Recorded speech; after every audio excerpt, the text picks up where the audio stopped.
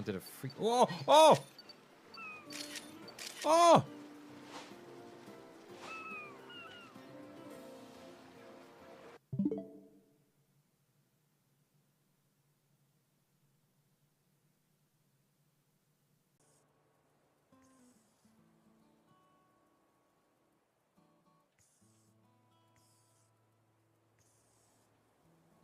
There we go.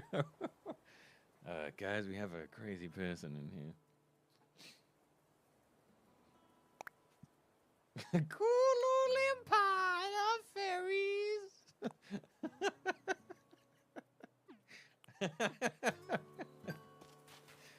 What a great message to send.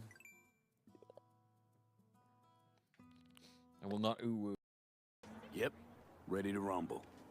Careful now. Fuck around.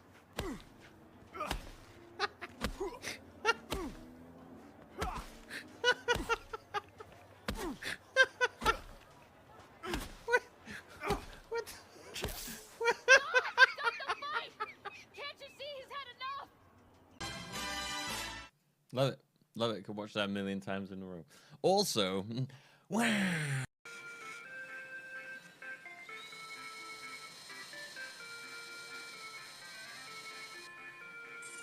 Oh. Easy. Easy.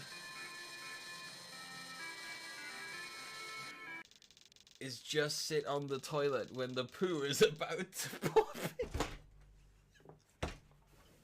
Oh my god!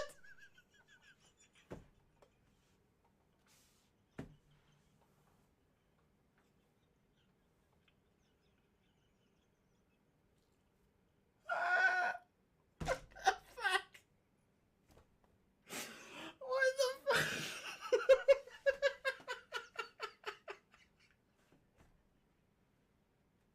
That's the greatest thing I've ever seen. Oh my god. The freest time in his life is just sit on the toilet when the poo is about to popping.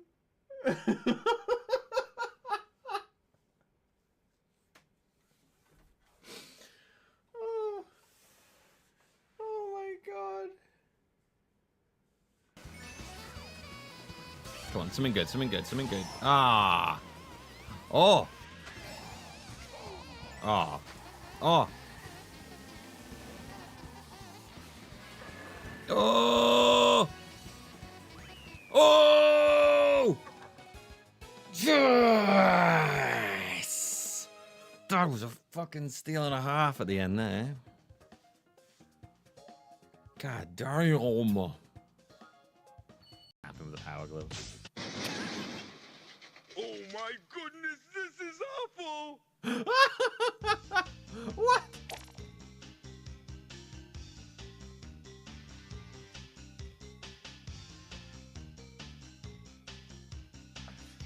Just a really flabby old man. Oh my goodness, this is awful. Whoa, alright, skeleton man.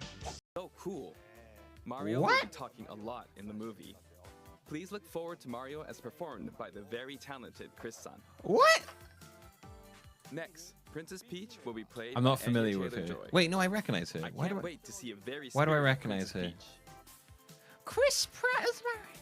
Okay, Mario's little brother Luigi will That's be good. played by Charlie Day. that's a good casting. I'm That's a good excited for you casting. to see this timid sibling appear on screen. That's a good casting. Bowser will be played by the That is a one good and only casting as Jack well. Black. That's I'm Queen's expecting Gambit. a That's why I monster recognize it. performance by Jack That's Black. also a very good casting. The comedian Keegan-Michael Key will be playing Toad. That's a weird casting. I'm looking forward to great comedic That is a very moments. weird casting. Even though this is a Mario movie, Donkey Kong will also be making an appearance. He will be played by Seth Rogen. I'm eager for you to see a humorous Donkey Kong like Seth. Is this your part-time job? Yeah, it's $50. Oh, he's gonna a day, fuck me and now, the isn't he? rule is, I heard that they built a new hospital around here. sorry, I'm not familiar with this area. Oh, that's a problem. I'll try someone else.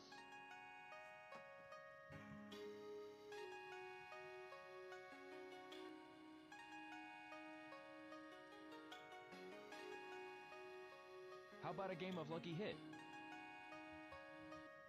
What? I guess I failed his hospital test? What the fuck? How about trying Lucky Hit?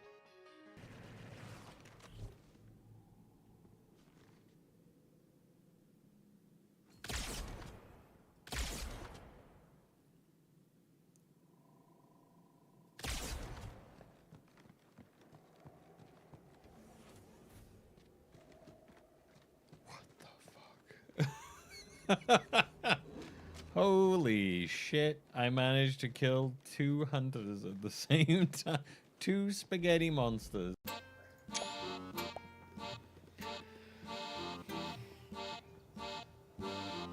Oh dear. All right. Maybe we may have run the well dry. Oh, are you kidding me? What? Just buy it.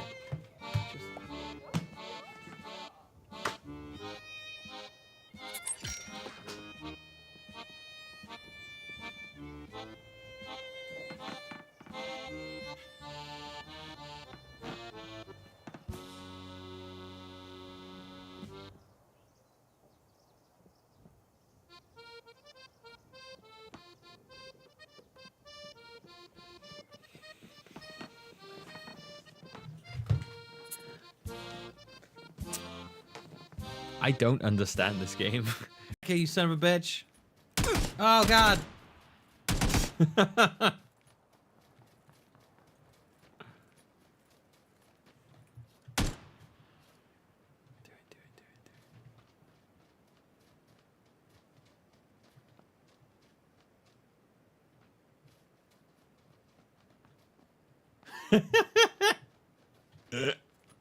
I gotta get him to come to me because I have a shotgun. Yes! Oh. Oh, I shouldn't have won that.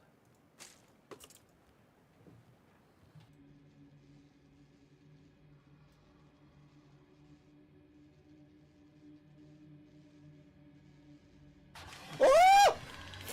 Oh my god! Oh!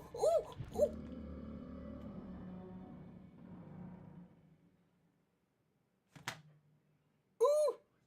That was very scary. Oh, that was very scary. Oh, that was very scary. Oh, that was terrifying. Bro, you want a dog, bro? Down a dog. It'll make you feel better. Oh, nice. Cheers for the dog, bro. I was like feeling real down, and then this guy gave me a dog, and I was like, yeah, this is pretty good. Hey guys, welcome. What's up? It's your boy here, J Drizzle XD49. Got a new episode of the Prank Wars coming up. Honeyed my friend's door closed. And then he tried to open it and got attacked by bees. Whoa! And then the bees had sex with him. Gone wrong, gone sexual.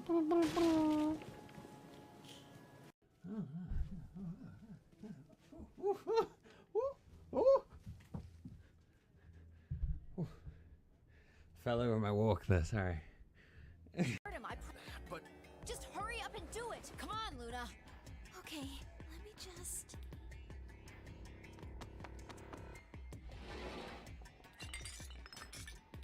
Kid's pretty radical. Trying to cut Okay. trying to cut the soul out of the body. It's pretty radical. Good. Wait until he's. Now. Do right. No. Stop. Stop. Stop!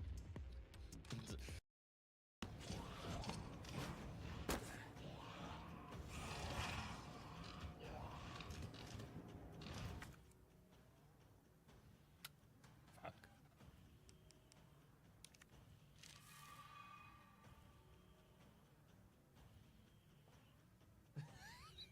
What am I gonna do?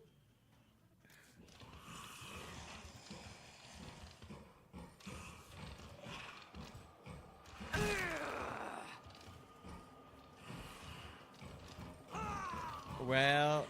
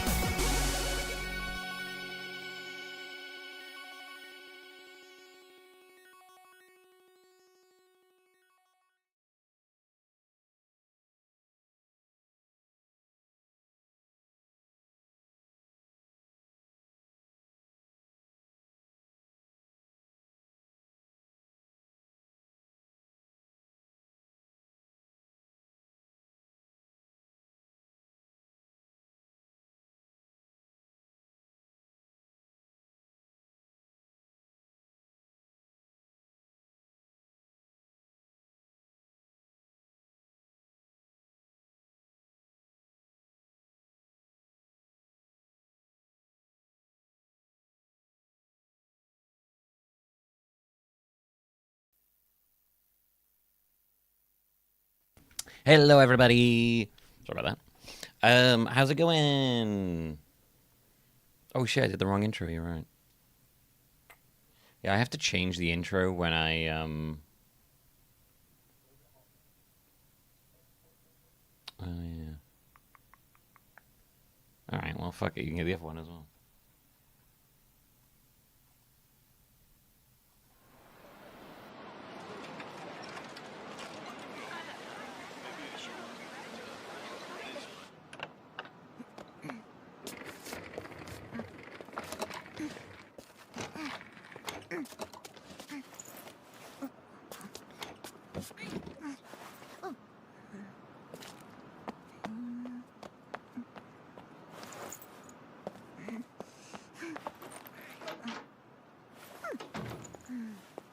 Oh, there.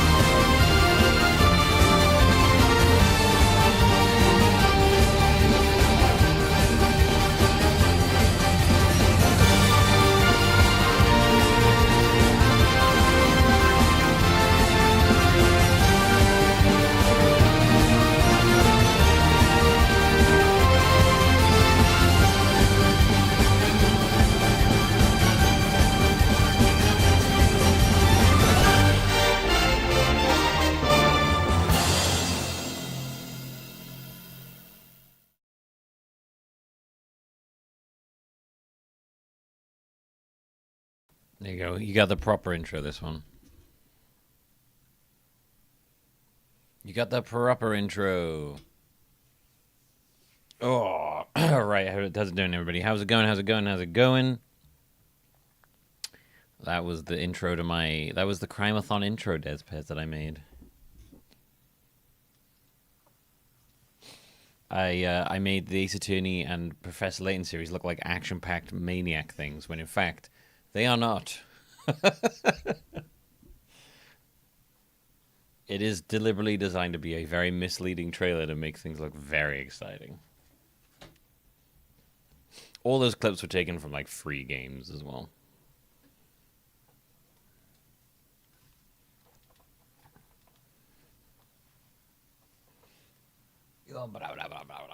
Objection. Thank you for the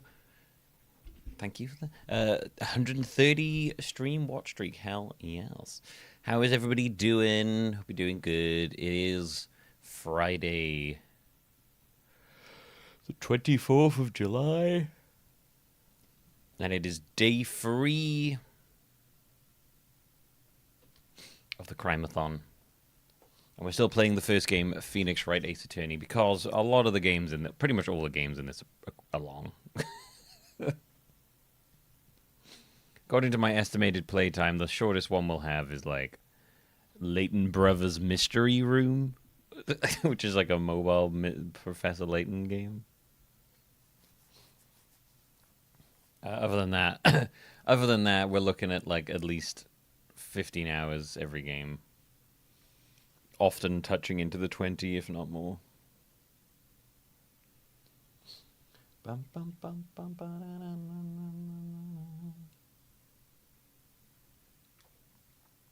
Right. Hi. How are we all doing? So, for those who don't know, we are currently doing the Crimeathon. Every Monday, Wednesday, and Friday is the Crimeathon, where we play through the Ace Attorney and Professor Layton series, kind of jumping back and forth between the two. Mostly, why those two? Well, mostly inspired by this game. Why is this one a different color? Mostly inspired by...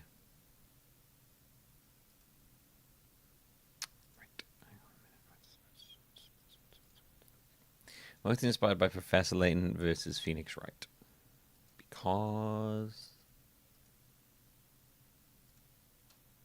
I don't know. There's a game where they cross over, so I figured, why not do a thing where we do them both, and then we'll have the crossover, you know? Makes sense. We're currently on, yes, day 2, game 1. We got 6 hours 46 on the clock. Obviously, we're going to need a lot more than that as we go along. I have full faith in all of you to get us there. That is about it. Subs, bits, and tips all add to the timer. Also, YouTube memberships do, and super chats, which are basically the YouTube equivalent of a tip. So there you go. Right, get all the timer stuff going. We should be good to go.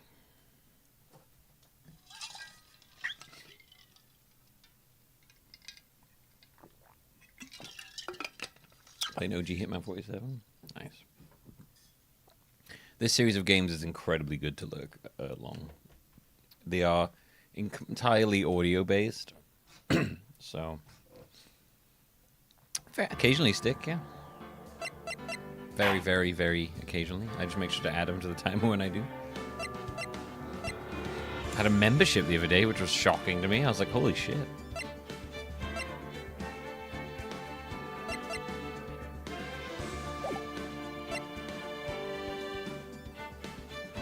The YouTube live viewership is a tiny but a dedicated sect, and I appreciate that. Maybe it will grow. Who knows? Right. Probably not. Hasn't really grown since I started doing the Pokemon one, to be fair. So, although I'm more consistent with it now.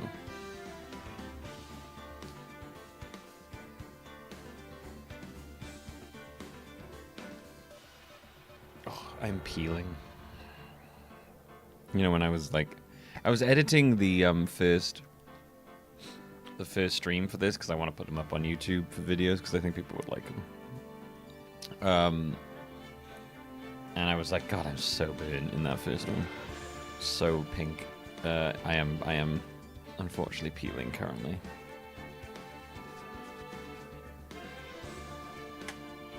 Got my alpha male top on, of course.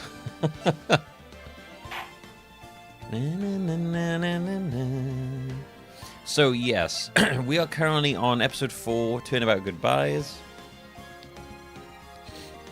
Put it in the skin box. We are on day 2 of the investigation. Because last time we found out that...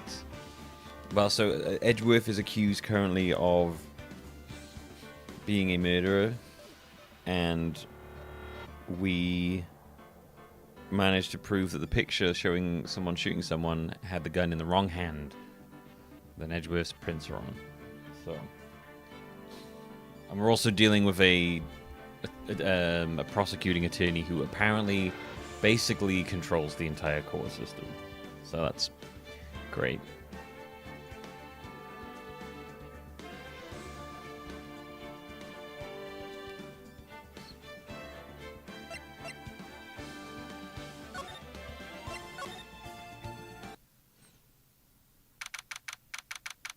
Edgeworth is accused of being a stinky poo-poo head with a $30 haircut. Wow. Maya. Hey, Nick, it's you. I'm glad Mr. Edgeworth made it through the day okay. It's a relief. Hey, why'd you do that anyway? Oh, yes, she was held in contempt, wasn't she? Because she started yelling in the middle of the court case. I don't know. I just knew I had to do something. No, I'm not the lawyer. My sister was. You're not even a lawyer. I don't know what you are in this kind of circumstance. I'm sorry. Well, you did save the trial. Just, behave from now on, okay? Okay. Have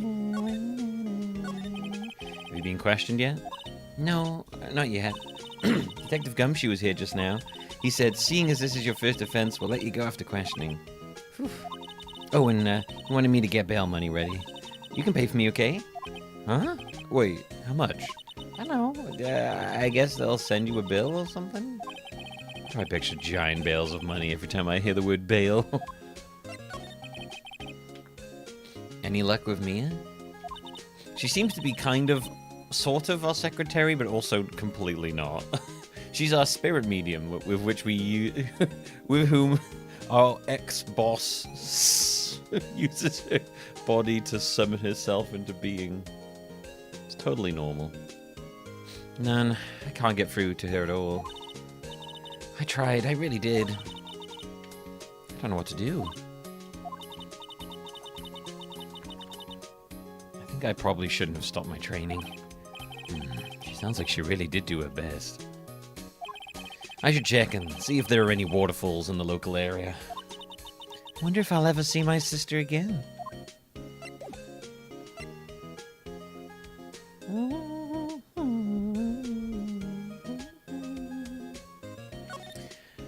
Okay, so where do we want to go? To the law offices?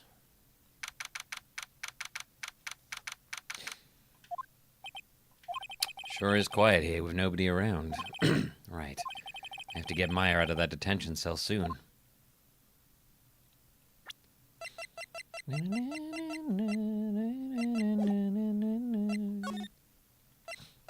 Can I do anything to get her out of here? Or...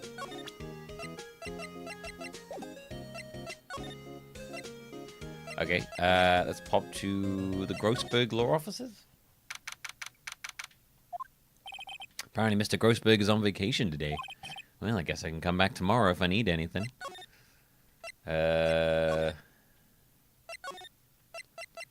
Criminal Affairs Department?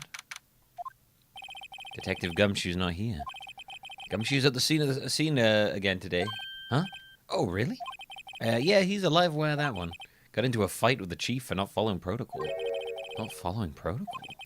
I bet he wouldn't help them build the case against Edgeworth. He's a dedicated boy, is Gumshoe.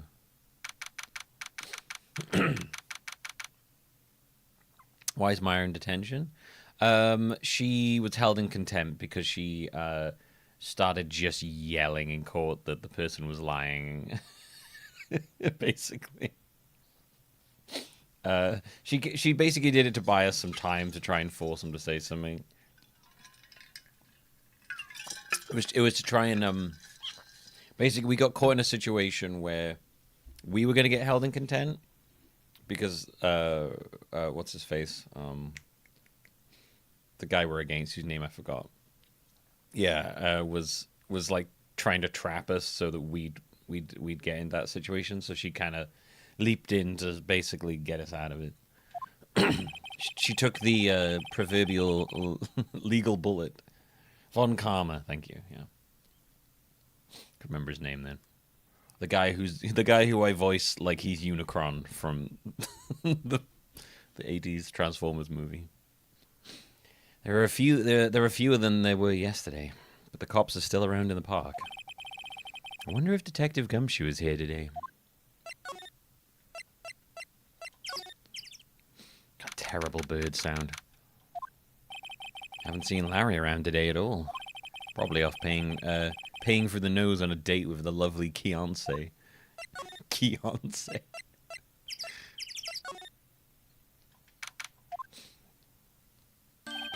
Hey, Detective Gumshoe. Oh, hey, pal. Yeah, the trial today,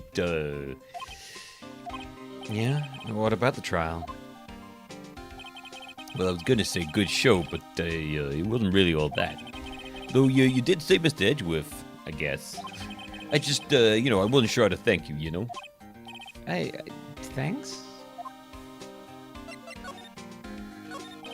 Detective Gumshoe? Any idea what strategy Von Karma's planning for tomorrow? It sounds like he's bringing in another witness. Another witness? Oh, right, he said something about that in the trial today. There were 2 witnesses. There were 2 witnesses. I was wondering who that other witness was. Who was it? Sorry, pal. Yeah, as much as I'd like to, I'm not at liberty to divulge that information. Right. Oh, right. I wanted to ask you something about Edgeworth. What's up? Is he afraid of earthquakes? Like, I've never heard anything about that before. Mr. Edgeworth, he don't talk about himself too much, see? But there's one thing that's clear as day. Him hating crime the way he does, and him becoming a prosecutor, and him being scared of earthquakes, it all started with that incident. The DL6 incident? Yep, that's the one. 15 years ago, when he saw his father shot before his very eyes. He still feels the pain now. You can see it in his eyes.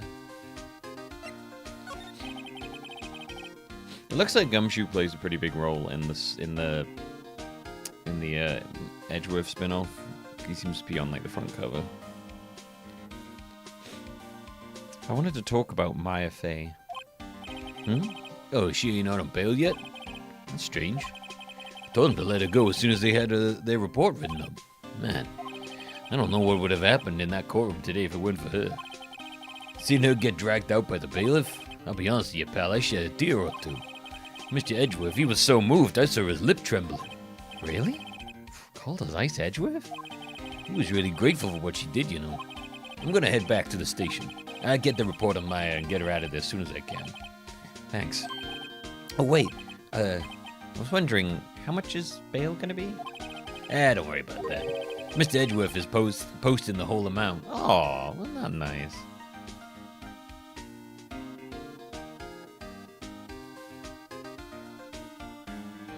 Phoenix Miles is probably the most popular ship, yeah. But Gumshoe Miles is one that makes my heart flutter.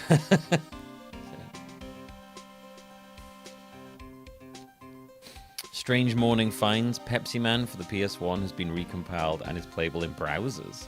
Love that. Mr. Edgeworth is posting the whole amount. What? Edgeworth? Hey, didn't I tell you?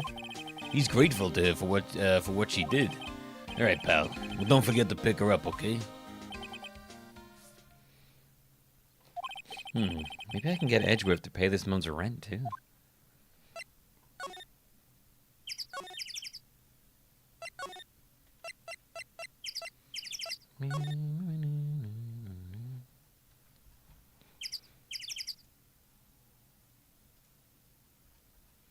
Yeah, look at that. Huh.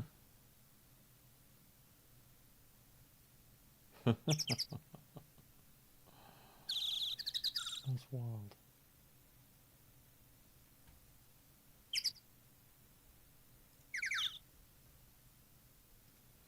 Legitimately the worst sounding birds in a game I've ever heard.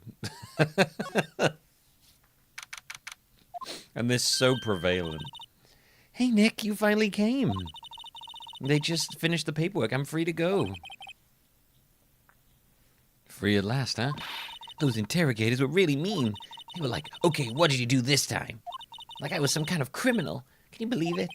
Well, I mean, they let you out in the end, didn't they? Oh, that reminds me. Thanks for the bail. Thank Edgeworth. Huh? He posted bail for you. He said he was grateful for what you did. Mr. Edgeworth did that? I have to make it up to him. We gotta win this case, Nick.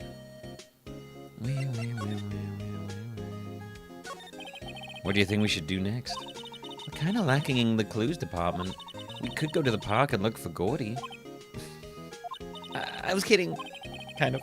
Still, if there are any clues out there, the park's as good as a bet as any. What What do you say? Shall we head down there? Sure. Alright.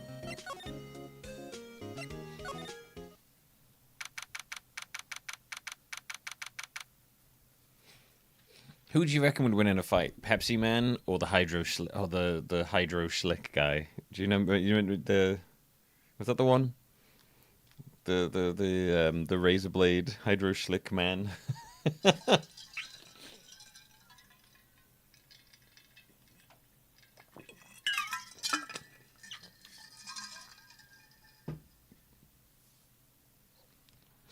We need a mascot fighter. Pepsi Man, Hydro Schlick guy, the Duracell bunny. They'd fight to a draw and then team up to face a larger threat. Ooh, I like it. The Michelin Man.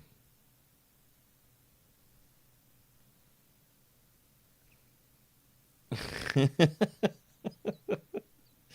little chef mascot. Oh, there's so many. Ronald McDonald, you know, the Burger King himself, the Colonel. It'd be great. This game writes itself. The Jolly Green Giant. It'd be our Hulk stand-in.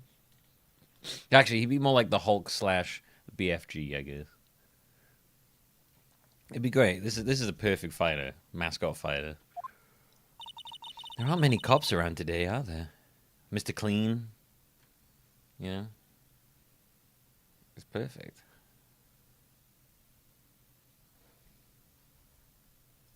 I didn't know this existed. Yeah, you don't remember the Hydro Schlick guy? That was maybe it was in one of the Game Awards, remember?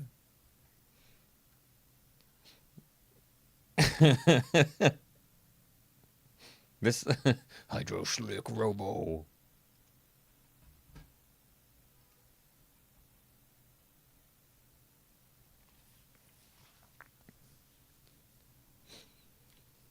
Mr. Pringles emerging from his tube.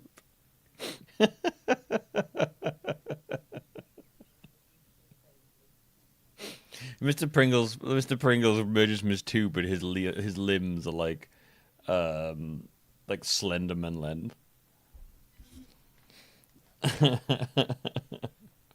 You've been following the VODs, and I had no idea how insane this series is. Yeah, these games get pretty weird, Martina. I think this is quite tame as well for how they can go.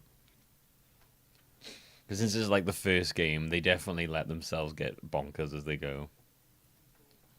There aren't many cops around here today, are there?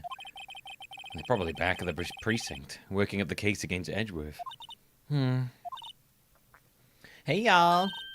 Hey, it's Lotta. Y'all really did it today. What did we do now? Nah, I ain't complaining. See, I did a little thinking. A little self-reflecting, you might say. I realized that being a witness is a mighty big responsibility. But I just went up there and started blabbing any old thing that came to my mind. Lotta. So you see, I want to make it up to y'all. Make it up? What did you think of the trial? To be honest, I was doing it half just to say I'd been a witness, even though I didn't really see nothing. I kind of convinced myself I had, though. I'm sorry, I know I caused y'all a lot of trouble. They even did a Chad versus Chud meme with the robot.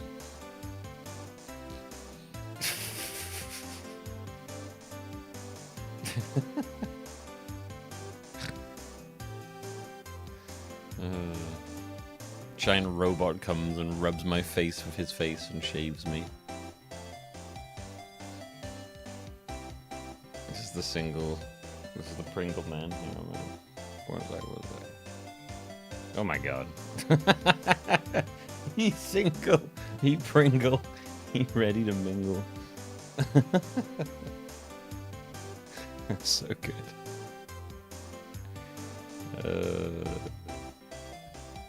Oh my god, the OG Michelin Man is terrifying. What the fuck? That's horrifying. I hate that. That's like legitimately terrifying.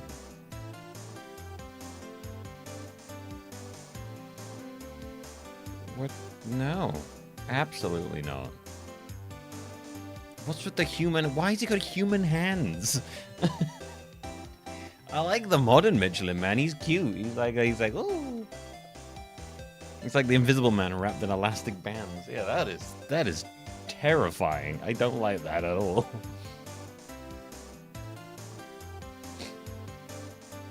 You've clearly demonstrated your client is innocent, but since you don't have decisive evidence that this other person did it, we're gonna execute him anyway. I'm sorry, I know I caused y'all a lot of trouble. Well, memory is a tricky, vague little thing.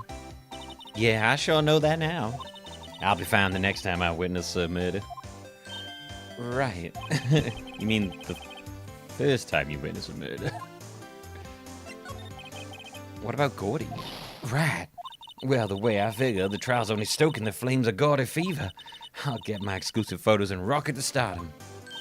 All right, Lotta, you go, girl. I wish I could be an investigative photographer, too. Finish your spirit medium training first. Lotta, what do you mean by making it up to us? Well, you see, actually, I got a bit of information for you. What? That Von Karma didn't want me to say nothing about it. What information? Witness tampering. Now we're getting to the heart of it. See, I reckon we might be able to do ourselves a little exchange. Exchange? I thought this was to make it up to us. Right. I propose a little exchange to make it up to you. What? Information don't come cheap, my friend. Hey, I see you thinking how unsophisticated these Southern folks are. It's written all over your face. Let me tell you, most Southerners are way more sophisticated than you. I'm just the exception, okay? Well, what it be? We gonna deal or not? What do we do, Nick? Well, we don't have any of the leads, so I don't think we have a choice here. Okay, how much? Huh? You completely off your rocker? I may not be sophisticated, but I ain't trying to rob the poor. Huh? The only fair exchange for information is information. Listen good. What I need from you is information about Gordy. Whoa, Gordy? But Gordy doesn't... I mean, Gordy might not exist. Then bring me proof that he don't. That shows he don't. I'll be keeping watch from the car, okay? You see something, y'all come to me first, got it? Okay. Right, see y'all later.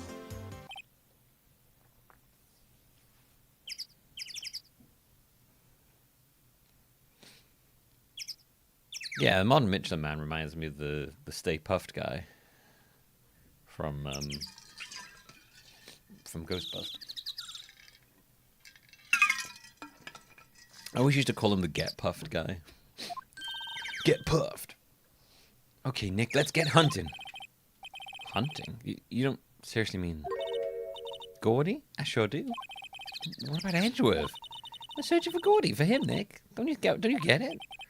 Okay, and how exactly do we search for a make-believe monster? Maybe we can find a monster myth specialist?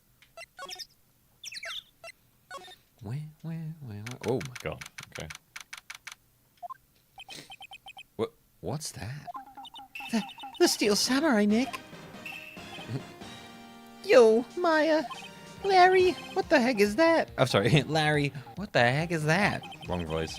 Oh, it was my girl Beyonce's idea. Like, she was all like, if you put this here, it'd be, like, really cool. Dude, she gave it to me along with the banner. Wow. It's really impressive. She could find those for you. Well, like, she knows a lot of people. And that show's, like, finished now, so she got them free. Right. Does this man just wear the most oversized jumpers or something? Like, what is happening here? Oh, wait, what happened to the... Why did the timer stop? Wait, where did I do the fuck the timer up? Oh, I know what I did to fuck the timer up. The timer's still going here, but it stopped there. Oh, I hate when this happens. 6:30. I think it's when I change scenes it fucks up or something.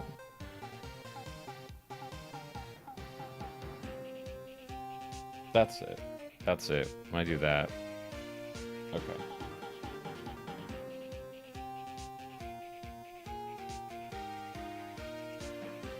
Yeah, it's interesting because it doesn't end on my, it doesn't stop on my side.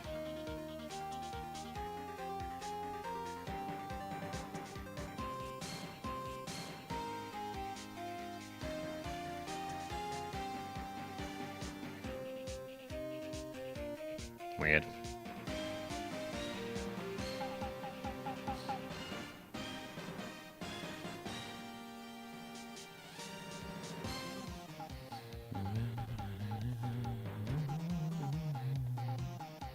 Yeah, the Michelin thing was the whole point of the Michelin star restaurant thing was to get people to like drive or go to like restaurants, you know, so they use cars and wheels and yeah.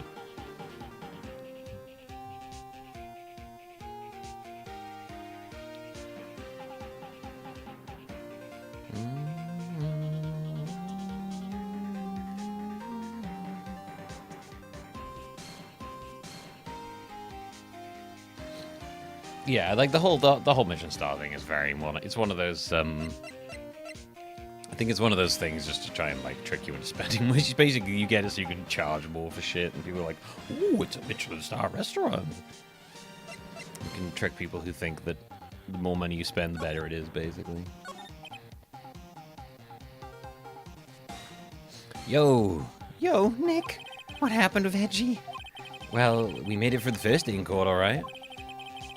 I don't know how good our prospects are from here on, though. Huh?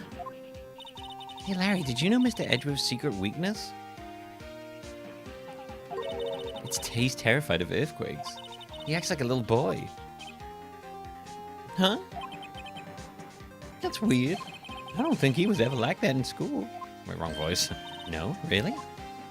Like, we were only in the same class for a little bit, and he transferred schools pretty quick. Transferred. Right, when the DL6 incident happened. Doesn't look like Larry knows about it, though.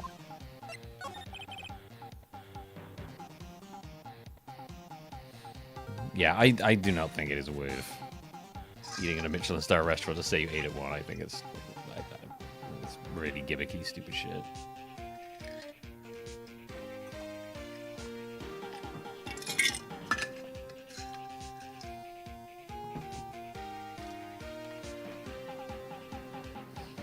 Hey, Larry, when did you get that big, thing?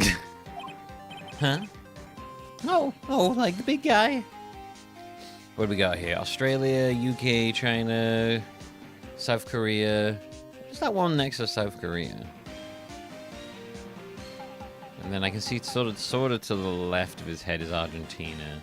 Then like a weirdly colored Brazilian flag? Like, that's kind of Brazil, but the colors are off. Japan, Germany, and USA. Like, I'm pretty sure the middle of the Brazilian one's supposed to be yellow, right? Am I imagining that? I don't know what the orange and white one is. That might be a flag that they've miscolored again.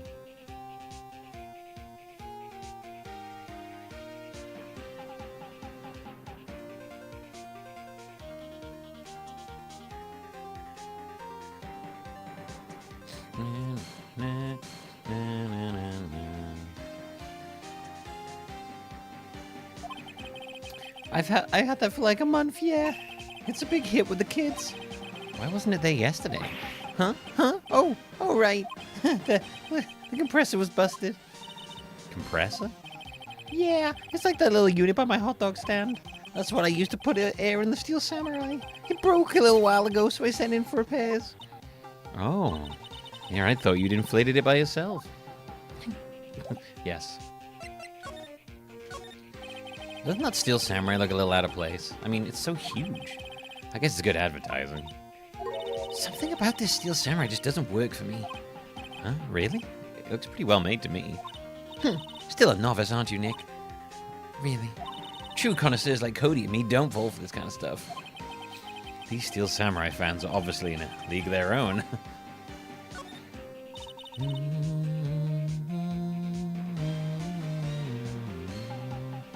That OG ad was advertising the superiority of Michelin Run flat tires by showing the Michelin Man eating glass, nails, and other road debris.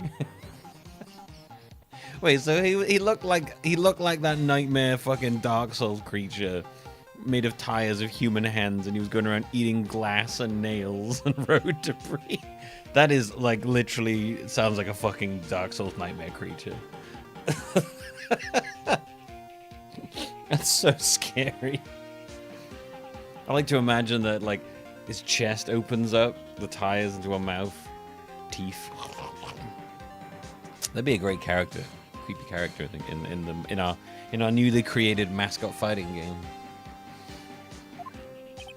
Well, that's a compressor. I use it to fill up the balloon there with air. Huh? Neat. Yeah, I just got it repaired yesterday, man. What a drag that was.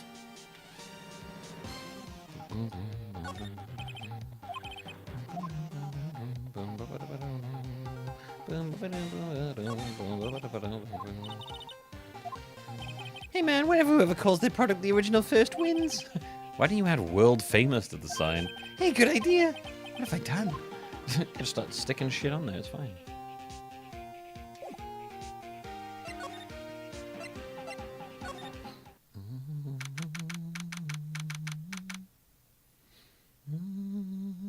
It's because they kind of look similar, Kiba. At least the modern one does.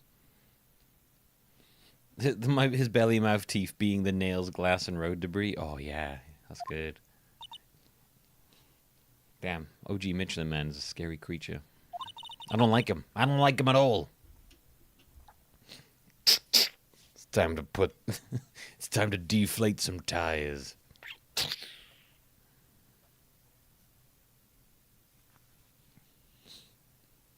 Yeah, I did wonder what was going on with those two creatures alongside of the Michelin Man there.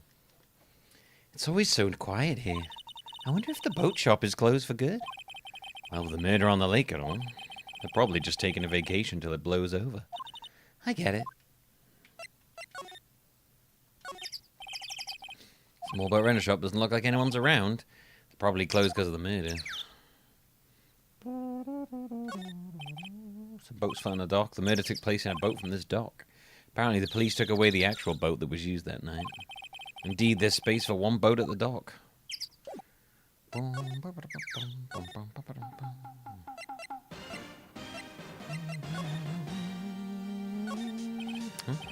Just didn't see that signpost. Left boat docks, right exit. Wow, God Lake is pretty big. Yeah. See, Nick, why is it called... Oh, we know, we saw this one.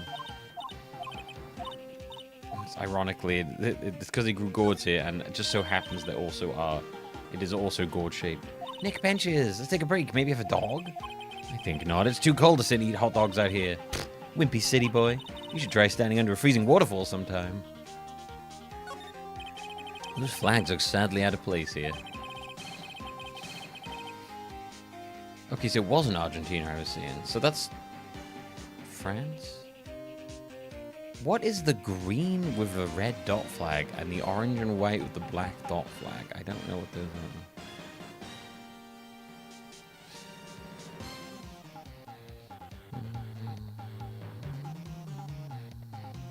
Flapping listlessly back and forth in a cold wind under a cold sky. I don't know, I think it gives the place kind of a festival atmosphere. Reminds me of the War of the Eyeglasses. The War of the what? Huh? What? You mean you don't know the War of the Eyeglasses? What the heck is it? What the heck is it? What the heck is it? Our local fair used to do it every summer. Huh. I guess we were the only ones. I ask again, what the heck is it? War of the Eyeglasses.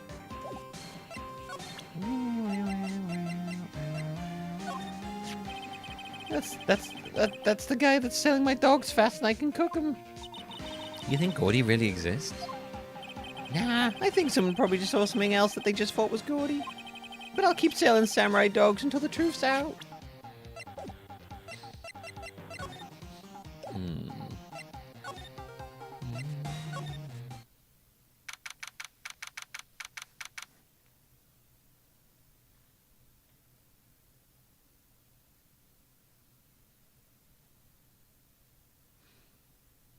Bangladesh.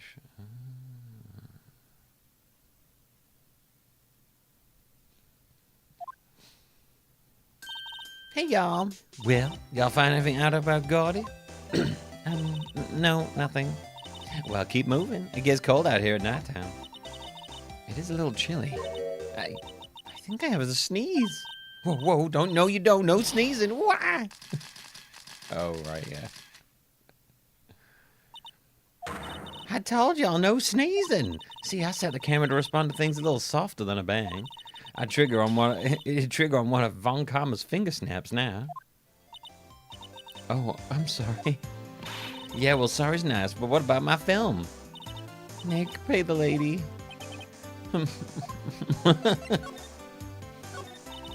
I learned something in today's trial, that's for sure. Testifying is serious business. That's why I decided not to talk about that case anymore.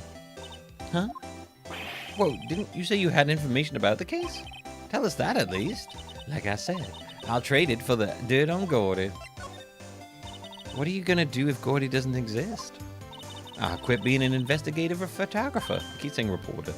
What? After all, I only have one photo to my name so far. Was it a good one? You bet. A UFO. A UFO. A UFO? Anyway, if I can't get a career making photo this time around, then it's, and that's it. I'll quit and go back to school. So you really are a university student? Yeah, well, I'm taking a break for a bit. Right.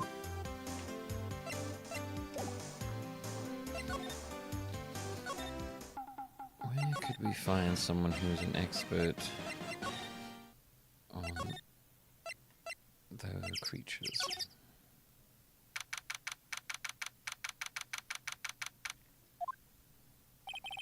Hey there, pal. Yeah, what's up? You look, out of sorts. Wait, you don't go and do something that's gonna hurt Mr. Edgeworth's case again. What do you mean again? Whatever, have a seat, pal. I'm here for you if you need anything. Besides, besides money, that is. Sorry to disappoint you, pal, but I'm drawing a blank. Say, Detective Gumshoe, do you know Gordy? Oh, the monster down in Gourd Lake? Yeah, not personally, no. Well, we're looking for it. Huh? Are you out of your minds? You got time to go wild monster hunting? How about doing a little questioning for me, then? Oh, Detective Gumshoe is scaring me, Nick. I told Detective Gumshoe about the deal with Lotta. Nick, try telling him sooner next time. Sorry. Light blue, white, red flag might be upside down Luxembourg. Yeah, all the flags are a little weird in that one. Dutch, that's it. Yeah, I always get confused which direction is the French one. Just that one.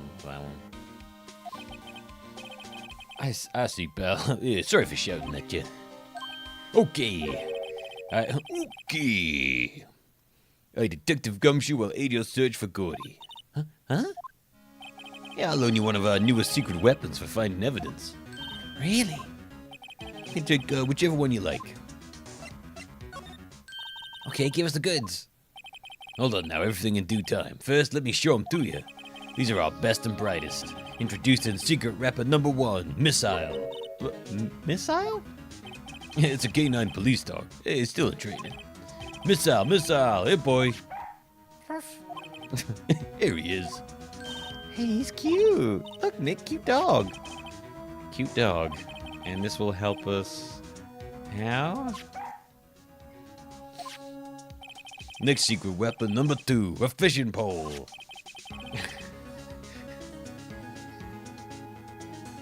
Hey, this is my own personal pole. Detective Gumshoe, we're looking for a monster.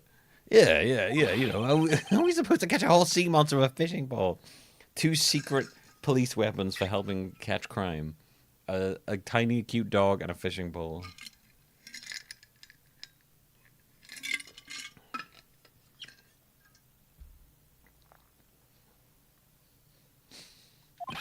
Yeah, you never know till you try, pal.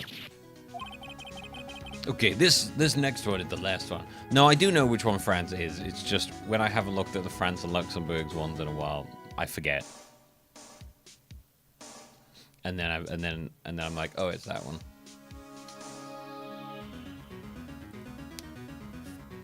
After I'm like, I know it, but then I also don't. I'm like, I look at it and go, right, it is that, it's France. Right? And then after a certain amount of time of not seeing it, I'll just forget. That's what happens. Okay, this next one is the last one. Oh no, please, I'm already overwhelmed by our choices.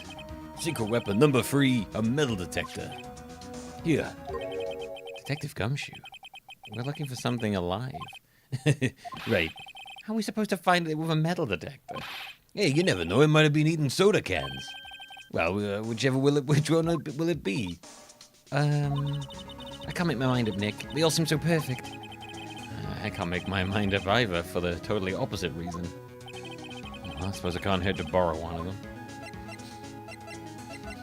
The metal detector, I guess? Can we borrow that metal detector? Hey, sure thing, pal.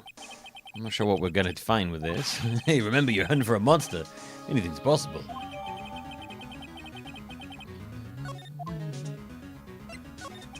How's the investigation proceeding? It's not really. We got another meeting coming up. We're supposed to be talking about Mr. Edgeworth's motive. His motive? Yeah, see, Mr. Edgeworth's father died in the DL6 incident, and the guy who got the lone suspect declared innocent was the victim in this case, Robert Hammond. They're saying that's why Mr. Edgeworth shot him. Edgeworth never talks about his past. I'll drag that out and hit him with it in court tomorrow, too. Poor Mr. Edgeworth. I gotta admit, it don't look good, pal. The French flag should have a croissant on it. Or just a guy looking really uninterested in everything. Where?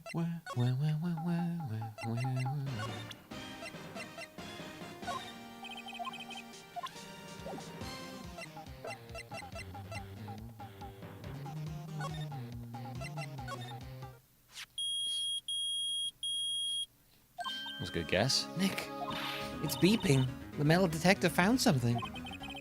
Sure is loud enough about it. Whatever it is, it must be in those bushes. Let's go check it out, Maya. Why do I have to check it out? Nick, look. Huh? An air tank? Huh, the valve looks broken. I thought it was Gordy. Maya, first of all, why would Gordy be in the bushes? And second of all, why would a metal detector react to a sea monster? Oh. Huh? There's something wrapped around this air tank. It looks like a string of flags. Well, we might as well take it with us now that we found it. It's heavy. An empty air tank. The valve is open and a banner of flags is wrapped around it.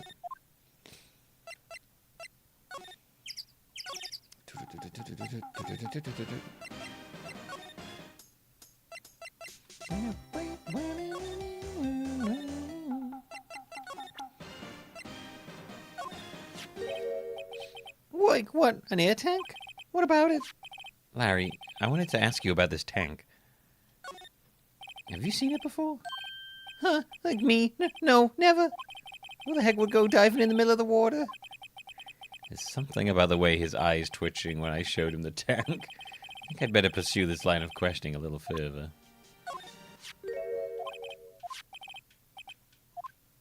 Is it yours? Oh, why would I have a thing like that? Look, see how there's a string of flags around the tank valve? It's just like the string of flags around your Steel Samurai there. It must be a coincidence. There's a string of flags everywhere these days. Like elementary schools. And, used car dealerships. Look, why would I need a tank anyway? To go diving? To inflate something?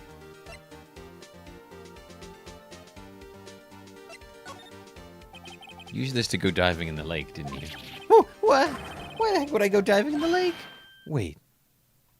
You're not saying I had something to do with that murder? No, not at all. Just, hey, watch it, buddy. I'm not saying anything until my lawyer gets here. Larry, Nick is your lawyer. Well, Larry, she's right. Anyway, never seen that air tank, okay? Yeah, right. Larry's hiding something, I can tell.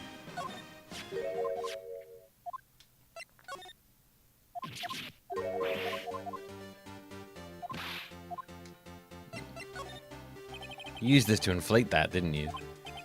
Inflate what? What else? That big puffy steel samurai. Now, why would you go asking me a question like that?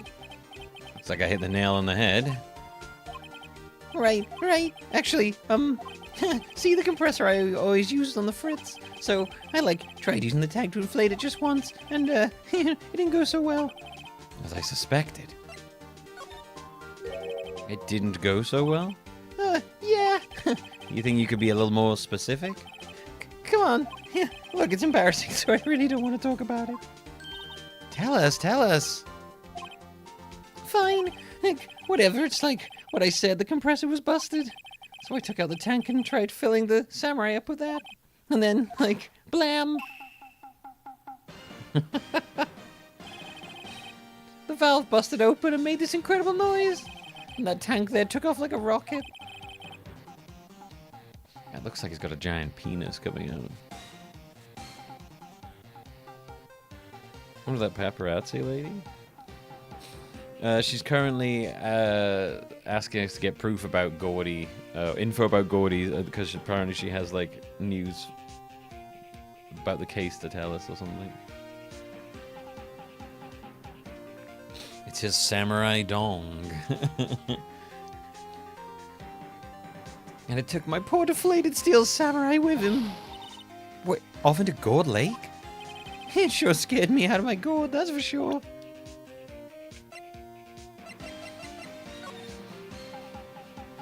I wonder if that's what that was then.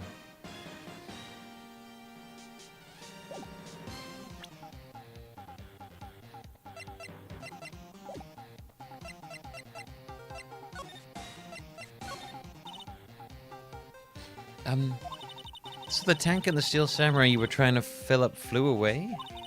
What happened next? Hey, Siberian Hat, how is it going? Well, that happened on the 20th or so. 20th? A week ago. Now, as far as I could see, the tank went flying out into the lake. So I went out every night in a boat looking for it. I mean, Fiancé gave me that steel samurai after all. And when did you find it? Just the night before last. I flew way out there. It took me 4 whole days to find it. The night before last? That was the night of the murder. I'm sorry for not telling you, Nick. Actually, I was here on the night of the murder. But you see, I went home before midnight. So you didn't know about what happened? No. It's too bad. It's not all bad. We've solved one mystery at least. A mystery? Maybe we should go tell her.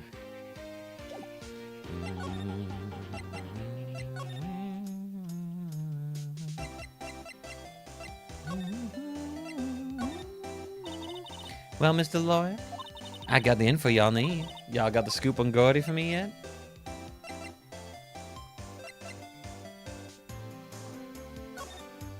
Lotta, there's no such thing as Gordy. What? How can y'all be so sure? Really, Nick? Y'all got some proof Gordy don't exist? Proof that Gordy doesn't exist. He's out there somewhere. Of course I have proof. No lawyer with his badge would make a claim without the proof to back it up. Here's the proof that Gordy doesn't exist. Take that! Phoenix is not good at normal conversations. Larry's air tank? What are y'all doing with an air tank? This is Gordy. Excuse me? What exactly are you saying, Nick? There's a stand near here. It's a hot dog stand. There's a giant inflatable samurai doll there. About a week ago, an idiot who happened to be a friend of mine tried to fill it. He used his air tank, and when the valve blew, the tank flew into the lake. Apparently, it made a pretty loud bang when it flew. A bang? The tank, along with the still deflated samurai, fell into the lake. At the same time, a couple was taking a photograph of the lake. This photo. Wait. So you're saying that Gordy is really the steel samurai? Well, that's a fine way to ruin a gal's dreams. I'm sorry, Lotta. Nah, it's okay. You win. I'll give you your info like I promised. Oh, poor Lotta. I feel too bad. Take that! Phoenix yelled as he threw an air tank at Lotta's face. Ah! Phoenix, you gotta learn to just not yell. I'm sorry. So, tell us this information you have. Promise is a promise, I guess. I overheard the cops around here saying something about the witness tomorrow. They say he's the caretaker of the boat rental place out in the path here. Boat rental? There's someone there? I mean, it looks so deserted. Just an old guy living all by himself. Y'all should go check it out. Thanks, Lotta. We will. Let's get cracking, Nick. Hold on. Something else? Yeah, the night of the murder. My camera clicked twice, you know.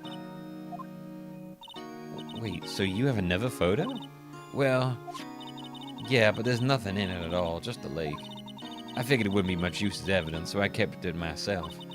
Well, it might not be helpful at all, but here, take it. Second lake photo added. Okay, some more things they're just hiding. Bye now, y'all take care. Time for me to pack up and leave. Poor Lotta. It's all Larry's fault. The legend still lives on, I guess. The legend? Yeah, the legend of Larry, familiar to all who know him for any length of time. When something smells, it's usually the butts. Someone should whip that butts into shape. Whip that butts into shape. If something smells, it's usually the butts.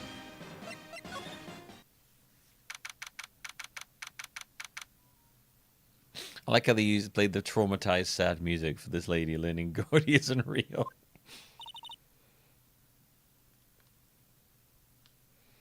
Hey, Nick. This is the boat shop that Lotta was talking about. You're right. Doesn't seem to be anyone around at all. Well, let's go check it out anyway.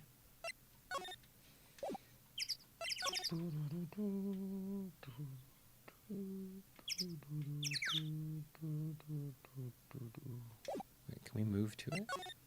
Oh, there we go.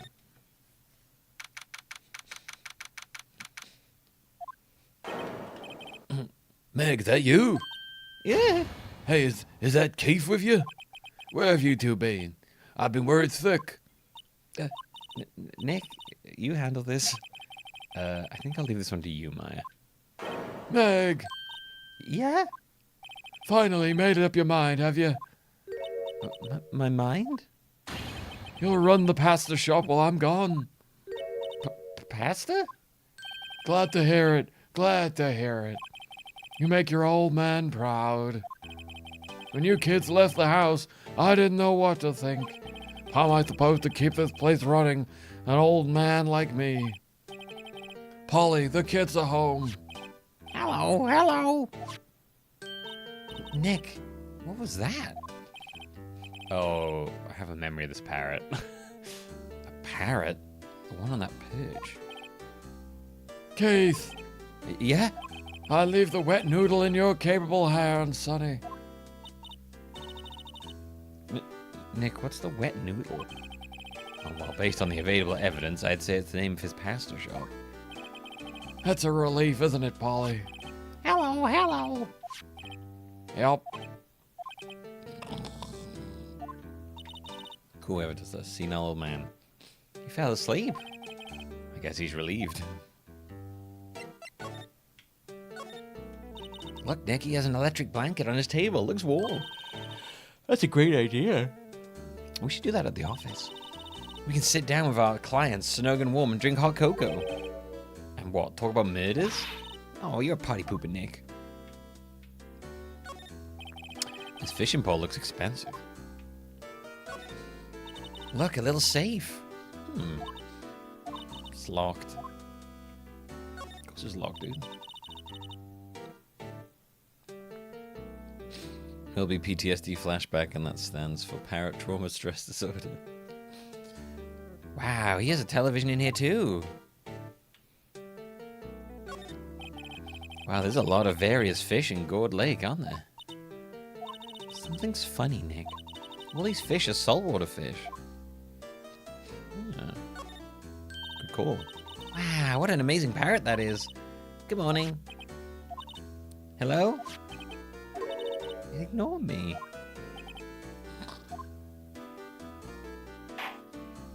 What? What? You forgot, Meg? You gotta call her name first. A name? Polly, how you been? Hello, hello. See? Neat. So the parrot's name is Polly. Too bad all she can say is hello. Ah, well, Polly can say lots of things. You just need to know the secret words. The secret words? The secret words. Looks like a kitchen unit. It's pretty clean. Funny, he doesn't look like the type who'd keep things tidy like that. You're forgetting, Nick. He's running a pasta shop here.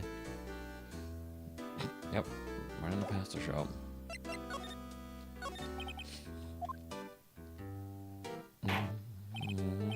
Yeah, she sees a safe and is immediately like, I should try and open this.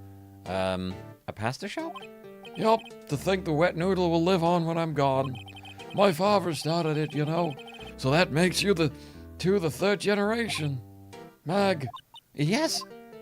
Tomorrow we'll start with the secrets of dough tossing. Dough tossing? You too, Keith. Yeah? You'll be the best pasta wrangler the West has ever seen. Pasta wrangler? The West? Isn't pasta from Italy? Mag! Yes? You know the best pasta's always been made west of the Rockies, don't ya? Right, of course. Everybody knows that. Nick? Huh? How long do we have to keep up this all in the family charade? All in the family. This old man must know something about the murder. Not leaving until we find out what it is.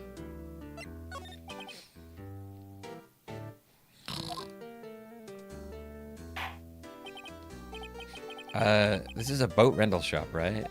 What are you talking about? This here's the Palace of Pasta, the wet noodle. Though, now that you mention it, we haven't gotten any many orders for spaghetti lately. All the kids come up and say, yo, dude, we want to ride in one of your boats. That's why I gotta keep them boats out there. Youngsters these days, darn if I understand them. I'm pretty confused myself. Nick, this isn't going anywhere.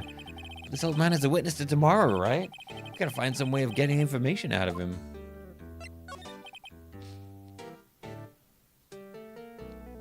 West of the Rockies. My memory's gotten worse of late. That's why I just tell everything important to old Polly here. Everything important? I wonder. Polly, what's the number in the safe? 1228. All right. Hey, Polly, what's your will ya? See, Nick, all it takes is a clever thinking. And a criminal mind. Quick, Nick, write that number down. Hey, don't get me involved in your little heist schemes.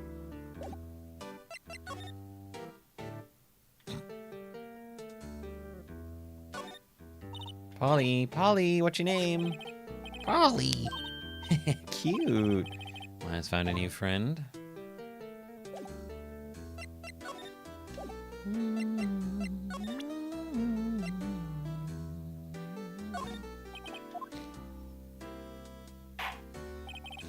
Now listen here, Keith. Remember that tricolor pasta we were talking about? Our rainbow poliolia. I figured you have the last color we should use. Indigo blue. Indigo blue? That didn't seem to work the way I thought it might.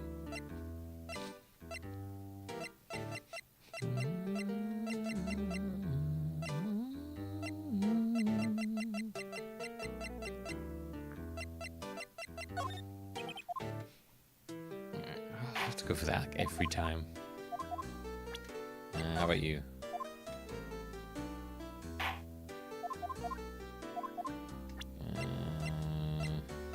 For this.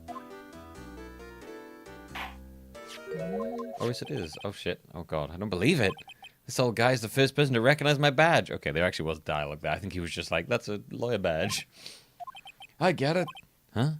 Oh, I got you figured out now. You're not Keith. Nick, now's our chance to clear things up. Sir? No, I'm not Keith. And I'm not Meg either. We're here investigating a murder that took place on the lake the other night. Please help us. A lawyer, huh? Please, mister. Alright, I'll help. But on one condition. What's that? When this case is over and done, you'll run the wet noodle. Okay. Alright, we promise. Nick, are you sure about this? Hey, anything to get this case solved. Also, who wouldn't want to eat Phoenix noodles? I guess so. That's my boy. Good for you, Keith. Wait, didn't I just say... You too, Meg? Yes.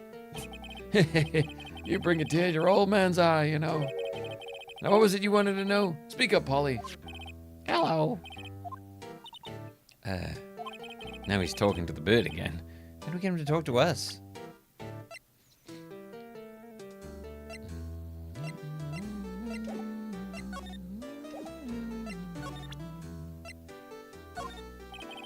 Polly, here's my only friend in the world.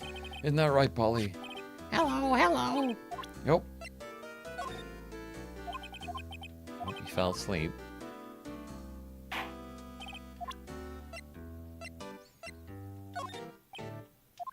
Okay, doesn't care about that one. Try this again. You won't be needing that badge to run a pasta shop. Toss it. I think I'll hold on to it if you don't mind.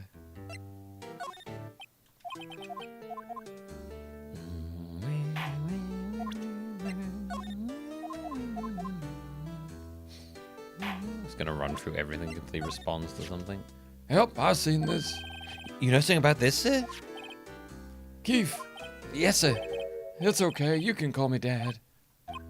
Dad, you know something about this? Yep. The other night, out on the lake. Yes, yes? I know all about that. I seen it. What? Tell us what you saw. Well, I suppose, since you're taking over the shop and all.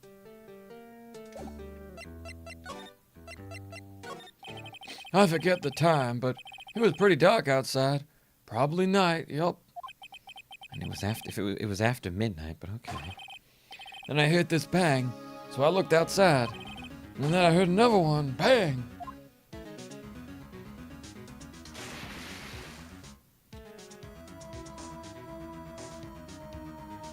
A little while later, this boat comes back. Then a young man walked by my window here. He was muttering something to himself. Help. What did he say? Help. I forgot. I'll remember tomorrow by court time, I promise. We need to know earlier than that. You know what? Yeah, little Terry was just here. Terry?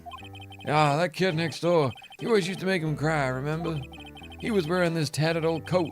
Got himself some whiskers growing out of his face. Must be talking about Detective Gumshoe.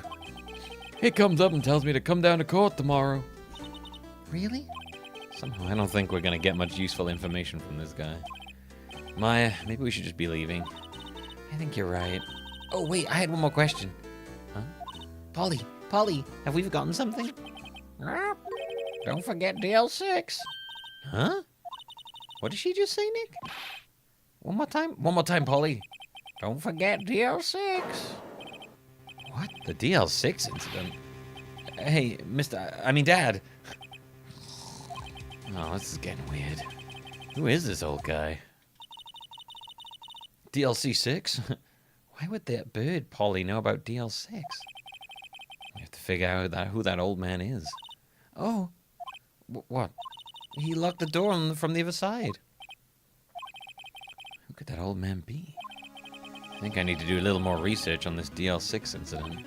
Maybe I should ask Detective Gumshoe.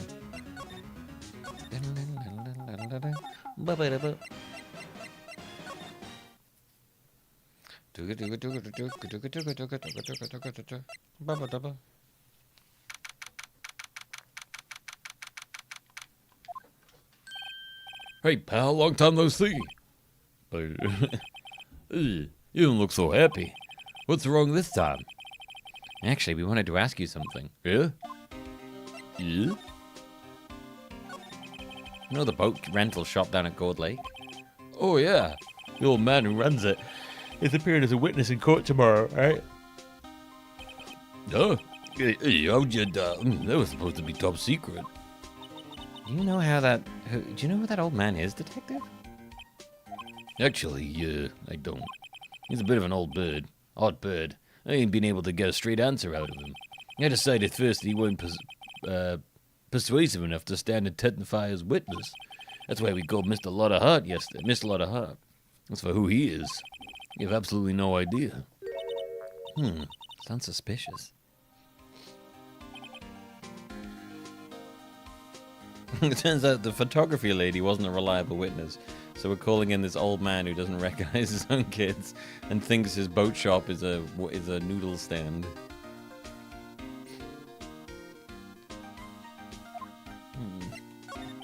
Detective Gumshoe, please help us. Oh, We need to know about the DL6 incident. It was when Edgeworth's father died. I can't help but think that it has something to do with his current case. yeah, to tell you the truth, I don't know much about the L6 either. Mr. Edgeworth forbade us from reading the file, so I'm afraid I can't show him to you either, pal. What? However, if you can convince me somehow that the DL6 incident is related to this case, well, I guess I'd consider opening the file up.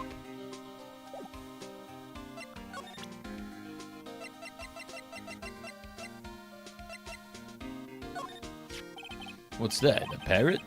The old man at the boat rental shop's parrot. The parrot knew about that incident. That incident? DL6. What? It's the parrot. Yeah,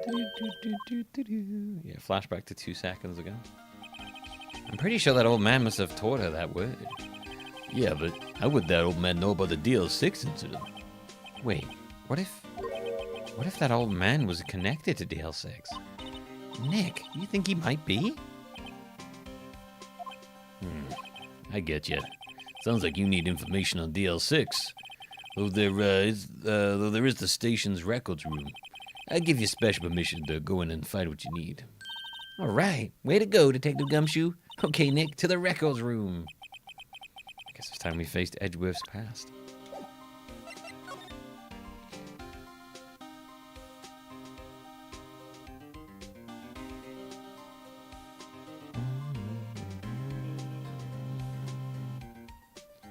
This is where Danganronpa got his flashbacks to 5 seconds ago. It all comes to this. Wow, it's amazing. Lee Dusty. 10 years of files and 10 years of dust, I guess. Let's find the DL6 stuff quick. 15 years ago, both me and Edgeworth were 9 years old. We were almost through with the 4th grade when he suddenly transferred. Because of DL6. Nick, I found out where the file is. Oh, thanks. Just let me know what you want to know about the DL6 incident. I'll go get the right file. Well, first I have to get a handle on the main facts. Like a summary. You could say... The bird is the word. Summary. Found it! Here you go. December 28th, 2001. That's exactly 15 years ago from the day after tomorrow. So in 2 days the case is closed. The incident took place in the elevator of the district courthouse. What? Is this the same district courthouse where we're holding the trial now? Looks like it. There was a large earthquake at 2 p.m. on that day. Part of the court building collapsed and all the lights went out. Wow, that was some earthquake. At the time, 3 people were trapped in the elevator. It took 5 hours for them to be rescued. 5 hours? That would be scary. That would be scary like that in the dark. There was a lack of oxygen in the elevator, and the survivors were unconscious. The survivors? One of the 3 in the elevator had been shot in the heart. That was Mr. Edgeworth's father, wasn't it? He said that his father was shot before his very eyes. So Miles Edgeworth was one of the other passengers in that elevator. Who was the other one then? Do you have any victim data on the? Do you have any data on the victim? Edgeworth's father. Yeah, hold on. Victim. Here, found it. Gregory Edgeworth, 35, defense attorney. If he was still alive, he'd be 50. He had lost that day's case in court and got in the elevator with his son Miles. Miles? Well, Miles Edgeworth, of course. So he was in the elevator with his father. Yeah, we just said that. Yeah. From the angle of the bullet and other evidence, it could not have been suicide. The murder weapon, a pistol, was found in the elevator. The pistol had been fired 2 times. Where have I heard that before? Huh. Sounds just like this current case. What's going on here? Got any data on the suspect in there? That would be the guy that my mom got arrested. Hold on. This is it. The man arrested as a suspect in DL6 was Yanni Yogi? He was a clerk in the court, apparently. Well, Yanni Yogi. I think because you can pick any of these in any order, Kiva.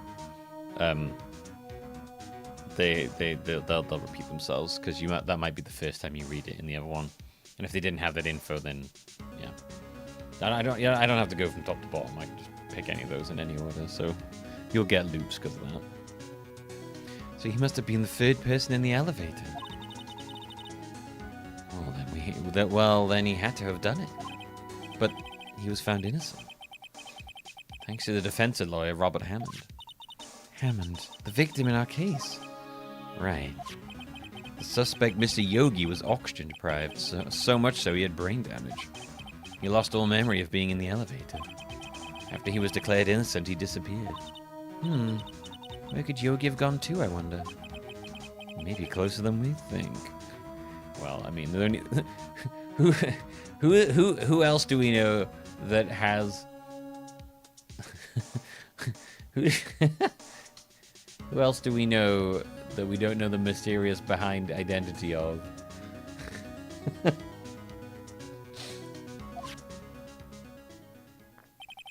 guess I know generally what happened in DL6 now.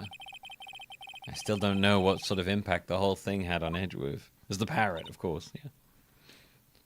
The parrot was the clerk. Nick, are we going to take the whole file? There's too much. We'll never get it out. You're right. How about we just take what we think we'll need? We'll just take what we think we'll need. Whatever's important. Right. That's probably all we'll be able to find here. Now all that's left is the trial tomorrow. Wonder how Dad will do testifying in court.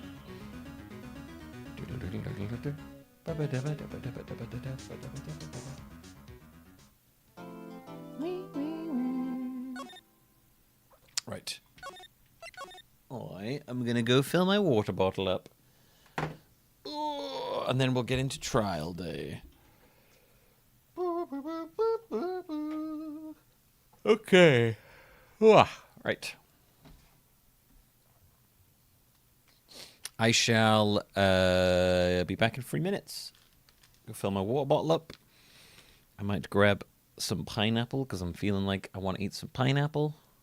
And then we'll have the court case. The meat and potato. I'll get my tie ready as well. When we're in court, I got to put my tie on. You know, got to look fancy for court.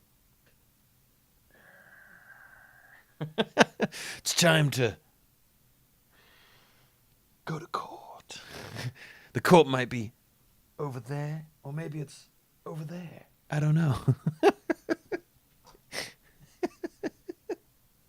Oh, I got my piece of paper too.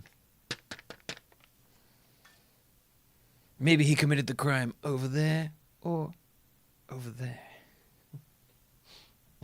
You're in a court. What does that mean? I don't know. I just wanted to flex. All right. I'll be right back.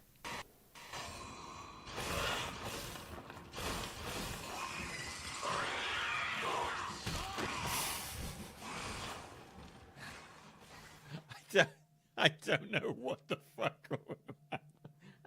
I legitimately have no idea how I would have made myself get out of that situation.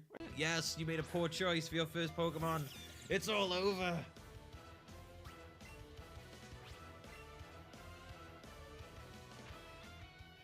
Oh no, wait, what? Oh!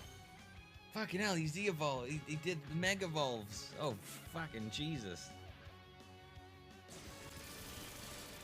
Oh, it's dead, never mind.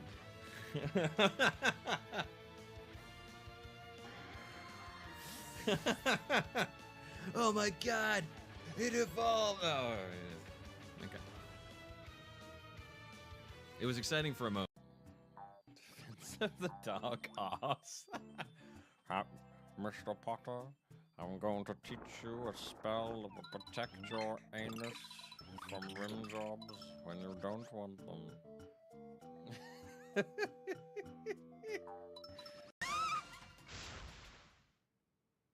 Do you know what I was trying to do? Kill the mastermind? No, I said kill the mind master! No! I meant kill the mastermind! Oh, crap. Kill the mind master! kill the mind. Do you know what I was trying to Kill. do? No! Oh, fuck me. Kill mind the master. Right, hang on. I got it. I know what I'm trying to say. I just keep pressing the wrong fucking buttons. Remember what I told you? Right, okay. Do you know what I was Kill trying to do? the master mind. Right, okay. Gotta say, I love drugs more with every day I'm here.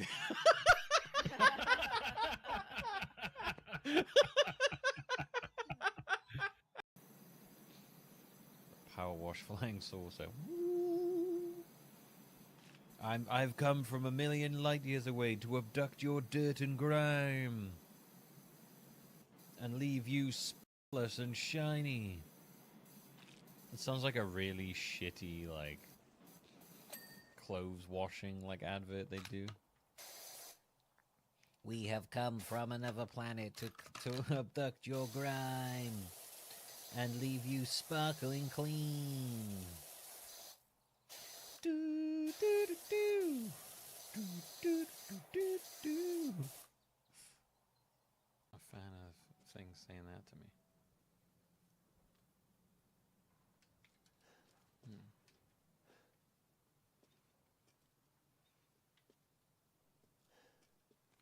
Oh. Oh my god! That scared the shit out of me! Fuck you, game. Oh!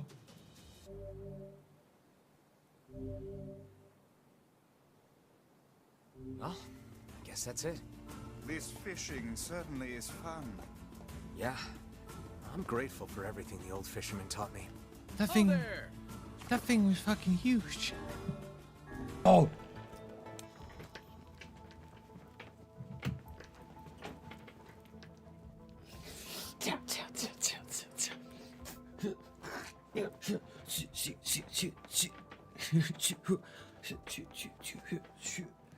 Would.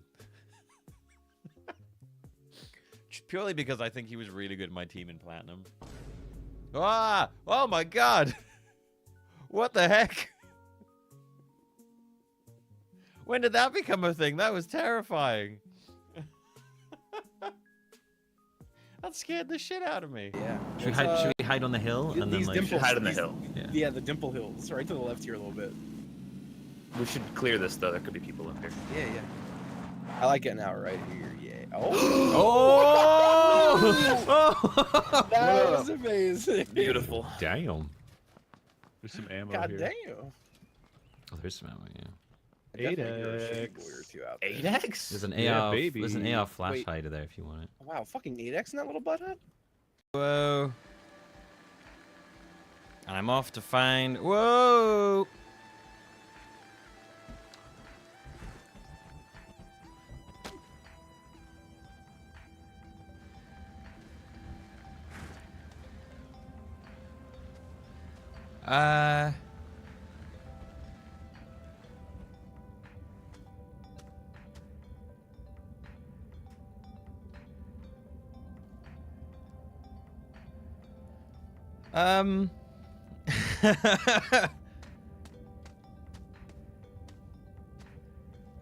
Okay. This music just, it sounds like the music that would play on like, you know, if you went to like a hotel and they had like the hotel channel that like showed all the things you can do in a hotel. Come join our new spa. You fucking nailed it. That's exactly what it sounds like. Later in the lobby, we'll have Yeah, dining. yes. The fucking hotel infomercial music. I died. Watch out for the captain. He's got a brute shot.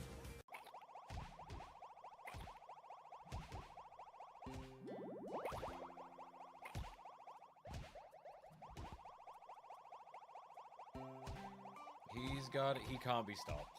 He can't be stopped at this point. Well.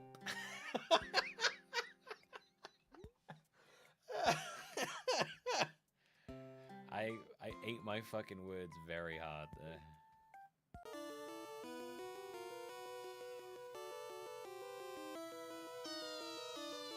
Hi.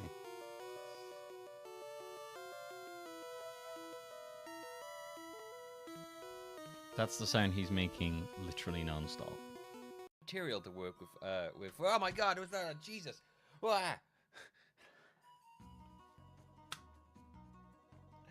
That's such a big fly. I thought I was in the game, and it wasn't. It was a fly on my screen, and it scared the shit out of me, because I thought it was a spider. It was... The full Resident Evil trailer dropped. It's 2.5 minutes long. Does it look more Resident Evil-y? Or does it still just look like a film that's using the name Resident Evil? Everything I've seen out of that so far has yet to show me, has yet to actually make me go, oh yeah, that's Resident Evil. I'm just like, okay, it's just a horror film with no ties to Resident Evil.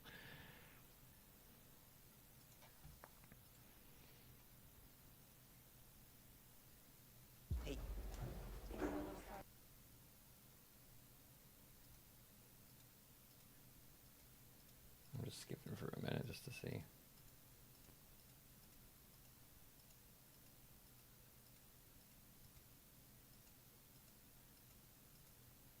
I mean, okay, I can see the bullet casing is the Resident Evil thing, but like...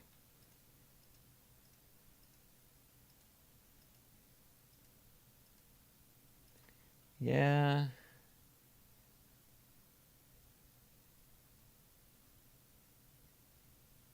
I don't know. I don't know. Oh! I'm gonna talk about something before we get going. Anyone else been watching X-Men 97? I feel like I'm in the minority in this. I don't like the pacing of X-Men 97. It feels like it's made for people who can't stare at one thing for more than a minute. It is so fast-paced. They literally don't let, like, anything breathe. It's so weird. And people are like, this is the greatest. There's no downtime. It's no fluff. And I'm like, dude... I like the fluff, man. I find it, like, way too much going on in that show. Everything happens at, like, breakneck speeds. Like the whole Wolverine getting his Mel ripped out thing. That basically meant nothing. Like, what? Why did that even happen? He appears like once on screen without his metal, or and then it's back. It's so fucking stupid. I don't know, man. I like the animation, but from the storytelling perspective, Jesus Christ, it's way too fast paced. Let us scene breathe, you know. All right.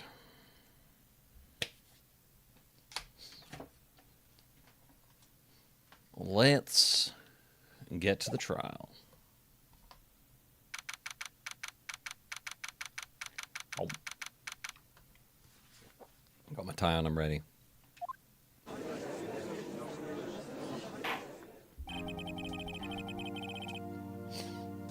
Court is now in session for the trial of Mr. Miles... Sorry. Court is now in session for the trial of Mr. Miles Edgeworth. The defense is ready, Your Honor. Very well. Apparently the prosecution is also ready. Who is the judge here, anyway? Mr. Von Karma, your opening statement. Yeah, very well, no opening statements. So, you're objecting to the judge? Not so fast, Judge. I was taking a meaningful pause before speaking. Right, yes, of course. A prediction. Today's trial will end 3 minutes from now.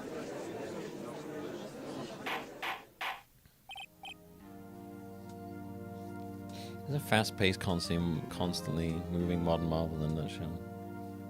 It's modern media, that is. People have this idea that if something isn't constantly pushing narrative forward, then it's like a waste of time. The concept of like character building and world building is apparently like a foreign concept to a lot of people.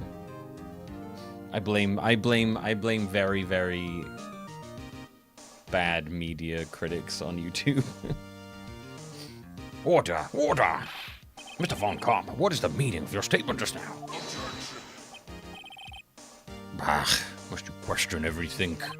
It'll be over in 3 minutes. We have no time to waste. I'll call my witness now. Right. I call my witness, my decisive witness, to the stand. Anyone seen Disclosure Day? I haven't. It's that mysterious boat shop owner. Yes, nobody knows who he is. Witness, state your profession.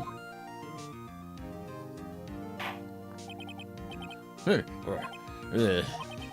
I'm the proprietor. Wait, what voice did I say? Wait, how did I voice him a second ago? Shit. Hey, I'm the. Wait, no, how did? Oh, Jesus.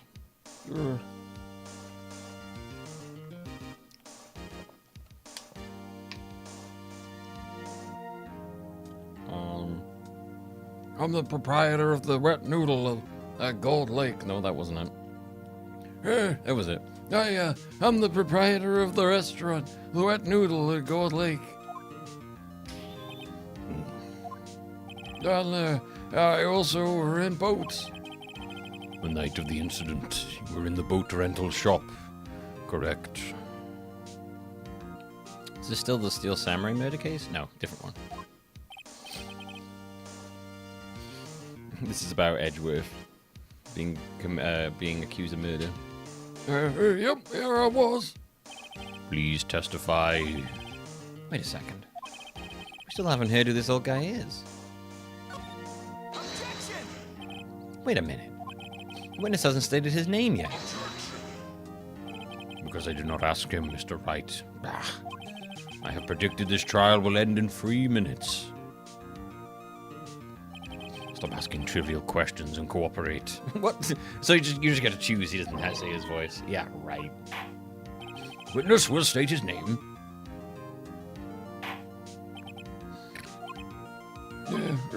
Well, I'm not really sure. Help.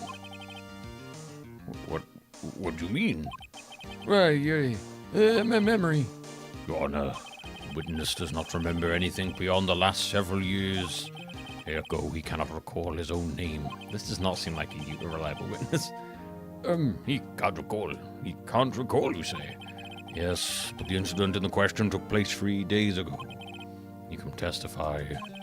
Very well. Let's hear this testimony then, shall we, witness? Waving back and forth. It's like a just confused old drunk. It was the night of the 24th, just after midnight, yep. I was in the restaurant, where I rent boats, as usual. Then I heard a bang, yep. When I looked out the window, I saw a boat just floating on the lake. Then I heard another bang. Just about then, the boat comes back to shore and a man walks by the window. Very well. I'd like to begin the cross-examination.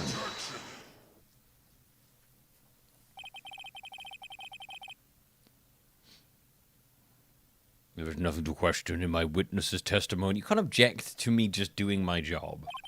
Ergo, no need for a cross-examination. Dude, what? Besides, there are only 10 seconds left before our 3 minutes are up. Judge, your verdict now. Yes, Mr. Wright. Of course I want to cross-examine. What are you saying? Of course I want to cross-examine the witness. Very well, you may begin. Excuse me, Mr. Von Karma? 3 minutes just passed.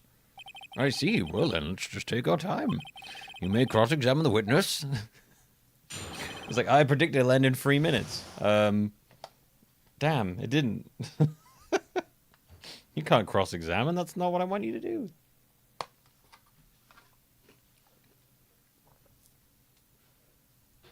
The night of the murder. I wonder how many trials Von Karma won just by gaslighting the defense and not into cross-examining. It was the night of the 24th, just after midnight, help. Just after midnight, you say? Help, just around then. You sure? Pretty sure, help. When I talked to you yesterday, you were rather vague about the time. Surprised you seem so sure about it today. I asked him and he remembered. Isn't that right? Yeah, don't glare at me like that. I remembered it clearly, I did, help. You see, continue. You asked him and suddenly he remembered, okay. I was in the restaurant where I rent boats as usual. Mr. Von Karma definitely bets on the poly markets. Oh yeah. He's betting on his own court cases. Is there anyone who can verify that? Well, I guess Polly could. That's not good enough for a court of law. Mr. Wright, exactly what's not good enough? Your Honor, this Polly is a parrot. A parrot? Hey, don't be so hard on the girl, Keefy boy. Keef? The prosecution concedes that we cannot prove the witness was in the shop. Witness, please continue. Then I heard a bang, help. And where did the bang seem to come from? From the lake, I figure. Are you certain? Ah, help. Good. Continue. Okay. When I looked out the window, I saw a boat just floating on the lake. Was there someone in the boat? It was pretty far out there. I couldn't see clearly. But I figured there was 2 men out there, help. But you couldn't see them clearly? Yeah, at the time, that is. At the time?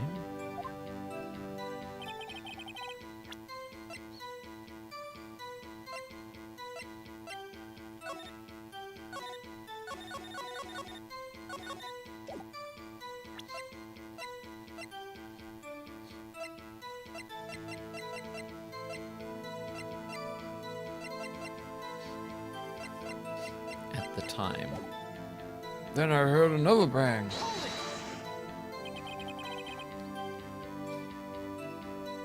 So you heard 2 gunshots total? Help. Help. I don't know what a Maine accent sounds like. That's what Lotta said in her testimony yesterday. Just about then, the boat comes back to shore and a man walks by my window.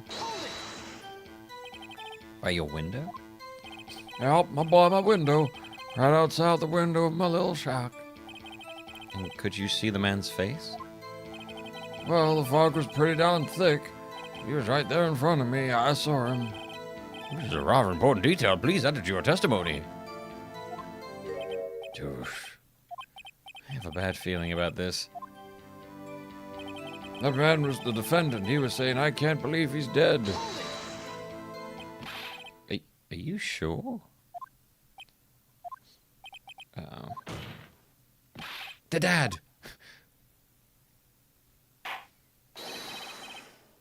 Yeah, I've never heard it. I'm not very familiar with it. Dead certain Keith.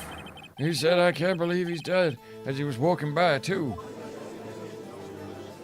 No, I didn't mean that demo. I just meant, like, I have literally no idea what a Maine accent is.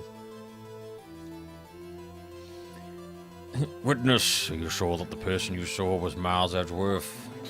It was him, that Edgeworth boy. Oh, okay, he's gone. This sounds like decisive evidence indeed. I see no room for doubt. Von Karma. He lured me into cross-examining so he could set me up for a fall. Nick, I don't like the way things are going here. Everyone in the courtroom is glaring at us.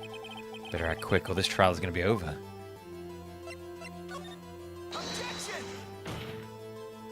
Your Honor, we proved in yesterday's trial that it could not have been Edgeworth who fired that gun. Mr. Wright, are you referring to the fingerprints from Edgeworth's right hand found on the gun? And the photograph showing a man firing with his left hand? Exactly. That is easily explainable. He could have wiped his prints after he fired. You're ignoring the truth of the matter here. Everything in this witness's testimony is true. What? What? Why would there be any then? The judge is lost in thought. What should I do? Your Honor, this witness claims that Edgeworth said, "I can't believe he's dead," but his word is all we have. If he were to telling a lie... Mr. Wright, in a court of law, the evidence tells all. Apparently, you've yet to realize even this basic fact. If you say his testimony is a lie, show us proof. Nick, do we have it? Do we have evidence? It's no good. There's nothing I can do. Are you sure? To be honest, I don't know what to do anymore. Please, can you hear me, sis? Please, we need your help. Nick needs you. 3 minutes was perhaps too high an expectation. However, 15 minutes isn't bad. This must be a new record. Enough. The witness may leave the stand. This court sees no reason to further prolong the trial, nor is there any need for more time to decide the case against the defendant. This case is extremely clear. I see no room for misinterpretation of the facts. What? No. This court finds the defendant, Mr. Miles Edgeworth. The accused will surrender to the court immediately. To be held pending trial at a higher court within a month from today's date. That is all. The court is adjourned. Wait! Who was that just now? Me!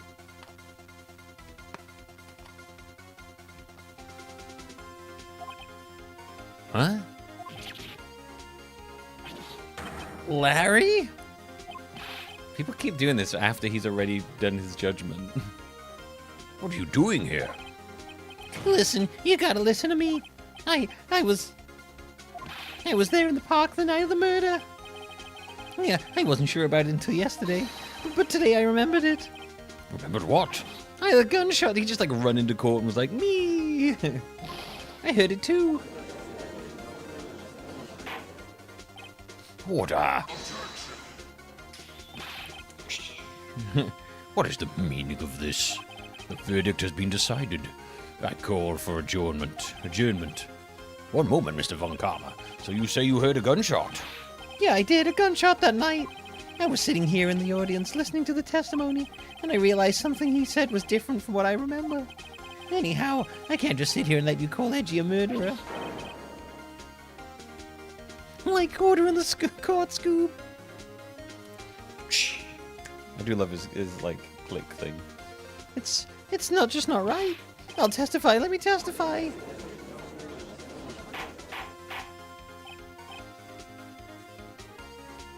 The boy longs for the stand.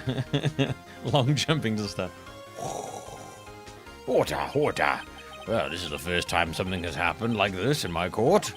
I'm not quite sure how to proceed. Judge, you've already given your decision. Trial is over. Nick, this is it. Larry's given us one final chance at this. She's right. If only it wasn't Larry, he could make things even worse. Mr. Edgeworth was just declared guilty, Nick. It doesn't get any worse. You're right. Okay.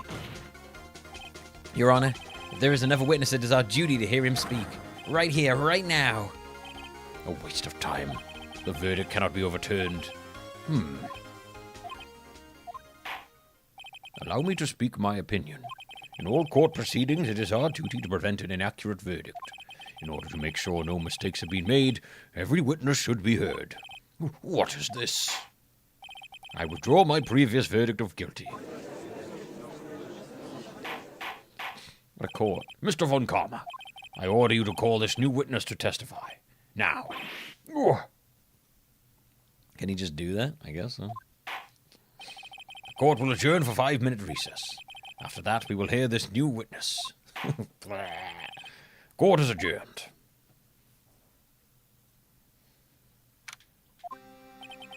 Oof. That was too close. Trying to keep you on the edge of your seat like that, Edgeworth. I've seen worse. I've seen worse. I've seen worse. Yeah, right, Edgeworth. You're sweating bullets. I just wonder what Larry plans to say in there. Larry was at the lake that night? Yeah. He said he went looking for the steel samurai balloon that flew into the lake. Oh, right. And he found the balloon on the air tank that night. Yeah. Hey, Edgeworth? You say something, Mr. Wright? Yeah, a lot of things. You seem out of it. What's wrong? It's nothing. Mr. Edgeworth? There's something I've been meaning to ask you. What's that? Why are your fingerprints on the murder weapon? Oh, sorry about that. When he fell into the lake, I went into a daze. I couldn't understand what was happening, so I couldn't think straight. And I saw the pistol lying on the floor and the boat in front of me. I picked it up without thinking. I didn't have a reason, really. I see. Right. Yeah? This might be our chance. Our chance? Von Karma has only ever run perfect trials. Perfect trials? Perfectly prepared witnesses, perfectly complete evidence. That's the secret to his success. This is the first time he's ever had to deal with something unexpected. He has to let someone he hasn't even talked to testify before the court. And that someone is Larry. What are you getting at? It's likely his testimony will be full of holes, right? That's right, Nick. No 10-minute trial this time. We'll milk this one for all it's worth. Hey, it was 15 minutes. 15! Everything's on Larry now.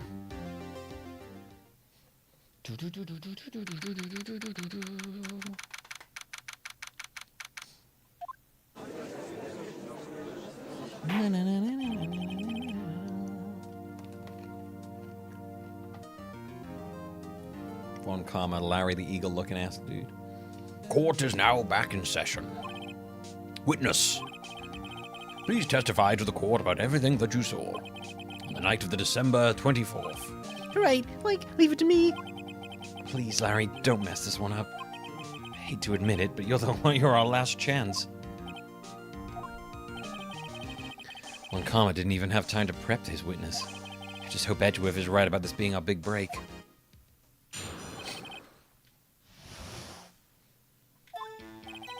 That night, I was out in the boat on the lake. I was looking for something, and I found it. So I quietly slipped the boat back in at the rental shop dock. Then, just as I was thinking about going home, I heard this bang. I looked out over the lake, but I didn't see a boat. So after I heard that single gunshot, I went home. That was an unusually vague testimony even for this court. In any case, Mr. Wright, you may begin your cross-examination. Yes, Your Honor. What's wrong, Nick? It's Larry. I have no idea what he's going to say if I press him. I'm a little scared. Well, we've come this far. There's no way to go but forward, Nick. This is the same guy we defended in the first case, yeah. That night I was out in the boat on the lake. Something wrong, Mr. Wright? There were so many things wrong, I don't know where to begin. Okay, first off, what time was it? Oh, it was after 11 when I went out in the boat. But by that time everyone had gone home for the night. So I waited until the coast was clear, so to speak. Why were you out on a boat at such a late hour? I was looking for something and I found it. Looking for something? Yeah.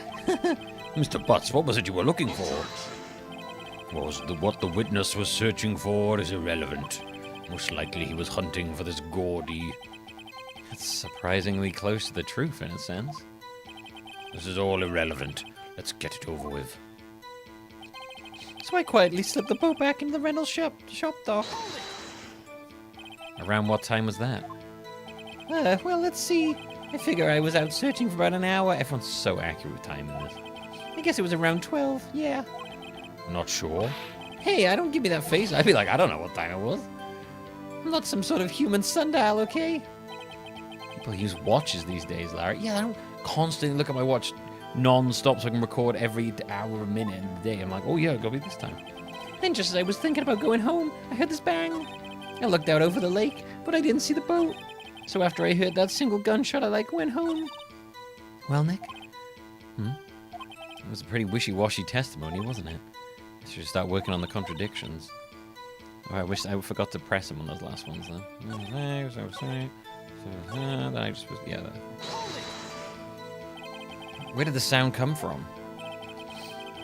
First thing I reaction when I hear a gunshot is checking my time. Yeah. Yeah, well, I wasn't too sure about that. I looked around, you know. Did you look at the lake? Yeah, I looked. Looked at the lake, but I didn't see a boat. Wasn't there a boat on the lake? Order! Well, Mr. Butts? Whoa. Everybody just calm down, okay? I mean, it was real foggy that night. I'm not sure whether there was a boat out on there or not. Okay, so no problem. That's just the most important part of this case. So after I heard that single gunshot, I went home. So you only heard one bang, correct? Yeah. Well, Nick? It's a pretty wishy-washy testimony, wasn't it? Okay, so I think we go with the one shot.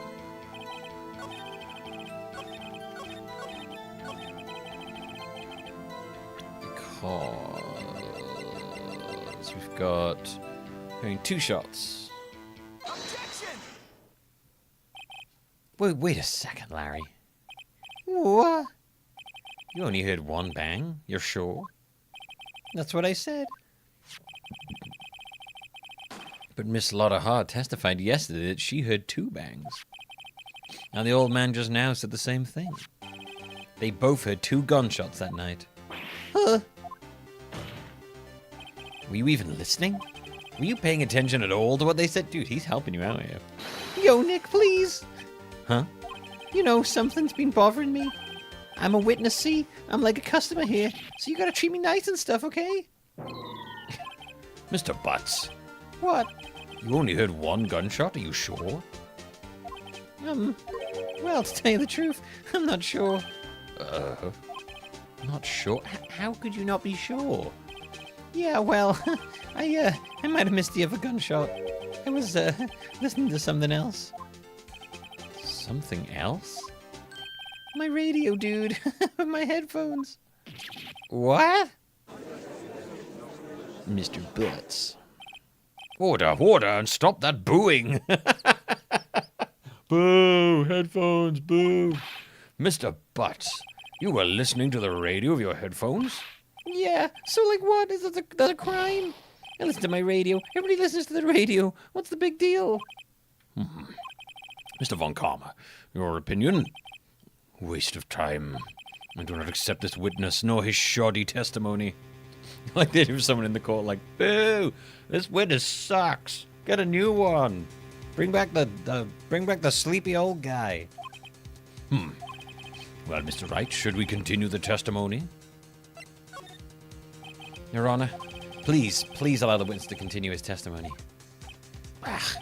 Nothing is more pitiful than a lawyer who doesn't know when he's lost. Very well, Mr. Butts. Please give your testimony and be sure to include details like your radio. Right, leave it to me. I wouldn't if there were any other way out of this, believe me.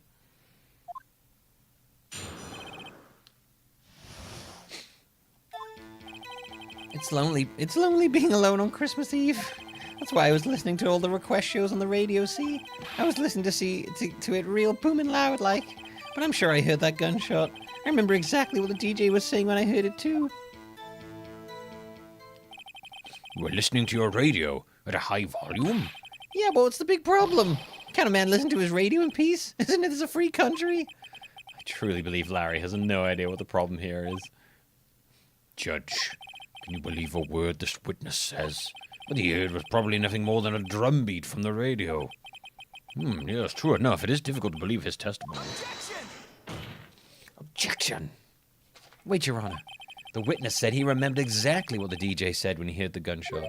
Excuse me? DJ? What is a DJ?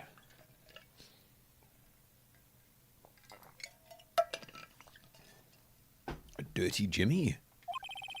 An announcer, the guy who says things on the radio. Anyway, what this means is when he heard the sound, no music was playing.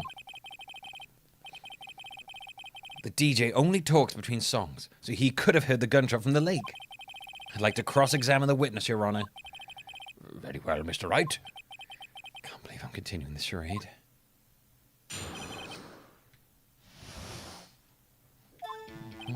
It's lonely. It's like lonely being alone on Christmas Eve. So you turned on the radio? Right. I just wanted to hear someone's voice, you know? You don't know what it's like out there alone on Christmas Eve. Alone. I shouldn't have said anything. That's why I was listening to all the request shows on the radio, see? Do you by any chance remember the name of the program you were listening to? Objection. This has nothing to do with the case, Your Honor. Objection sustained. Witness was listening to the radio. That's all we need to know. Tell us, Mr. Butts, how loud is the radio set that night? I was like listening to it real booming loud, like. Real booming loud? Yeah, you know. And you had headphones on? Yep. I wouldn't think you could hear anything going on outside at all. But I'm sure I heard the gunshot. Can you prove that? No, of course you can't. Nah, I can't prove it, but I can remember that moment real clear. I mean, while I was talking about it, it came back real clear to me, you know? Butts doesn't have anything to add to the trial, he just wants to talk to other people. I remember exactly what the DJ was saying when I heard it too. What did she say? Mr. Wright, please cease these pointless questions. What possible good could knowing what a radio DJ said do to us? Indeed, Mr. Von Karma has a point. I'll allow the question only if you see some reason why we should care. We should care, Your Honor. Of course we should. Why? Well, how do you know if we don't ask, huh? Fine, very well. Mr. Butts, please testify to the court. What was the radio announcer saying when you heard the gunshot? Just when she said, hey, it's almost Christmas, I heard the gunshot.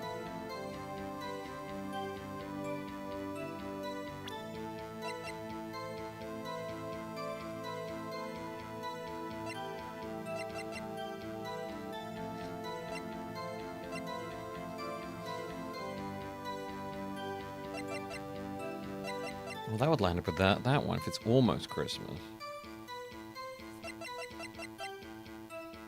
Just after midnight.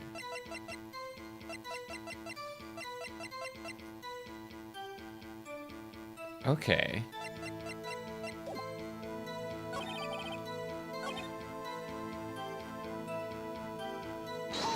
Okay. Are you sure? Of course I am. She had this real sexy voice. Maybe Von Karma was right. I'm not sure how that helped us at all. This is the most ludicrous testimony I've ever heard. There is one gleaming ray of hope in there. I've got to press it until we get to the bottom of what happened.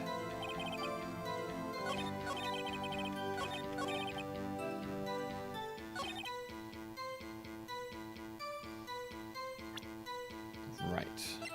Okay, so... I guess that one? We want something that specifies.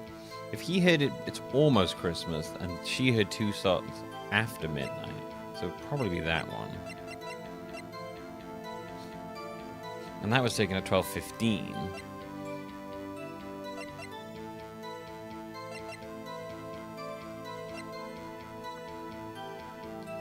So it's either that one or that one.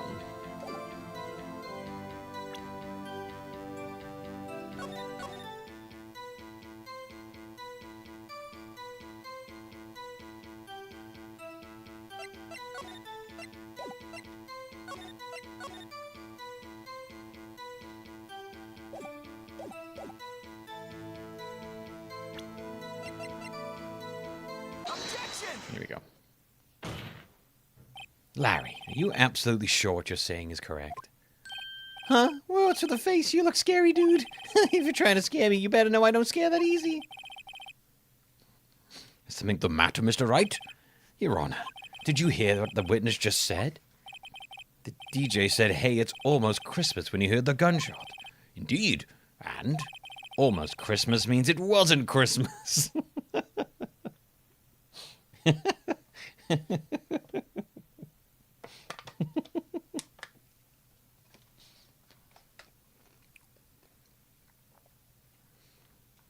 Do you realize what this means? When he heard the gunshot, it was still Christmas Eve. That would seem to be the case, yes. But he should have heard the gunshot after midnight. This photograph is irrefutable proof of this fact. Let's see what the time was on the photo taken when the gun triggered Miss Hart's camera. 12:25. 15 minutes after midnight on Christmas Day. This is a clear contradiction, Your Honor. Order. What does this mean? The two prior witnesses heard gunshots after midnight.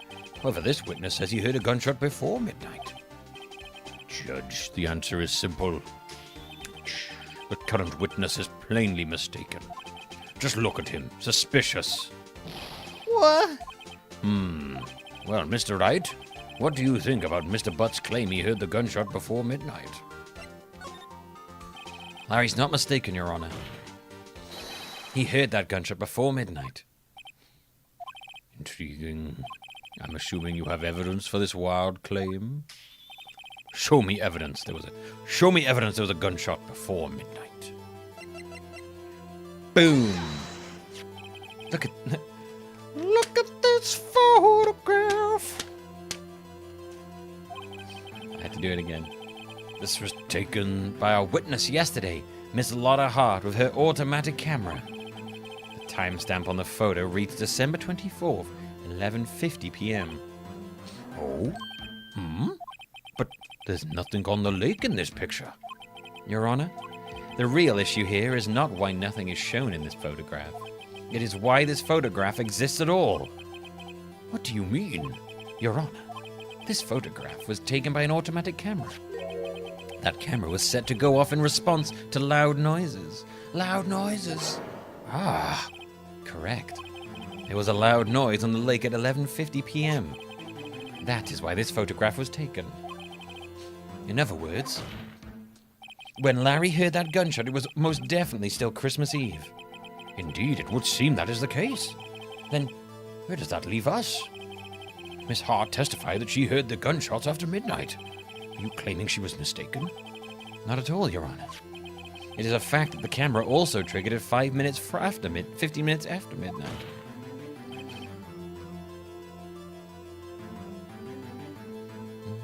Violent Night Dead. Isn't it Violent Night? Is that the one with the garbage man? It's garbage day. I know it's one of those, right? Isn't that like Silent Night, Deadly Night or something? Maybe that's Silent Night, Deadly Night. I might be thinking of that one. Garbage day. The best. Your Honor, in that night there were two sets of gunshots with a 25-minute pause between them.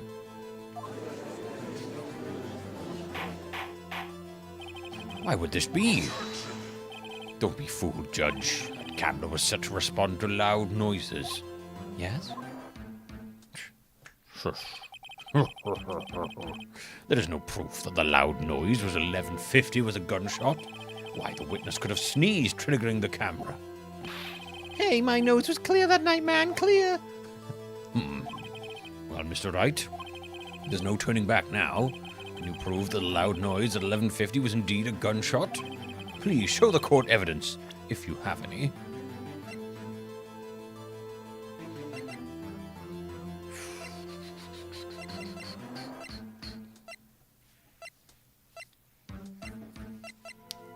Okay. I mean, we know that it. We know now that it would go off from a sneeze or a click, but it didn't then. We still have the fact this was fired 3 times.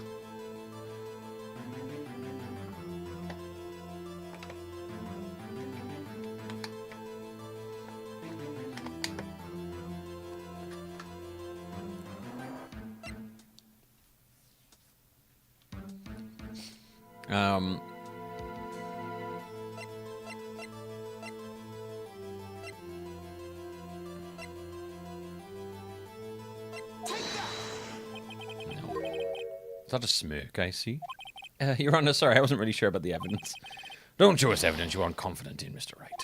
Ask you again. Can you prove that the loud noise at 11:50 was indeed a gunshot? Right. Guess we'll try this one. This is my evidence. The murder weapon? Something about this pistol was bothering me, Your Honor. Both of the witnesses who testified yesterday heard 2 gunshots. However, the murder weapon was fired 3 times. Makes more sense. When, then, was the last shot fired? Only now have I realized the truth. That 3rd shot was the shot Larry heard just before midnight. Order, order. That makes sense on the evidence we've seen so far. However, this leaves me wondering exactly what did happen that night on the lake. Exactly. If this is true, there were 2 sets of gunshots separated by 25 minutes.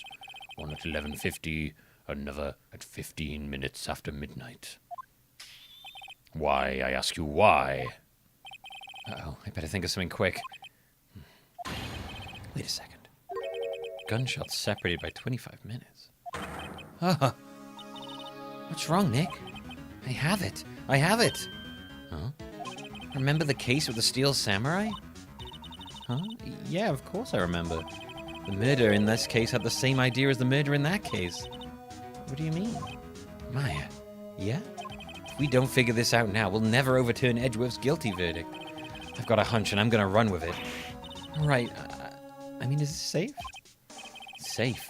We've already got a guilty verdict. We have nothing to lose. You just watch and let me know if I say anything that sounds fishy, okay? Right, Nick. Your Honor. Yes, Mr. Wright? The testimony just now has cleared up this entire case.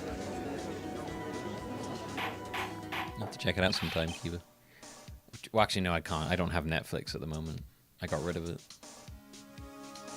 I wasn't using it. What do you mean, Mr. Wright?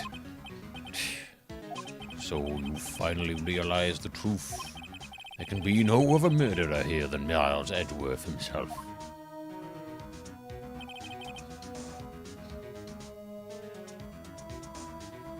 Wrong, Von Karma.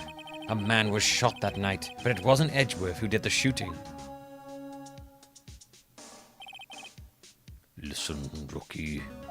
Take a deep breath and consider the facts. At the time of the murder, our boat was on the lake. It was shown by the witness's photograph. The defendant, Edgeworth, and the victim, Robert Hammond, were on the boat.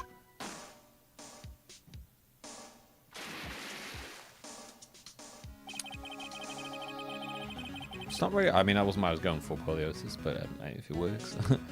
There was a gunshot fired on the boat, and Robert Hammond fell into the lake. The distance of the shooting was 1 meter.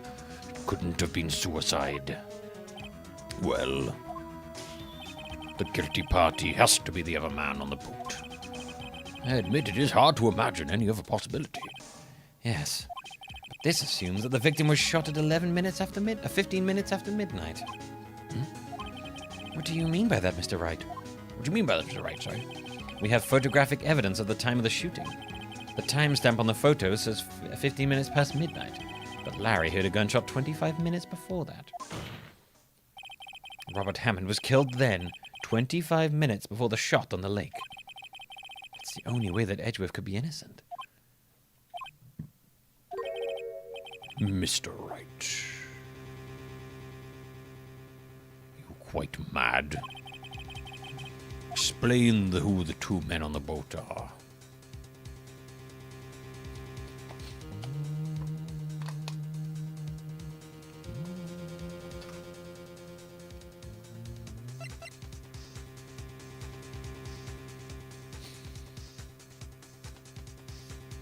Right. I'm entirely sure he's going with this one.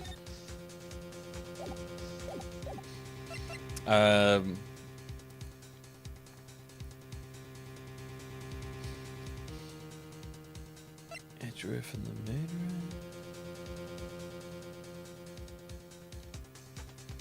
Edgeworth and Hey, Mendez. How's it going, man? Edgeworth and the murderer? And we know Edgeworth was on the boat. Let's try that one. Of course, it was Edgeworth and the murderer. After the murderer killed Robert Hammond at 11:50, he assumed the guise of Mr. Hammond and met Edgeworth.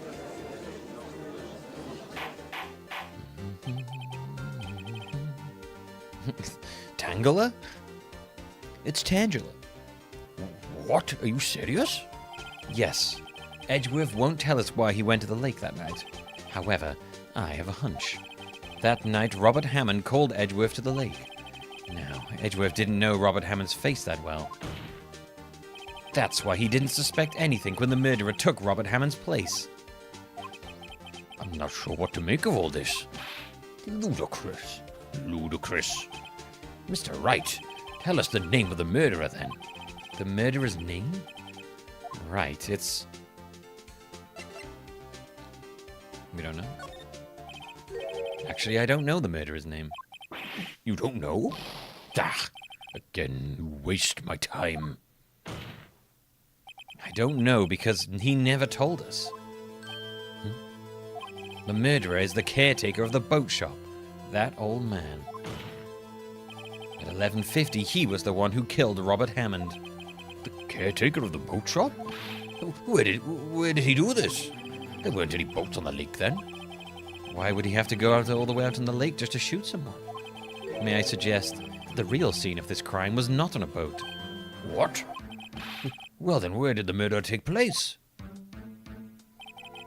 Show the judge where the murder really took place. I think we're saying it took place inside of the hut then.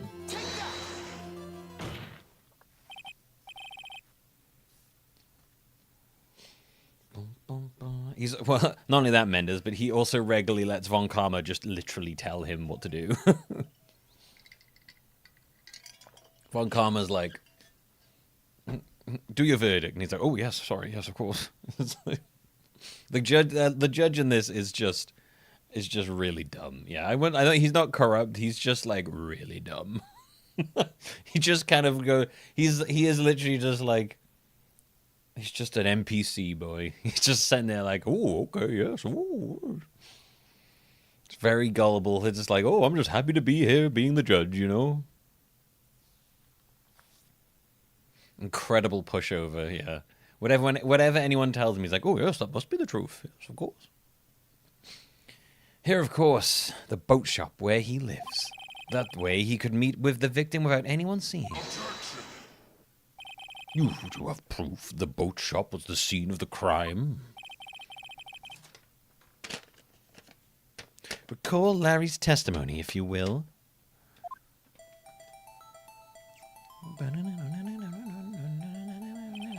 That night, he was out on the lake in the boat, searching for something. He finds it and returns to the boat. Then, just as he's starting to head for home, he hears a gunshot. He heard a gunshot, Your Honor, even though he was wearing headphones at the time. In other words, the gunshot was very, very close by. And where would that be if he had just returned a boat? The boat shop.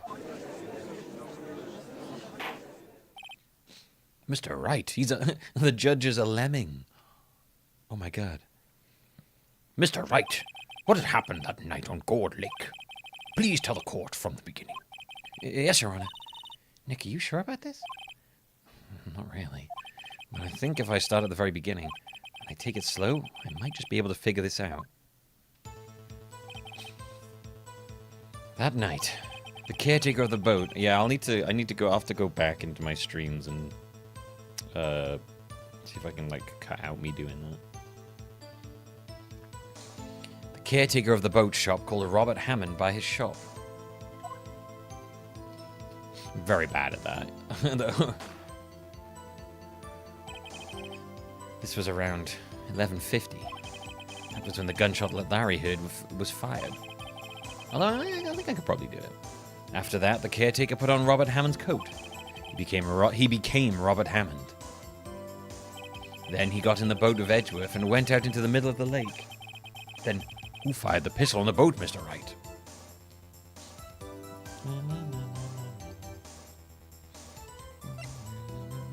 Guess the boat shop caretaker?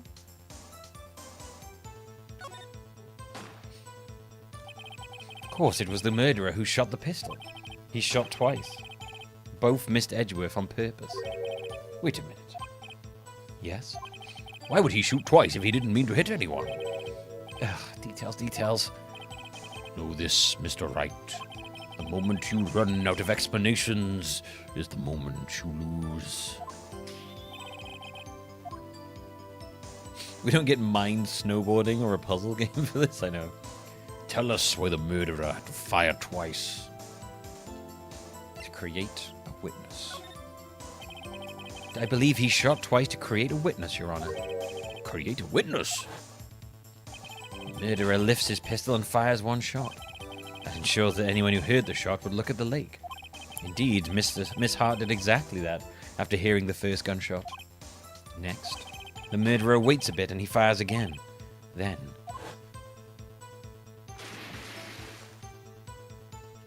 the murderer jumps from the boat himself, leaving the pistol in the boat behind.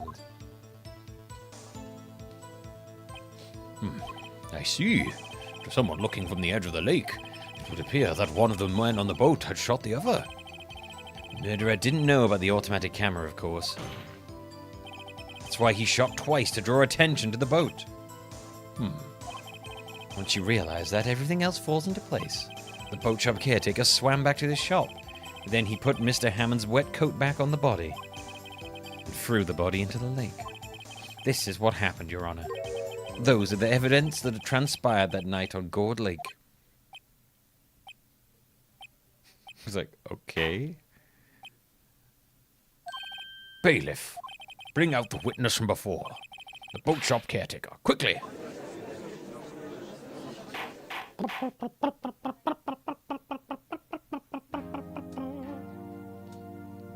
Very well. While we are waiting for the caretaker, I would like to ask the defendant, Miles Edgeworth, a few questions. Mr. Edgeworth, please take the stand.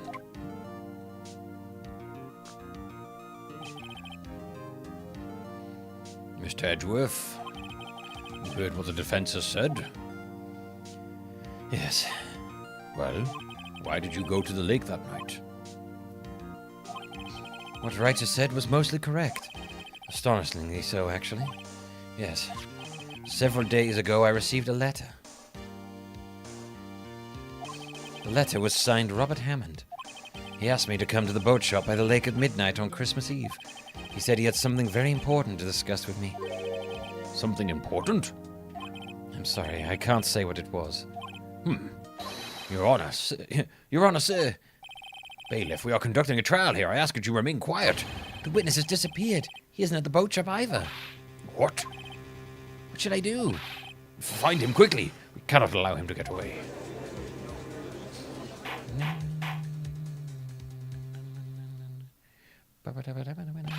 Mr. Von Karma, your witness has disappeared. The search warrant has already been issued. Without saying that I cannot declare a verdict under these circumstances. I will extend the trial until tomorrow, the final day allowed. I request that the police department utilize all its forces to find that witness. Am I understood? One more thing. Though just who is that boat shop caretaker? I think his identity has become very important to this trial. I want him and I want to know who he is. Very well. Court is adjourned. Yeah, it's just like, I don't want to answer that question. Okay, sorry, but it's okay. No worries. Sorry I asked. Sorry about asking you and all that. Okay, Nick, we did it. Yeah. Well, at least we got out from under that guilty verdict. What about Larry? That was something else. Even Von Karma didn't know what to do with his testimony. Larry really helped us out. Sure. Once I sifted through his unique testimony. Still, he did save us. Just wish our cases weren't go so down to the wire all the time. I know what you mean. Sometimes I feel like it's us on trial instead of our clients. Hey, Edgeworth?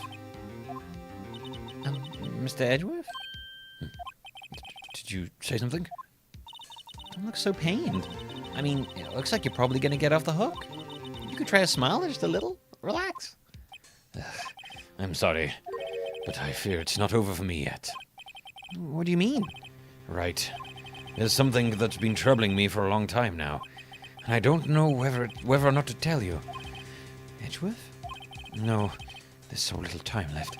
I want to tell you to get off my chest, but to get it off my chest, but I can't make up my mind. What is this about, Edgeworth? It's a nightmare I've had. A memory of a crime that I committed. A crime you committed? A memory of a murder.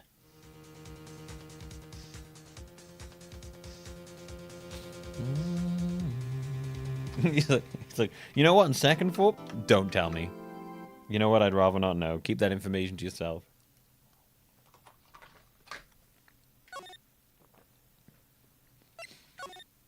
I'm better off not knowing.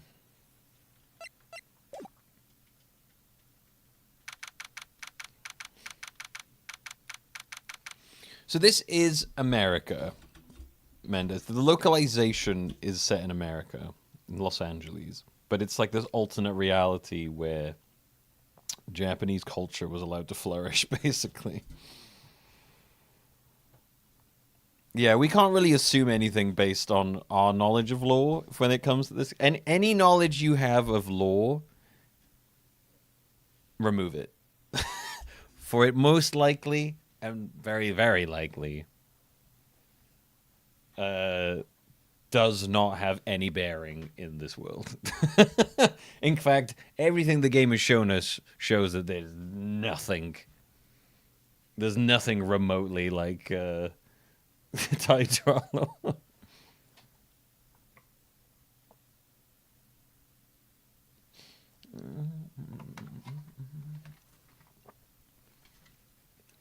Apparently, so in this game, Mendes, they weren't entirely sure on what they were doing, but I think from the next game onwards, they're a bit more like clear about the Japanese. I think it was from the second game onwards where they had different localizer come in, and that's when they kind of solidified the sort of Japanese American fusion culture thing. The law thing, I don't know. Yeah, I guess it's probably more from a Japanese perspective, but I also think for the most part, the law thing in this is mostly just whatever works for the moment. It's not trying to be a like law simulator. It's trying to be a, you know, an anime sort of court drama show. So any actual like law things, like whatever. If it looks good and it makes things like tense, then we go with that.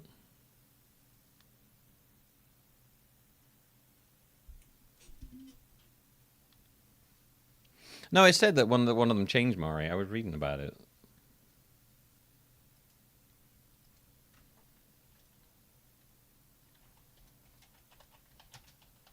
They changed one of the thingies. It was either the translator or the localizer from on one like the second game or something.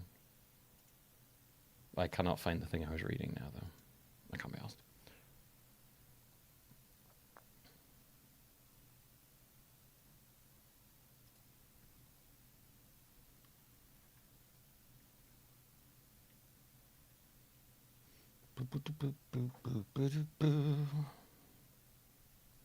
He was the guy with the Cyclops thing? Yeah, I don't know. I know he loves coffee, and that's about all I know about that character.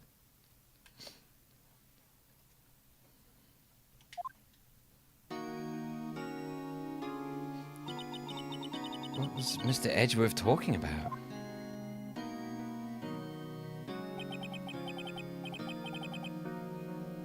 memory of a crime I committed, a memory of murder.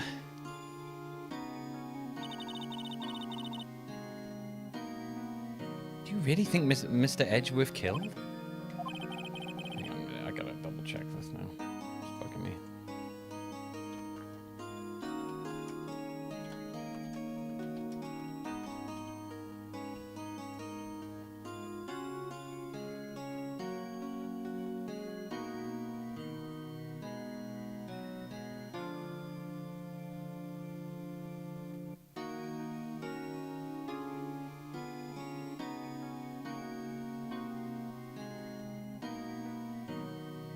No, fuck, this isn't the one I was reading before. Oh no, is it?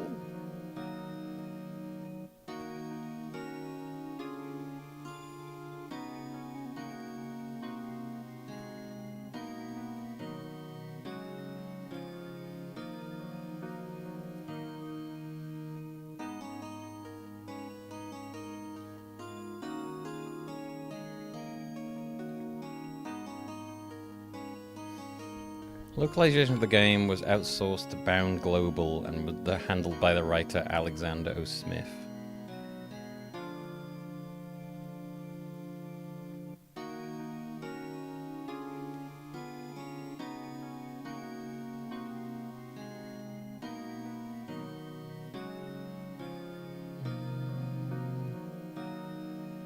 No, this isn't the one I was reading before. Damn. No, this isn't the thing I was reading.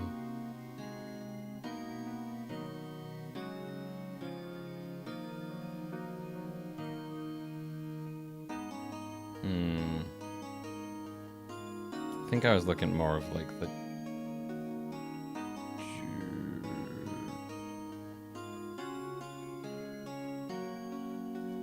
No, that might be the one I was looking at.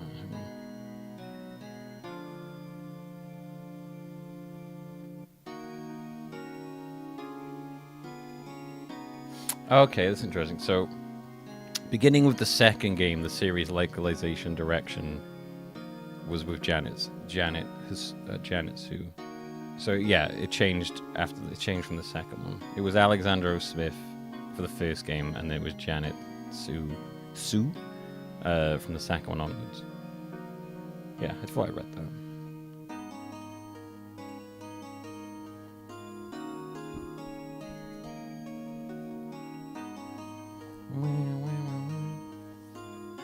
Yeah, which is where they kind of solidified more of the sort of Japanese American fusion stuff. Some painful memory has been troubling him recently, but he'd never take someone's life, never. Nick. Yo, like, how's everyone doing? What do you think of my performance today? I had him swooning in the aisles. Huh, Maya? Swooning? Me? Oh, yes. I do remember feeling faint. Right on. Tell me the truth. It was like love at first sight, right? Right, Nick? Me? Well, maybe my heart skipped a beat or two.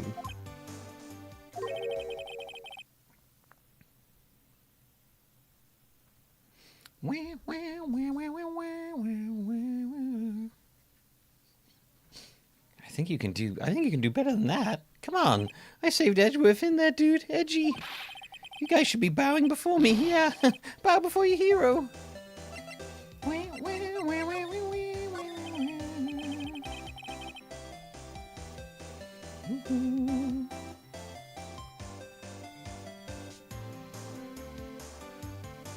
I actually emote?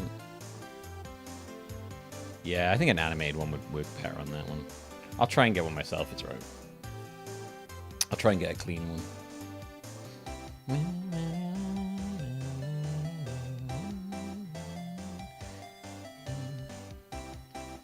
I can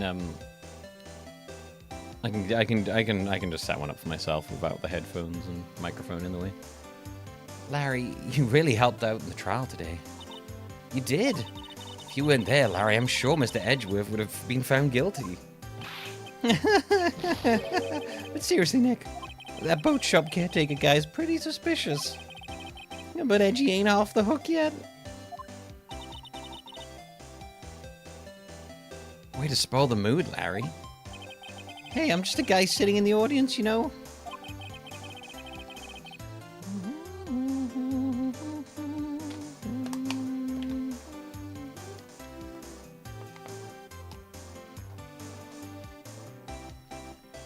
But from where I was sitting, Edgy seemed pretty edgy.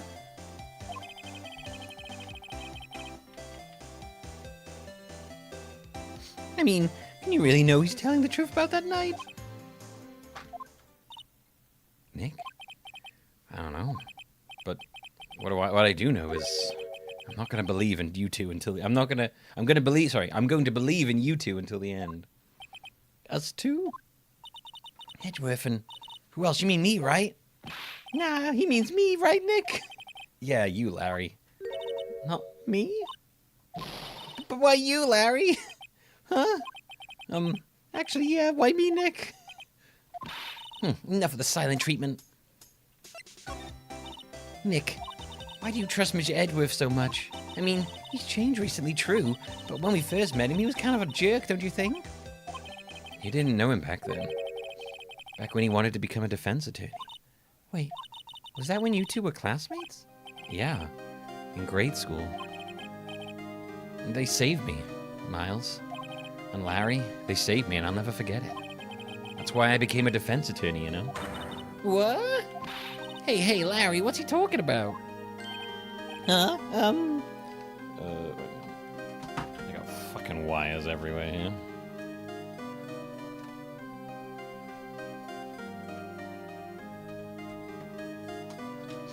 Huh? Sorry, kinda forgot. Ugh. Okay, Nick, out with it. I'm gonna hear this story today, and that's final. Oh, okay, hang on. I got it.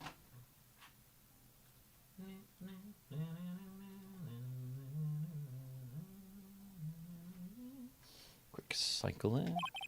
It's kind of a long story, so hang in there. It was the very end of 3rd grade. I was on trial. A class trial. Class trial? You remember, Larry? Spring, end of 3rd grade? A kid in our class got his lunch money stolen. A class trial. I really hope there was a child judge in there as well. Objection. Lunch money?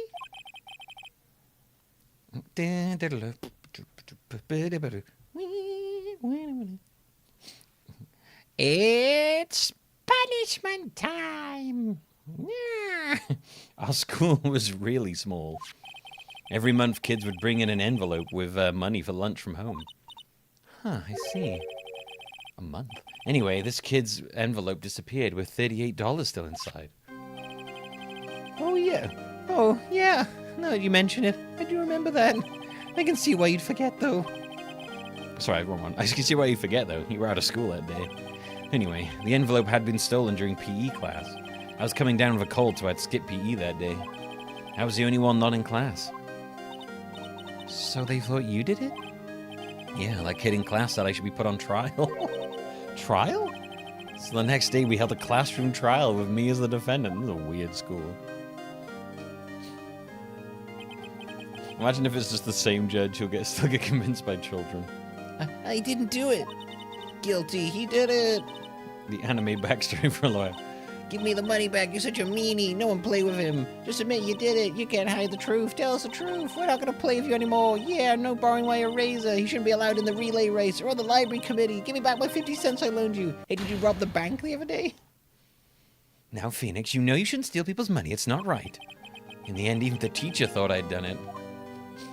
Go over and apologize, Phoenix. Interesting troll. I didn't know what was I didn't know what was happening. It was so sad I couldn't stop crying. His hair was the same back then as well. Everyone was staring at me like I'd done it. I tried to apologize. I went to where the boy whose money had been stolen was sitting. Do you know what? You know what? You never see is like when you flash back to like an anime protagonist's like childhood. He never has like an embarrassing bowl cut that his mum gave him. It's always the same hair, but like smaller. What's all the embarrassing bowl cuts that your parents give you? That's when it's so unbelievable. You shouldn't have to apologize. The only thing that belongs in trial is evidence. Anything else has no place. You should all be ashamed. Amateurs. Miles? That kid definitely got bullied. Where's the fucking dicky bow tie, dude?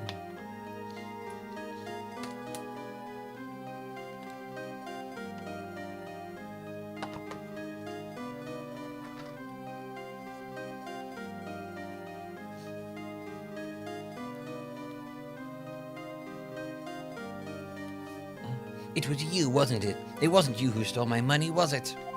No. Then you shouldn't apologize. Everyone's been shouting you did it, but no one has any proof. That is why, Your Honor, this boy is innocent. But, Miles, it was your money that was stolen. Yeah, he did it. He's the one. We don't need proof. Why don't you all just shut up? Wait, this is how it all... And Butts is the same, just with a thing on... You're like, this is how it is. Everybody's ganging up and picking on one person. Just think how he feels. He said he didn't do it, so he didn't do it.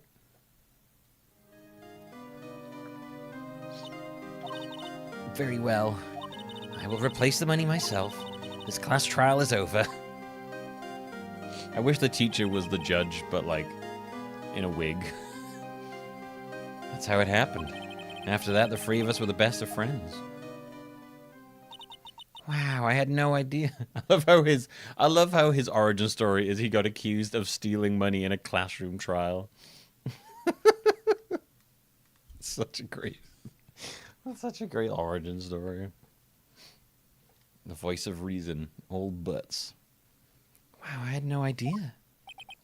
Yeah, I had no idea either. I mean, I forgot. That's when I learned what it meant to be alone. Totally alone without a friend in the world. You did a good thing, Larry. Yeah, well, I was just lucky that I took the day off from school. If I'd been there, they would have thought I'd done it. So I took it kind of personally, you see. When something smells, it's usually the Butts. Every time he retired that one, it's clearly traumatizing for him. Anyway, Edgeworth and I talked after that class trial. It's when I heard his father was a defense attorney. I remember his eyes would shine when he talked about his father. Oops, sorry. I'm going to become a defense attorney just like my father. A famous defense attorney. And a few months later, he suddenly transferred to another school. The DL6 incident. Thumbs up for you.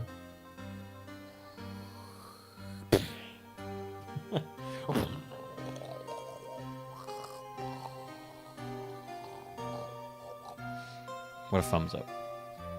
He actually did steal the money.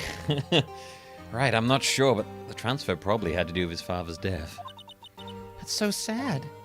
It was several years later when I heard Edgeworth's name again. There was an article about him in the newspaper. The headline was something like Dark Suspicions of a Demon Attorney. Fabricating evidence, manipulating testimonies, covering up facts. The article said he'd do anything to get a guilty verdict. Anything. But why? There's a cat there, then. What happened? I mean, that's not the Edgy I used to know at all. That's what I thought too. I tried to get in touch with him, I don't know how many times. He never replied. I guess he didn't want to see his old friends. I couldn't just drop it though. I wanted to meet him, to learn why he had become who he became. That's when I decided. Wait, you don't mean... That's why? That's why you became a defense attorney? To meet Edgeworth? Interesting career decision. Merely wearing the tie makes me think of DK's tie. Do you think DK would make a good lawyer? I do. Ooh. Banana. He'd be very easily bribed, though, with a banana.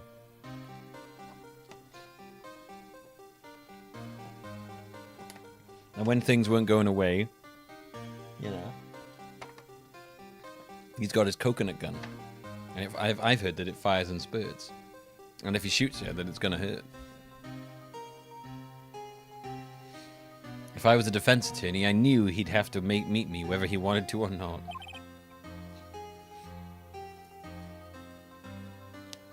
DK smashes the table. He's like, in court. He could have committed a crime as well. Edgeworth believed in me, and I believe in him. He's in pain, and no one's on his side. I'm the only one who knows the real Edgeworth. I'm the only one who can help him.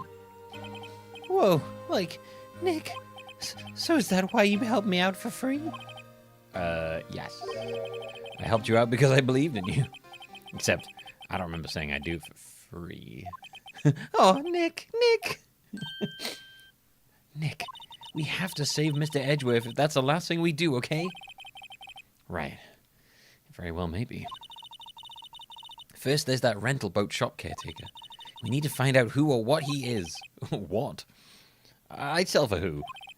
I guess I can clean out some of this evidence I no longer need. Okay, let's go.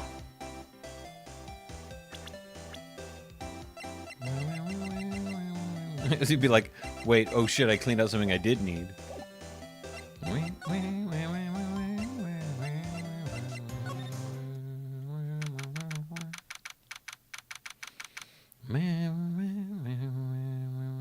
This is the first one.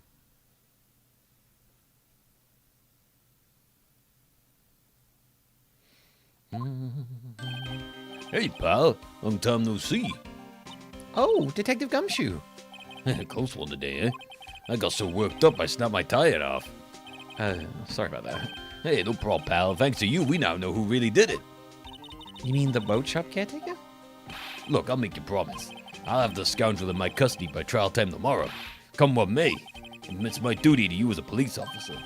Now I'm off to catch me a criminal. Detective Gumshoe sure is active today. Oh, one other thing. No one can go into the woods today. The woods? Where Lotta was camping? The woods are off limits to camping, and apparently the park ranger found out. He got pretty mad, and no one can go in for a while. Guess Lotta's in a lot of trouble. Anyway, I'll be seeing you tomorrow. Is it gay to become a lawyer to reach out to your childhood best friend who's become a morally dubious demon prosecutor and keeps ghosting you?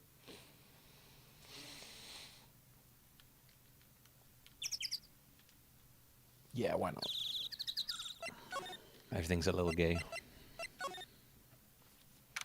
He just wants to kiss in the courtroom. Guilty of loving you too much. Huh? The steel ISO is missing. ISO? Looks like the hot dog stand is closed too. I guess Larry's too busy worrying about Mr. Edgeworth to show up for work. Probably should still show up for work. Take that!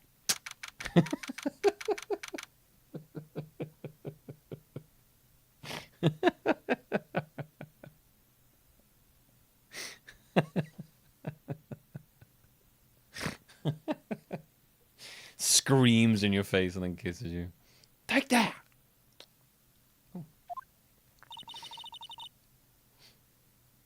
Oh my, Phoenix. Oh, edgy. That old caretaker got away. Yep. I never imagined he might be the real murderer. Ahem. I know that clearing of the throat anyway. Hello. What might you be doing here? Out for a walk, huh? Ah, the days of my youth, like the scent of fresh lemon, you see. Oh God, not this again. Mr. Grossberg, this is no time for idle reminiscing. Mr. Edgeworth's trial ends tomorrow. Yeah, that is true, yes. But from what I saw of today's trial, Edgeworth should be fine, right? Well, I mean, I'm not so sure about that. What do you mean by that? Well, I'm not sure. Well, if anything, if we've proven, if we can't find the guy who actually did it, they'll just kill Edgeworth because they got to do someone. If you find anything out, come by my office at once. I may be able to offer you some assistance. Thanks. Bye. What do you think Mr. Grossberg was doing here anyway? Who knows?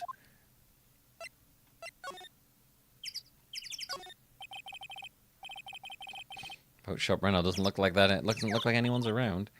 Caretaker must have run for the hills, huh? Yeah, looks like it. He didn't seem like a bad person.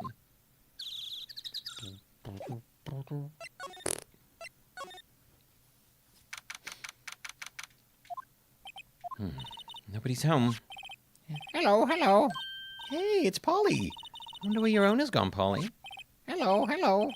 I can't believe he'd run off and leave his poor parrot to fend for herself. Hello, hello.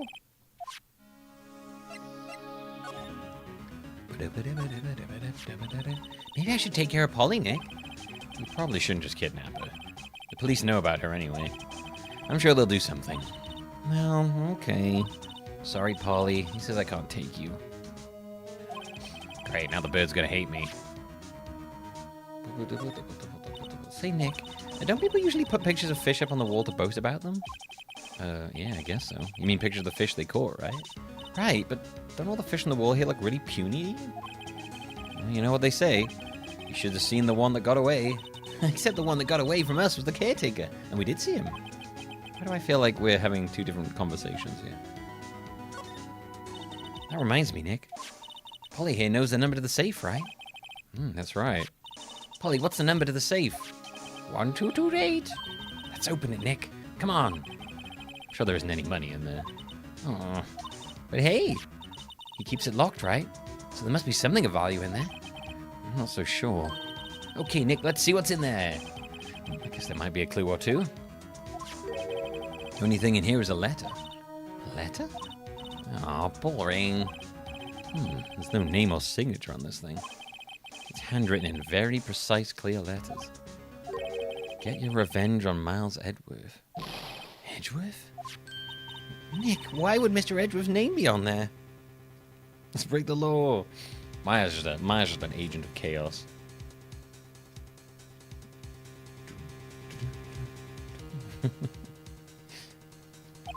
How should I know? I'm going to read the whole thing. I'm going to read the whole thing. I will. I have. I already did. It's all read. Done.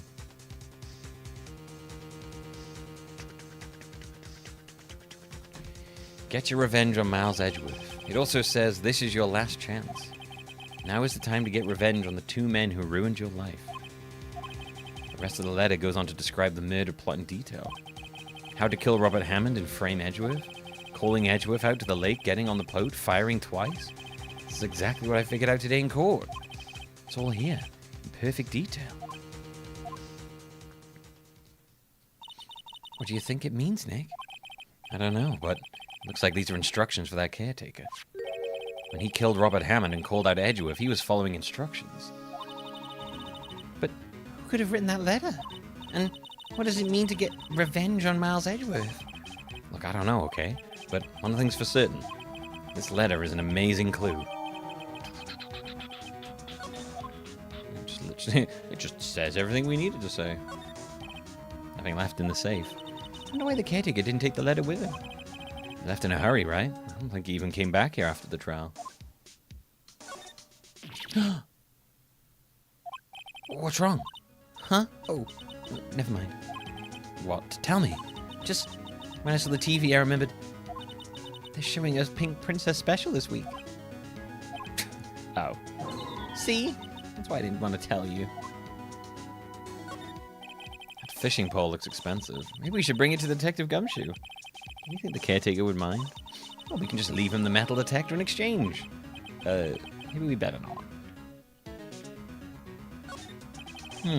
Everything's cold. Like he didn't turn the heater on. I guess he hasn't been back since the trial.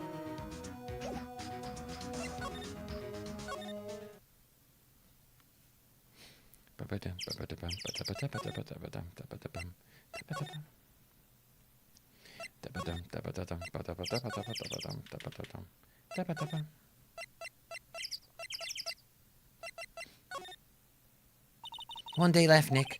Yeah, I know. Well, no time to waste. Let's get going.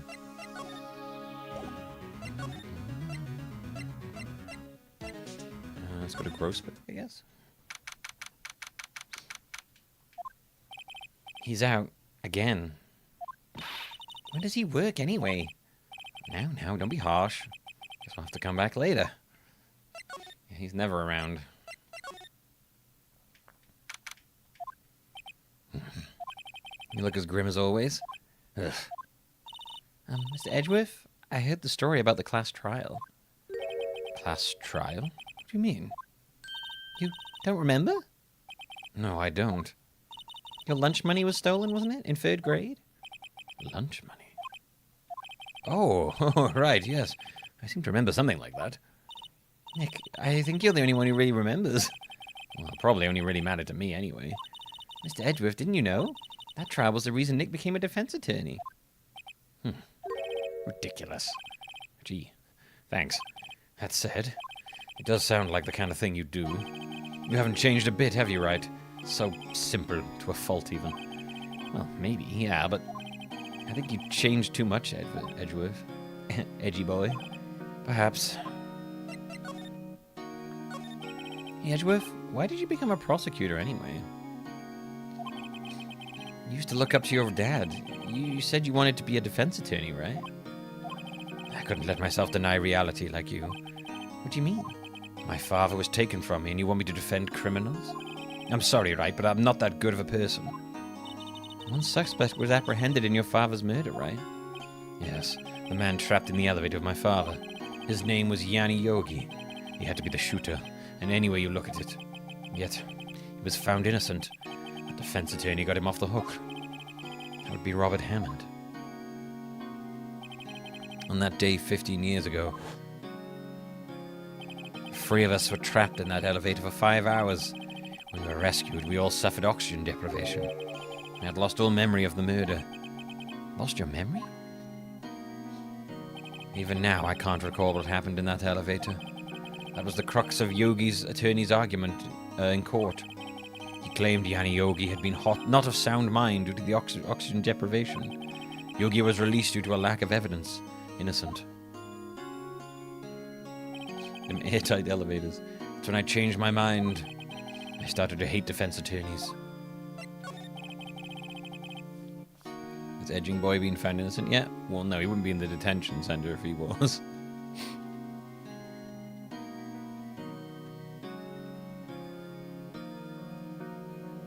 What's your relationship with Von Karma? He's my teacher and a man who deserves respect. I learned everything I know of courtroom techniques from him. So he's like my sister was to you, Nick. He is a perfectionist in all things. In court, in his personal life, he's obsessed with doing everything perfectly. Perfectly, huh? In all the cases he has taken on, none were left unresolved. I think he might have, like... maybe, like, OCD, possibly? And not one suspect was declared innocent, ever. But that's... I know. It's possible some of the suspects were indeed innocent. However, it is impossible for us to accurately determine that in every case. All Von Karma does is his job, to find the suspect guilty perfectly. In any case, it's nigh well impossible to find a weakness in him. Should a weakness appear, he would do everything in his power to make it go away. Edgeworth? If what you're saying is true, you're headed for a guilty sentence tomorrow. He's right. There's no time to praise the enemy, Mr. Edgeworth. It's a strange situation in which I find myself, I'll admit. No kidding.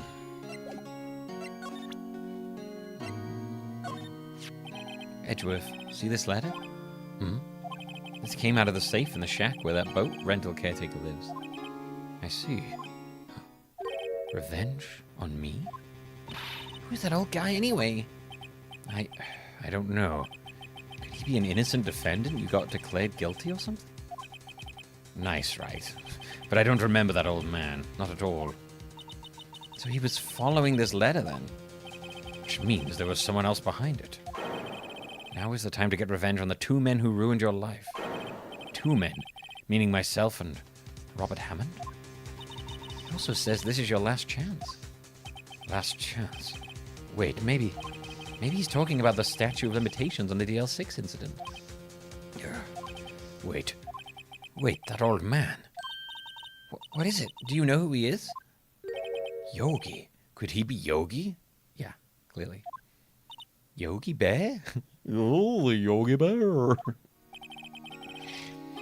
The suspect in the DL6 incident. Quickly, give him a picnic basket. He'll lose his mind. The one who first found innocent. No, he killed Boo Boo. Yogi killed Boo Boo. No. That would be quite the episode of Yogi Bear. It's like a cold open in a court case, and Yogi Bear's on trial for the murder of Boo Boo. Bobo.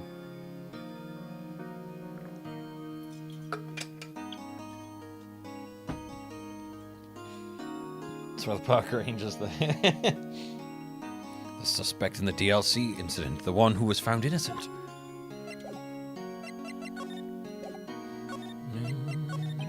Yanni Yogi was a court bailiff at the time. We just happened to be in the elevator together 15 years ago. There was a Yogi Bear episode of Harvey Birdman, Attorney at Law. There was, wasn't there?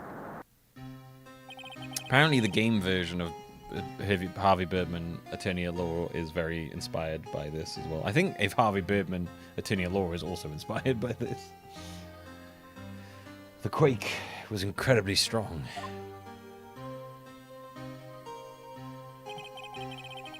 Before I knew it, everything was dark. We were there for so long, it felt like forever. The air thinned and the darkness closed in on us in that little box. We became unsettled. The DLC incident. The horse armor. Help, I can't breathe. Quiet, I said. Quiet, I'm not making this any easier. I want to get out. Help, get us out. Don't shout, you'll just use up more oxygen. No. That's all I remember. When I came to, I was in a hospital bed staring up at the ceiling.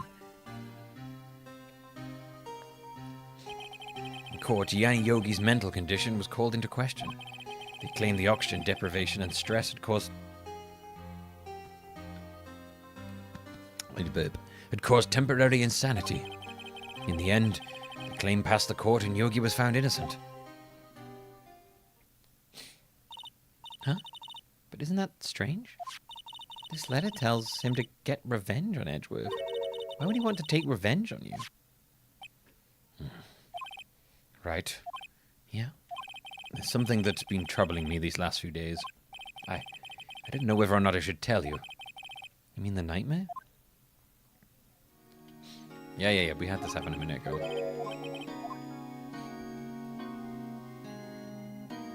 I think the time has come to tell all. Tell me of the nightmare. For the last 15 years, I've had the same dream almost every night. I wake up in a fearful sweat every time. What kind of dream? It's a dream about my father's killing in the dark. Help! I can't breathe! Quiet, I said. You're not making this any easier. I want to get out. Help us out! I can't breathe. You're using up my air. What? Stop breathing my air. I'll stop you.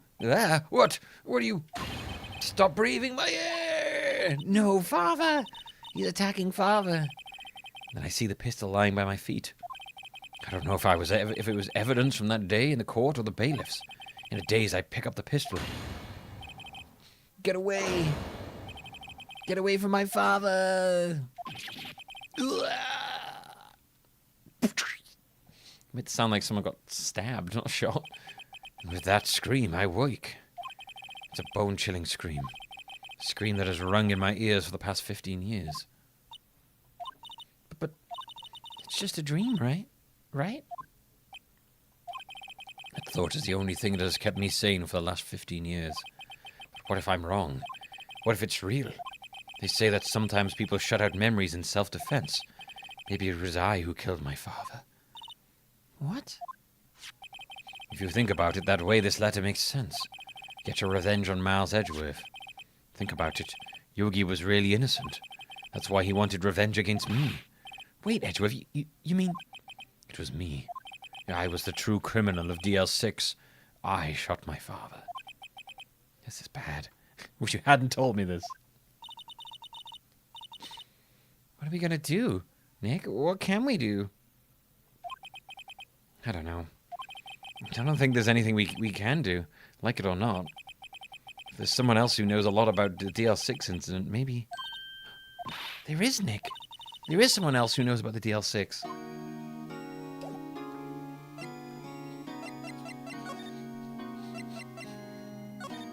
Grossberg. Rah, Mr. Grossberg. Hello there. What's wrong? You look troubled. No kidding, I can't believe you're not. My. Just calm down and tell me what's happened, hmm? It's Mr. Edgeworth. He. Oh. I see. So Edgeworth dreamt he shot his own father. It's only a dream, only a dream. I wonder. What? If that's the case, then why do you two look so troubled, hmm? Well... Also, consider this. Yogi quite certainly holds a deep grudge against Miles Edgeworth. So deep he'd want to frame him for murder. This leads me to surmise that Mr. Edgeworth's dream was not a dream. It was real, as you imagined. Miles Edgeworth threw the pistol to save his father. The pistol fired, and the deed was done.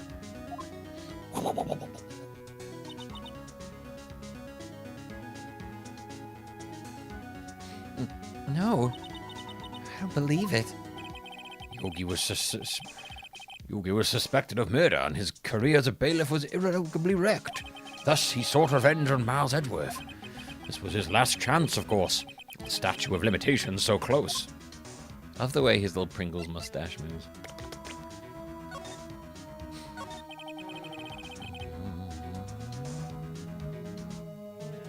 I'm pretty sure that is why he calls you Nick, because of Phoenix.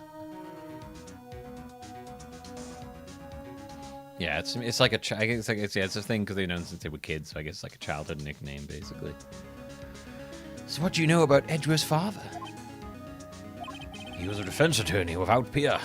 Sounds trite, but it's true. Well, he may have had one peer, now that I think about it. Your mentor, Mia Fey. My sister? Gregory Edgeworth was very disapproving of Mr. Von Karma's techniques. That's no surprise. Von Karma's an extreme man. Forged testimonies and evidence are nothing to him. Result, he has a perfect win record in court. How is this man still working as an attorney? Seems very openly known that he, commits forgery and stuff. To beat him, Gregory Edgeworth tried to call attention to his methods. And? He lost, and died in despair, as it were. I see. And Gregory Edgeworth was killed. The police called on a spirit medium. That was your mother, Misty Fey. Misty Fey. I'm Gregory Edgeworth. I have been killed. I have been killed. The one who shot me was the bailiff, Yanni Yogi. Yet Yogi was found innocent. That's when my mother left us. Everyone called her a fraud. That's right. Everyone thought she was, you see. I've heard they give Roseburg a bigger role in the anime. I might have to watch the anime after I've gone for this first game.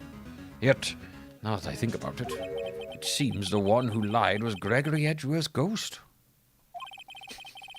Yes. Gregory Edgeworth must have known who shot him. I don't believe it. The ghost lied. So you're saying he falsified his testimony? That Edgeworth's dad lied to protect his son? It's only a possibility. Mind you. But a possibility nonetheless.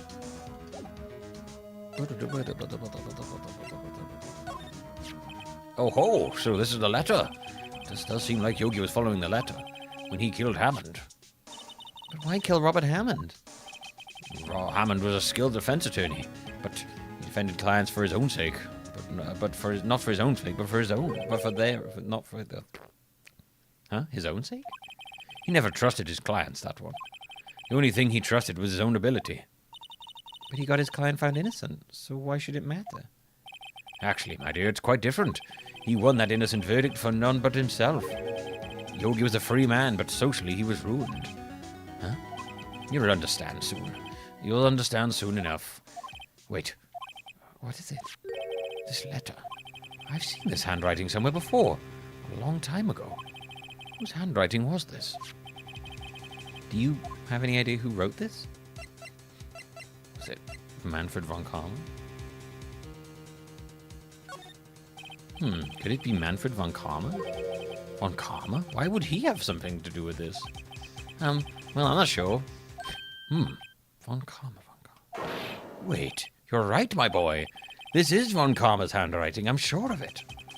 I used to see it all the time on court reports. What? But that means the one who told Mr. Yogi to kill was... Correct. Manfred Von Karma himself. What does this mean, then? Why would Von Karma want to frame Edgeworth?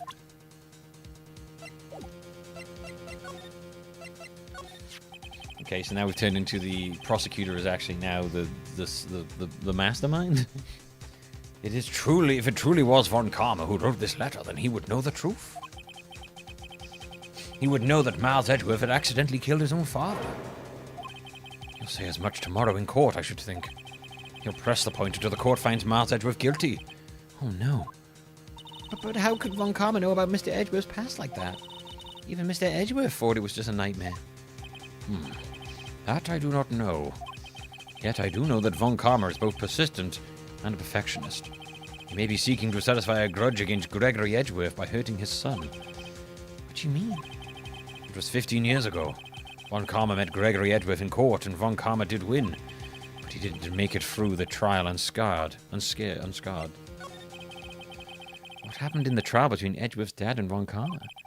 Von Karma got the guilty verdict he wanted. He won the trial. But Gregory Edgeworth accused Von Karma of faulty evidence. And though he lost the trial, Mr. Edgeworth's accusation stood. Faulty evidence? It was the only penalty Von Karma's ever received in his career as a prosecutor. Gregory Edgeworth dealt a blow to his perfect trial record.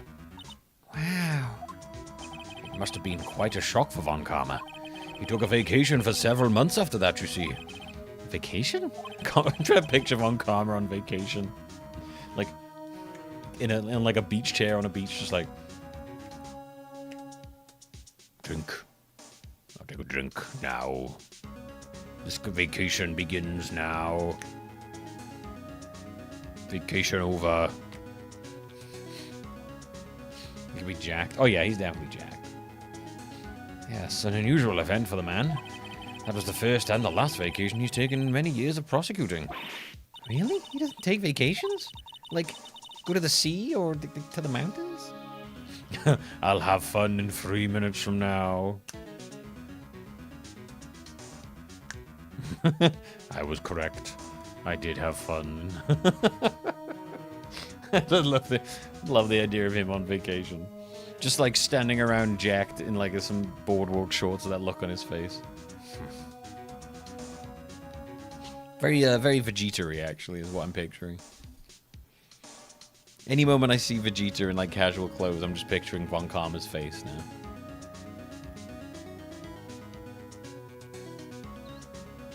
Don't tell me he's never been to Europe. You have strange ideas about vacations, Maya. Yeah, Europe for a vacation? In any case, that was the only time he took a vacation from work. I believe the penalty upset him quite a lot. Odd.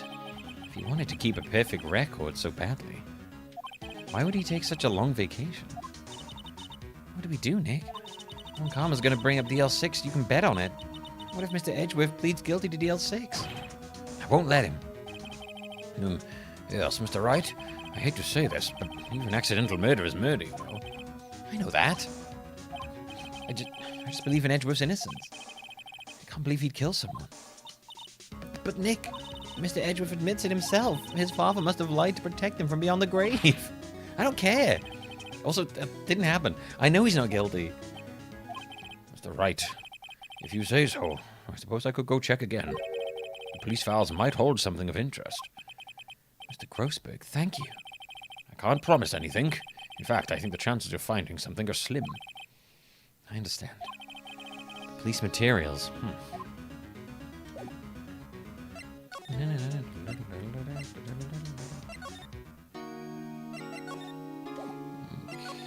I guess we'll go to the Criminal Affairs Department.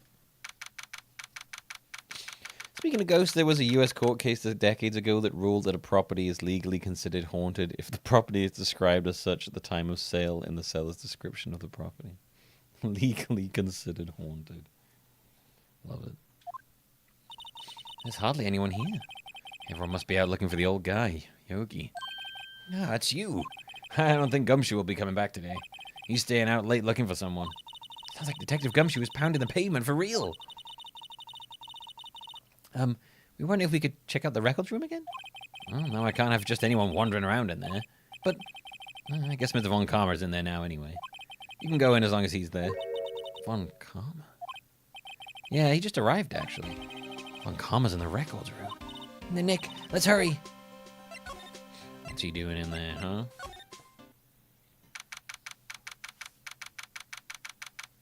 As a matter of law, the house is haunted. Dusty as always. We were only here yesterday. I'm sure they just haven't had time to clean. What's wrong, Nick? Nothing. I was just noticing that he isn't here. Von Karma. Huh? One of the drawers here is open. Someone must have been looking in it recently. The label says unsolved cases evidence. Unsolved cases. Nick, the file for DL6, it's completely empty. This man, Jesus. What? What are you doing in here? Yeah. Oh my god, it looks quite different front on, doesn't he? Von Karma. You do know my name. Huh? Have we met? What are you saying? We see each other every day, don't we? We're Miles Edgeworth's defense team.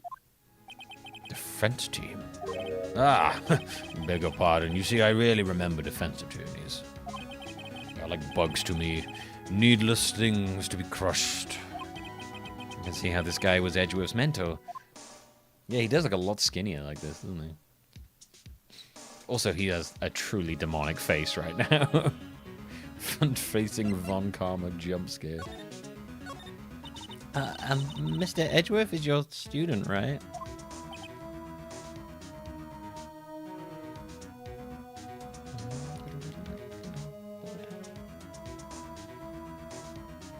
He looks wrong front-facing, like some cartoon characters you only see from the side.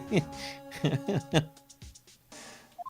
romanticist who still can't shed that veneer of amateurism. Just like his father, always second-rate. Mr. Von Karma, you had an axe to grind with Mr. Gregory Edgeworth, didn't you? Me? A grudge against a mere defense attorney? Why? Because he dealt a blow to your otherwise perfect trial record? So you did. What I don't get is, why did you take his son under your wing afterwards? The son of your most bitter rival. That, my dear attorney, is none of your business. Tomorrow will be the last day of the trial. It's been a while since I've had a defense attorney last this long. Still, you will lose in the end. Miles Edgeworth will admit his own guilt. His guilt of 15 years ago, you mean? You're quite the researcher. If you've done your homework so well, then certainly you must understand. You know that Miles Edgeworth will tell in court tomorrow. We were right. So Von Karma is going to bring up DL6 in court tomorrow.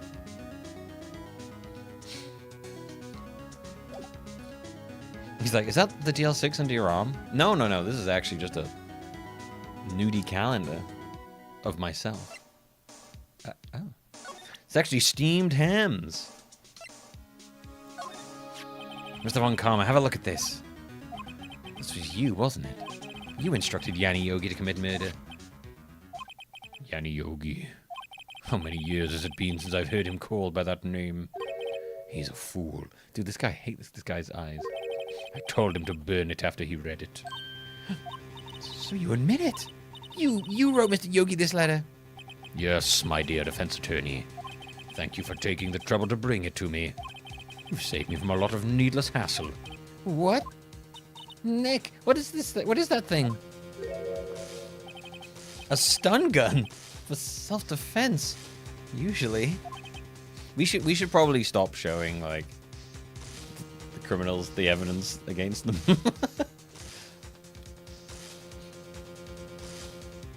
Yeah, it's never good to reveal your hand to the enemy, said Phoenix at one point, and now has done it. We've done it every single time.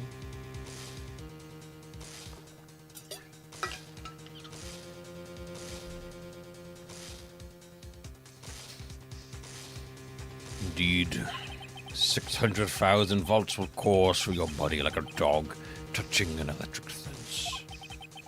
Why supposed to be a dog? 600 Oh, don't worry. People don't die from it usually. Now, give me the letter. No! No! Whoa, what are you? Nick, run! Ah! Maya! Out of my way. Ah!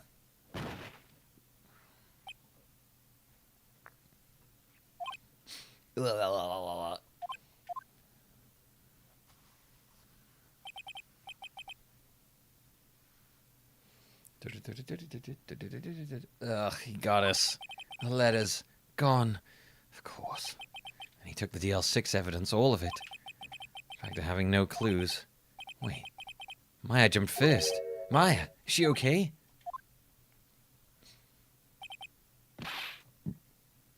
Maya? Maya, open your eyes! Maya? The letter, did he take it? Huh? Oh, yeah. Are you okay? No. I couldn't stop him. I jumped as fast as I could. One shot from that thing knocked me out cold. Yeah, I was thinking about that at the start, Rock. The sprites in this. So, like, there's a couple of different versions of the sprites in this. I think there's the mobile version, which was, like, worse than this version. They, like, did a weird thing in that one. I think a lot of these are based more on, like, the artwork for them. Like the original artwork, rather than the sort of sprite work that they had to do for the DS. Yeah, I think some of them look a bit better in the... Oh, sorry, the GBA, technically, I should say. I think some of them look better in that old style.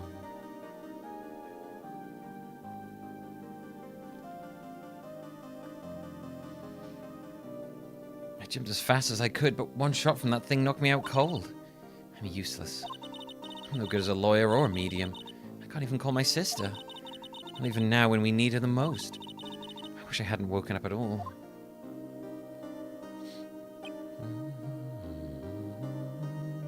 Maya. Yeah, I think they obviously like this is being upscaled, like, and they basically redrew everything. Basically, is what they did. They redrew everything, but like from like a GBA original, like, you know, from what the GBA originally was. So it, yeah, they had to change. It's quite different from the OG.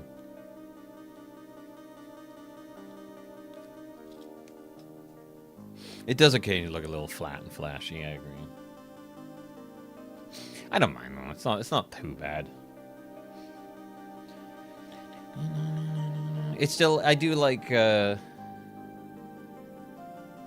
know, you still get the crazy over-the-top animations, which is like what I really like. I think some look better, some don't. Some look worse, some don't. It really depends on the characters. I better do something about her self-confidence first. Maya, she's holding something. What is that, a bullet? DL6 incident evidence number 7, taken from the heart of Gregory Edgeworth. I remember. Von Karma was holding this when Maya jumped him. Yo, we got it. I'll prove it to you, Maya. You're most definitely not useless. I'll prove it to you in court tomorrow. It's time for the final court session.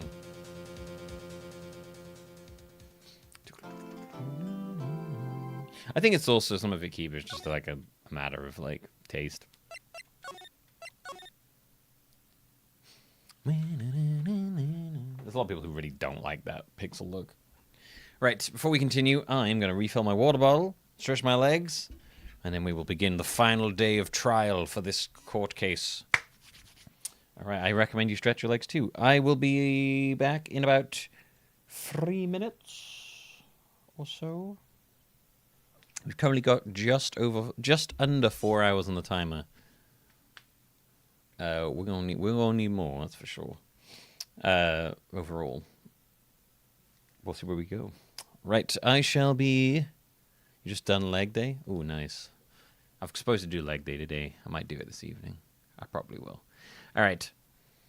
I shall be back in about 3 minutes. Enjoy some clips. What it was a spider then. And I thought it was in the game. I was like, was there a fly in the game? It's not in the game. It's in real life. It's a spider. No, it's a fly. That was my mindset. Internally. All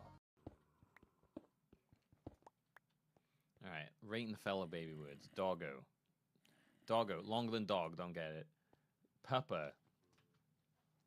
Longer than puppy. Again, don't get it. Boy. Misspelling of boy. Same length. Ooh-woo. Oh-whoa. Anti-disestablishmentarianism. It's a sweet one, that one. I can get behind some anti-disestablishmentarianism.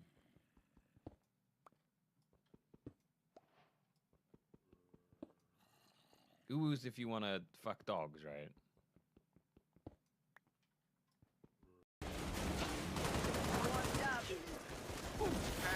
Whoa, what the? Whoa, what the? What?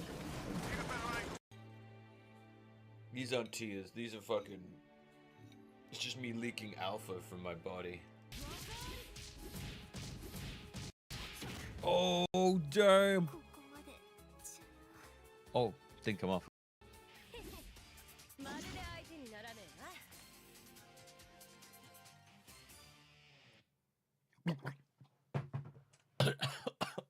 Holy crap. The fucking bounce on that was crazy. She doesn't even have like a little bit between. She just has 2 pieces of cloth stuck to the side of her boobs. A Nintendo. Any sort of Nintendo console. I made a hell of a face before I sneezed then. Oh.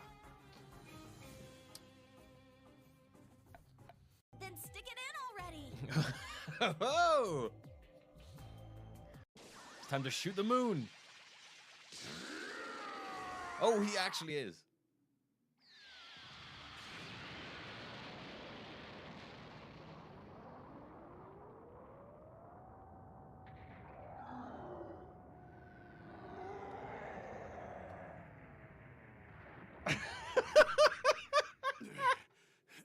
What? The whole planet's like, oh my god, the moon just exploded! What?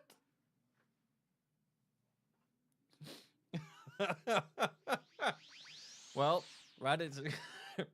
Oh my god, that's hilarious. Imagine the kid had such a transformation in him. Must be a Saiyan blood. Looks like he needs a full moon and that tail of his to transform. Better get rid of it now. Now that's taken care of. Here's some clothes and a sword. I've got my own training to get to. Did he just so you're on your own again. If you can somehow manage to survive the next 6 months, then you will have earned the honor of being trained by the great Piccolo. You're gonna wish you'd never been born when I'm done. There's so many things happening right now, my mind is exploding.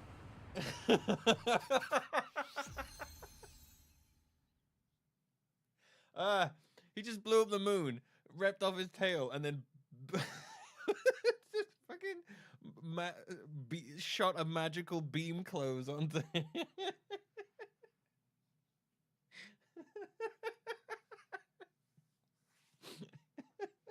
All right, I blew up the moon. Hit some clothes. Hits a sword. I'm gonna fucking rip off your tail. Do you reckon does his dad ever go like?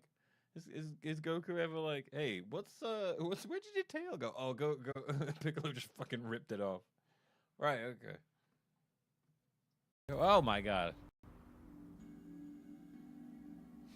It broke. Hello, my honey. Hello, my baby. Hello, my ragtime girl. Send me a kiss by wire. Baby, my heart's on fire. If you refuse me, honey, you lose me, then you'll be all alone. So come on, baby, and tell me The classic gramophone. Steady now. I do not want to see your brain leak out of all your orifices.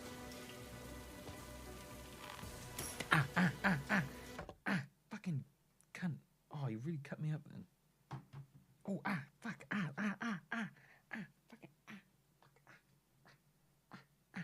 He's fucking fight. He's in fight mode. Stop. hurt. Fucking cut that shit out.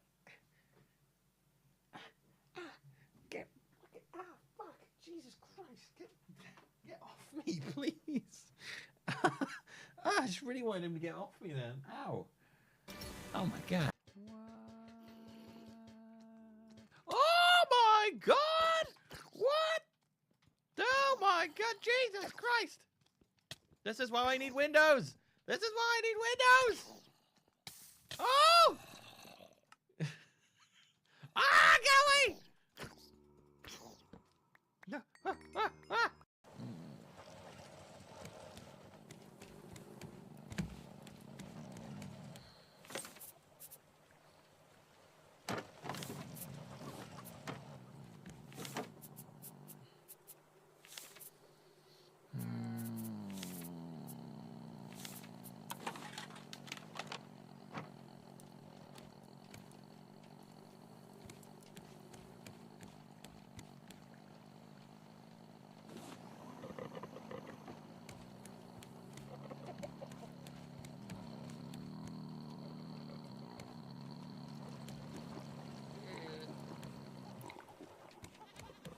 Was that a long enough grumble to, like, express how annoyed I am? Doing everyone for good luck.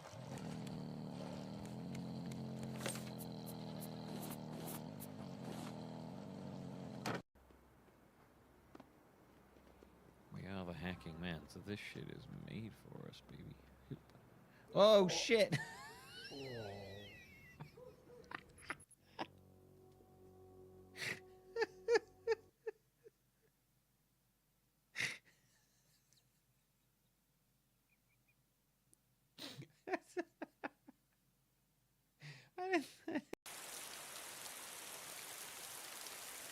No more running. Just another day in paradise.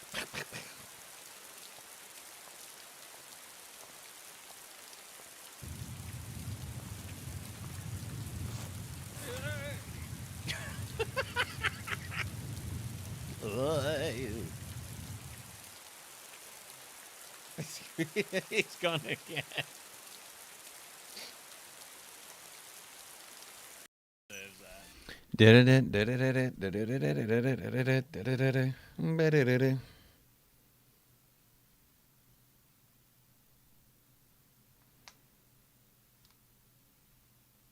Oh yeah, no, we will get Ace Attorney 7 announced during this marathon. It's what happens.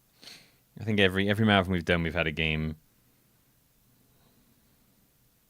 We've had a game for that series announced. Or we've done it because of an announcement.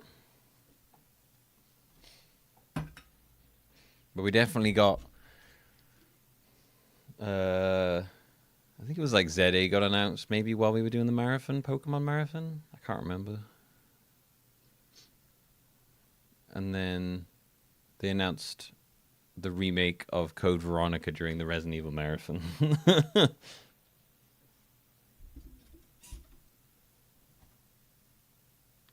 Maybe Pocopi was announced during it? Possibly, yeah.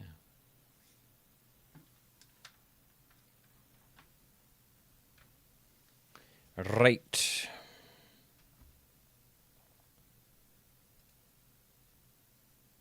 Let's get back to it. Let's finish off the trial of Miles Edgeworth.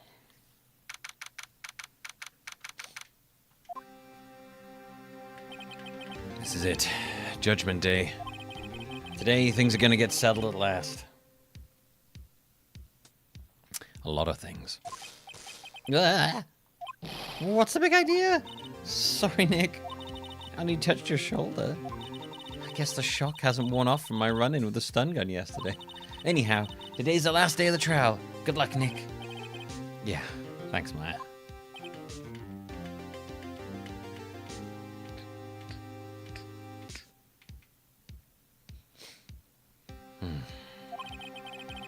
Edgeworth is looking glum as always. I hope Von Karma doesn't push him too hard. Ah! What are you doing? Sorry, I'm sorry. I just thought I'd cheer you up with a pat on the back. Maya, maybe you should go outside and discharge. Right. Good idea. I'm in the electricity. Try not to electrocute anyone on your way out. Oh, yeah. Whoa, yeah, pal. Oh, your pal. What's going into that girl? Detective Gumshoe. Hey, morning, Mr. Edgeworth. Good morning. How did it go, Detective? Hey, have no fear. As promised, I captured our runaway caretaker. I just brought him in. Took all night, pal. Oh, thanks, Detective Gumshoe. You must be tired. Actually, after that shock I got on the way in, I feel pretty good. Yogi says he's forgotten his own name. But that has to be a lie. Why would he want revenge on Edgeworth if he couldn't remember his past? He does remember, and I'm going to prove it.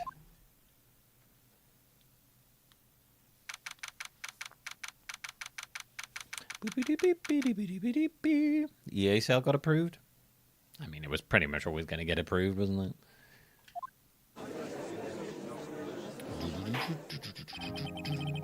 Court is now in session for the trial of Miles Edgeworth. The defense is ready, Your Honor. Yeah, now he looks like he should. The prosecution is ready. Very well. I've reached the final day of our proceedings in this trial. I ask that the prosecution submit decisive evidence. Sorry. Oh. Understood. Oh, he's answering.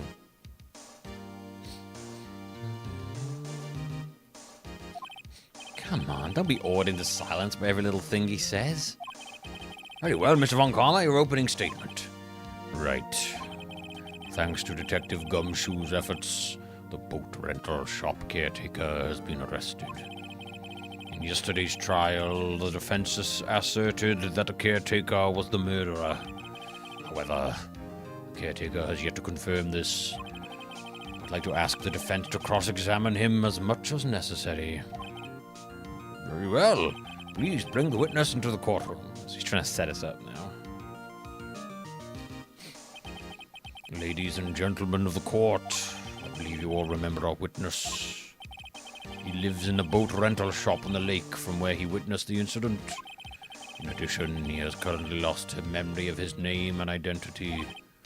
Witness, why did you run away yesterday? The witness was not running away, as he will now testify. I see. Very well, please begin your testimony. He's up.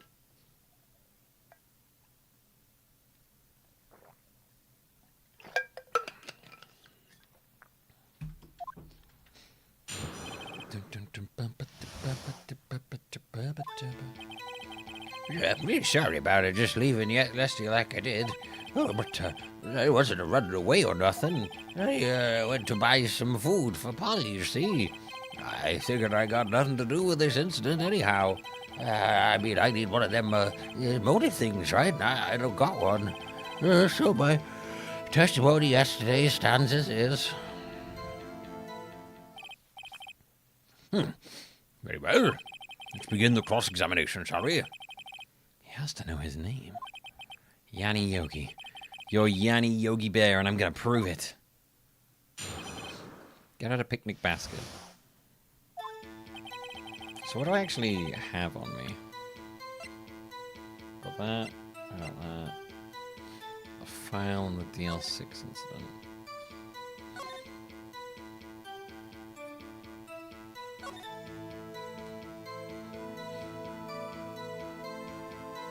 Oh, I didn't read that bit. After his arrest, his fiancée, Polly Jenkins, committed suicide. Oh.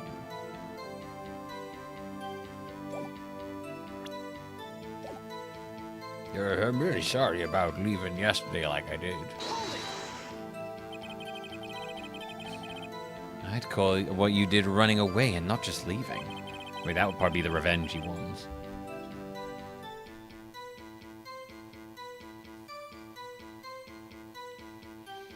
You heard Larry's testimony. You realized you were in danger.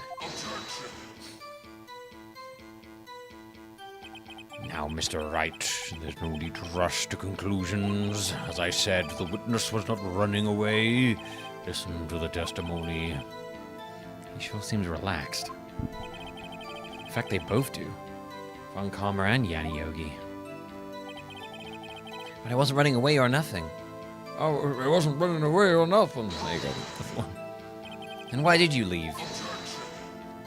He's just about to say why.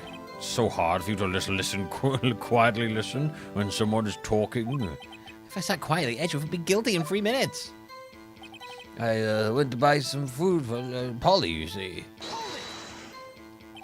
Food? Well, Polly's a bit of a gourmand, you see. She'll need some high-quality bird pellets from France. They only have them in the big pet shop downtown. But you weren't arrested until this morning. Why didn't you go back to the caretaker's shack? Well, I kind of got lost, you see. Witness has trouble remembering things sometimes. When the police apprehended him, he was on his way back to the shack. Yeah, right. Nice try, Von Karma. No one's gonna believe that. I see. So he was lost. Oh, please, Your Honor, come to your senses. He just agrees with anything. Dude, you know this by now. I figured I got nothing to do with this incident anyhow. You've lost much of your memory, is that correct? Yep, seems like it. Yep. And how could you know that you didn't have anything to do with this incident? Or maybe you're lying about not having your memory, You know exactly who you are. The witness has testified quite clearly that he has no memory of who he is. If you claim he's lying, then show the court proof. How am I supposed to prove it? What's going on in that old codger's head? We don't have the thing because he took it.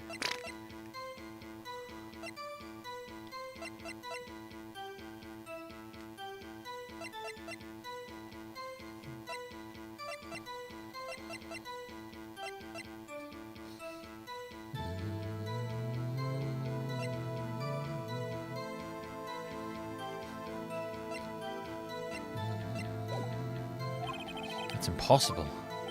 I'm glad you've come to your senses, Mr. Wright. Very well, witness, please continue. I mean, I need one of them motive things, right? I don't got one. How can you say you had no motive? I say you do. You had a grudge against Edgeworth and the victim, Robert Hammond. That's why you took revenge on them, right? Okay, maybe that's why you used the Polly thing. Please don't make me repeat myself, Mr. Wright. The witness had no memory of anything beyond several years ago. He can't hold a grudge. It's impossible. I have proof he's lying about his memory. I have to prove he's lying about his memory, sorry. Otherwise, it's going to be the same thing over and over until the trial ends. Might I say something, Mr. Wright? Yes, Your Honor? You've been saying the same thing now over and over. You've been calling the witness's memory of the past or lack thereof into question. But does this really have anything to do with the current case? Of course, Your Honor.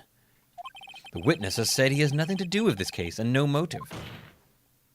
Both of these statements are lies. Order! Mr. Wright, there is a serious problem of your claim. Or are you saying you know who this witness is? Of course, Your Honor. Oh, now this is interesting. I would like to know myself. Who is he? Don't play dumb, Von Karma. Mr. Wright, please tell me this witness's name. Yanni Yogi. His name is Yanni Yogi, a former court bailiff. Yogi? That name seems familiar. Oh, Yanni Yogi, from the DL6 incident. Figures the judge would have heard of it. It was such a famous case. But what does that mean? Your Honor, if this man is Mr. Yogi, then he has a clear motive. Tisk. Jumping to conclusions again, Mr. Wright. This witness is Yanni Yogi. Fascinating. However, how do you propose to prove this to the court? This is a court of law, as you may recall. You need proof. Yeah, you stole from us, you piece of shit.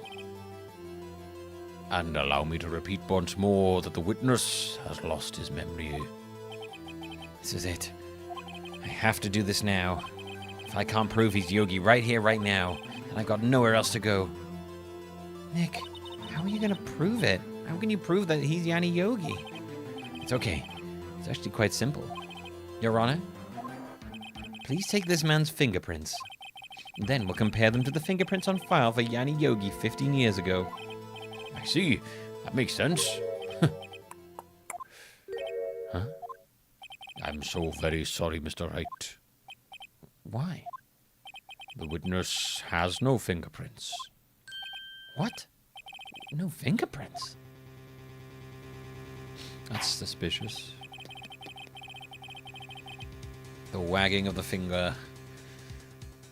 You see, before I worked as a caretaker, I worked at a chemical plant. I burned my fingers working with the stuff. What? Yogi, you sneak. Burned your fingerprints off to hide your past. Well, if the witness has no fingerprints, I guess we'll not be able to prove his identity. No. Well, what do you do, Mr. Wright? It seems the case has been decided. No, he's like, nope, all right, decided. Rude, do your judgment. No. I know what happened. I know everything. I just can't prove it. But no, I can't let it end like this. I can't lose. There has to be another way. There's no one who can testify as to who this witness is. No one. Nick, what are you going to do? I didn't even consider that he might have erased his fingerprints. What do I do? Well, Mr. Wright, perhaps you'd like to cross-examine his parrot for a little comic relief. Yeah, very funny. You're a sore winner, Von Karma. Wait a second. Cross-examine his parrot. What is it, Nick? No, you're not gonna... Your Honor?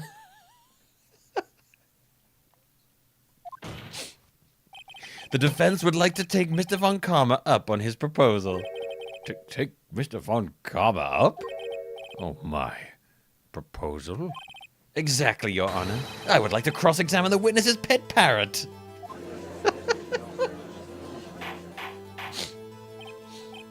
Order. Well, what do you think, Mr. Von Karma?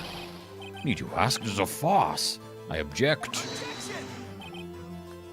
Wait a second. You were the one who suggested I cross-examine the parrot, Von Karma. I have a right to do as you suggested. Does he? Well, if you're so desperate, then please be my guest. It's time to cross-examine a parrot. Of course, should you go through with this and nothing comes of it, and I hope you're ready for the consequences. Nick, this is crazy. Well, still want to go through with your little game? Yes, let the parrot take the stand. I will cross-examine her, Your Honor. This is the most ridiculous thing I've ever heard. Von Karma's rigged every person's testimony, every piece of evidence, except the parrot. She is my last chance. At least I think so. Bailiff, bring in the parrot. This is great. I never got you interview the parrot. I don't remember this. That's quite a bird. Please tell us your name. Name. The witness is ignoring me. It must hurt to be ignored by a bird. Very well, witness. Who is your owner? Please testify for us.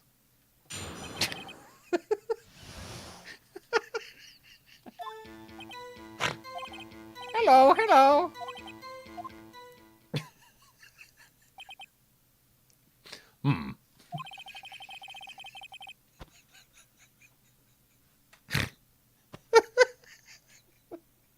Certainly the most concise testimony we've had so far.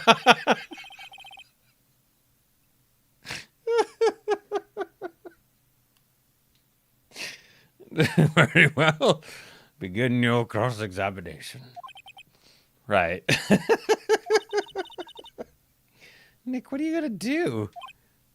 I don't know. What do we do, Maya?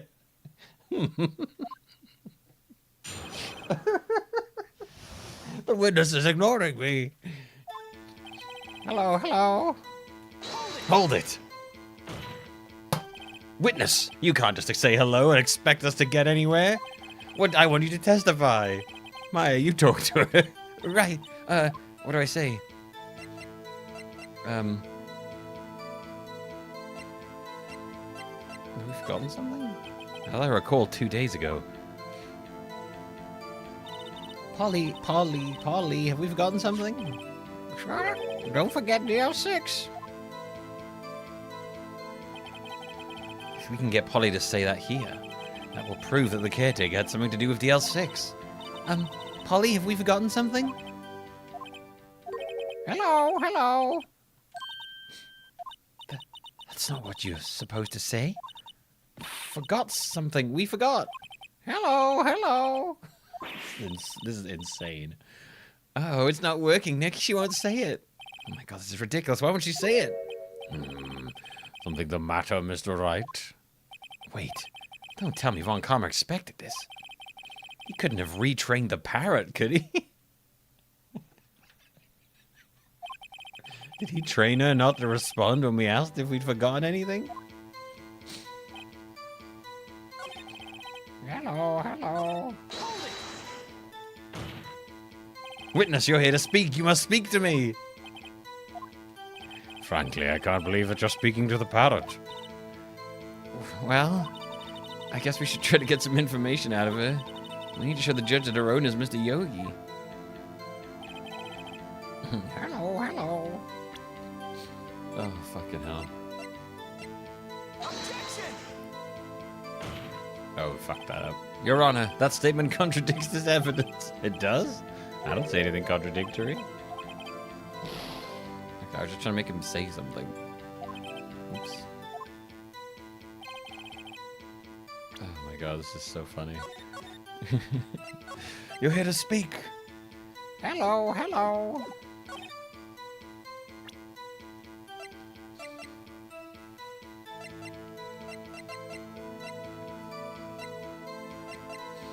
Can I do this one? Nope.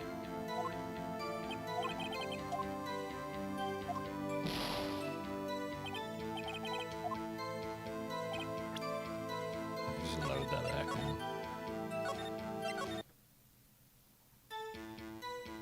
in. No. I chose it on a different thing.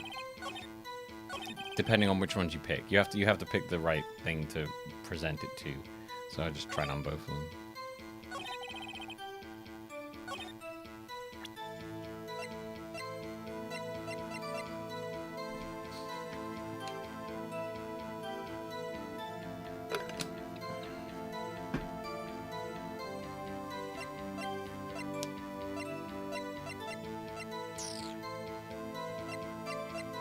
Oh, I guess we could do this one.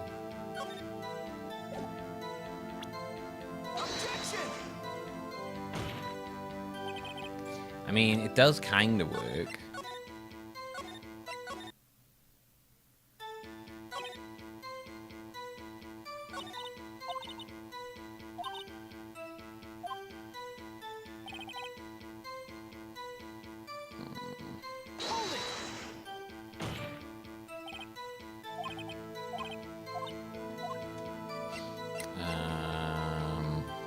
What's her name? I should get to say a name. Polly, what's your name? Polly, Squawk. Mr. Wright, I think we've established that this parrot is named Polly. Does this have anything to do with her owner's identity? It does. Okay, here we go. Yes, it does. Fascinating. You claim that the parrot's name will prove her owner's identity. And show us this proof. Nick, don't you think you're taking bluffing a little too far? Listen, we're not here to answer the question of who is the caretaker. We're here to prove that he is Yanni Yogi. All we have to do is tie the name Polly to Yogi. Your Honor? There we go. Right, okay. I was trying to work out how we get to this point. The proof, right, is in here. DL6 case file. quite a large file you have there. Which page is this proof on, then? Show us. Stop wasting our time. Very well. Mr. Wright, please show us the page. Where in this file is the information connected to this parrot's name? Let me just have a look. See. Suspect data. Okay. It's on the suspect data page. This. Hang on. Yeah. This page has all the information about Yanni Yogi. Right after he was arrested, his fiancée committed suicide, see? Indeed, it does say that, yes. What was his fiancée's name? Polly Jenkins. Polly? Exactly, Your Honor. He wanted to remember the name of his fiancée who had committed suicide. You'd have to list it like 3 times now. That's why he named his parrot after her. I see. I guess that is possible. A mere coincidence. That's all. My granddaughter has a dog she calls Phoenix. Well, Mr. Phoenix Wright, does that make you my granddaughter's fiancé? Actually, it is. She's only 7 years old. Indeed. That's pretty weird that you're her fiancé in that case, Phoenix. I'm not. Alone, it is a little weak for evidence in a murder trial. You would need some other corroborating evidence. Where am I going to find that? Nick, we're getting close. One more. If we can just get one more piece of evidence. Right. But what? Very well, witness. You may continue.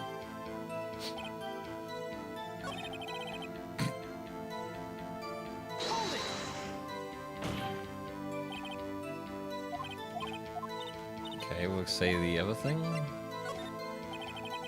I'll get it to say the number that's safe. Huh? The safe? Why? Let's just try to get it to say anything, okay? Wally, what was the name of the shack? 1228, 1228. My, what a reckless parrot.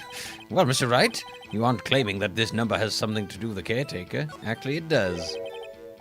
That's why I had her say it. Ridiculous. How can the number to a safe tell us who the caretaker is? Show us your proof. What could possibly link this number to the caretaker's true identity?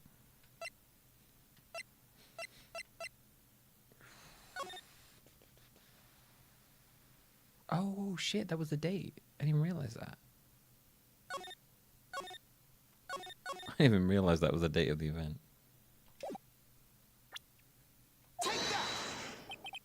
The DL6 case file?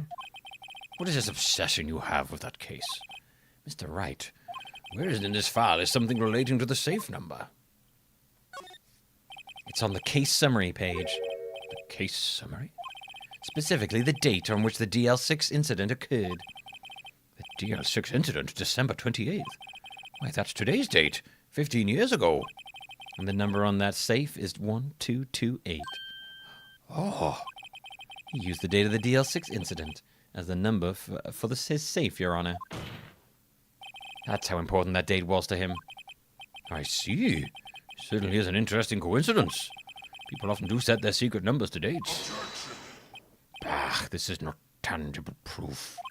I set my ATM card's number to 0001 because I'm number 1. This has nothing to do with the date. Nothing. Did he just tell us all what his ATM card number was? That's enough. I think we've reached a conclusion here. It's a mere coincidence, that's all. True, that is a possibility. However, 2 coincidences at the same time seem more like a pattern to me. What are you saying? Summon the caretaker of the boat shop. Immediately. Witness, tell us your name. Wait. This is witness. He doesn't remember. No, it's okay. Oh, shit. I've accomplished what I wanted to do. I'm done. Nick, he looks totally different. This is the real Yogi, I think. Finally. He's been acting feeble to hide his true identity. Acting for 15 years. Damn, that's some serious method acting. Well, let me ask you again. Please state your name for the court. My name is Yanni Yogi. 15 years ago, I served as a bailiff in this very court.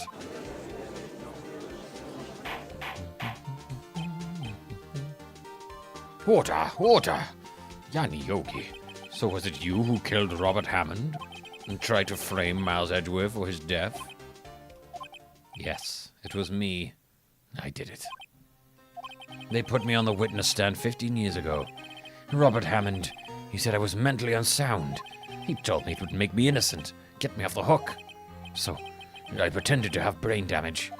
I was innocent, really, but he didn't believe me. He won the trial, but I lost everything. I lost my job, my fiancé, my social standing. Then this year, 15 years later, a package arrived. It was a letter and a pistol. The plan was written out in careful detail. It was a plan for me to take my revenge on the people who ruined my life. I didn't care who had sent it.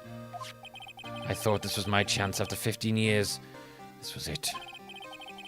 Finally, a chance to have my revenge on Robert Hammond and Miles Edgeworth. I have no regrets. Wait a moment. Revenge against Miles Edgeworth? What do you mean? I'm not at liberty to speak on that matter. Why don't you ask Mr. Edgeworth yourself? Anyway, I admit it. I was the one who killed Robert Hammond. There you go.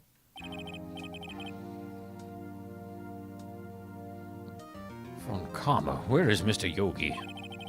Under arrest, Your Honor. I saw no room for error in his confession. Then the defendant, Miles Edgeworth, is innocent in this case, at least. Very well. Will the defendant please take the stand? There are few mysteries left unsolved. Still, you are cleared of suspicion for this particular case. So I would like to pass judgment on the murder of Mr. Robert Hammond. Any objections? I don't believe it.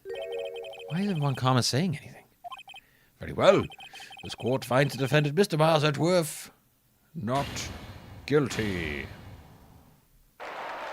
Yay, confetti! Do you think the confetti goes off if they find them guilty too? Yay, guilty! That is all. This court is adjourned. Objection! Did someone just say objection? It wasn't Von Karma. Wait, but that means... No. Edgeworth? Your Honor, I object to your judgment. What do you mean? I am not innocent at all. As we have heard, Yanni Yogi killed Robert Hammond in revenge. But revenge for what? Nick, Edgeworth is trying to confess. He's going to say he's guilty. He's going to tell them he was the murderer in DL6 incident. He's going to tell them he killed his own dad. Uh-oh, what do I do? The judgment has already been passed. I object to Edward's outburst. Didn't something like this happen yesterday, too? I believe a certain witness raised an objection after a guilty verdict was passed. That would be Larry. We must hear this new statement. We must hear Miles Edgeworth. Objection. He's right. We have a duty to hear Mr. Edgeworth out. For 15 years, I have had a recurring dream, a nightmare. It's only a nightmare, that's what I told myself.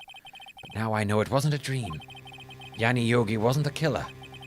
You mean in the instant where your father died? From the distance of the shot, it wasn't suicide either. Everything was as clear as day. The murderer, criminal in the DL6 incident. It was me, Your Honor. I confess my guilt. I am guilty for DL6, the statute of limitations of which ends today. The culprit is me. This is the strangest court case ever. Order! This is certainly unexpected. The defendant declared innocent is confessing to a different crime. A crime for which the statute of limitations runs out today. I'm not really sure how I should deal with this. It's a completely separate thing. Bah! It's obvious. We hold a trial right here, right now. We try this man for his crime of 15 years ago. Okay. Alright, let's just start a new trial right now. I think I would like to take a 5-minute recess. During this time, I will consider the appropriate course of action to take. Court is adjourned.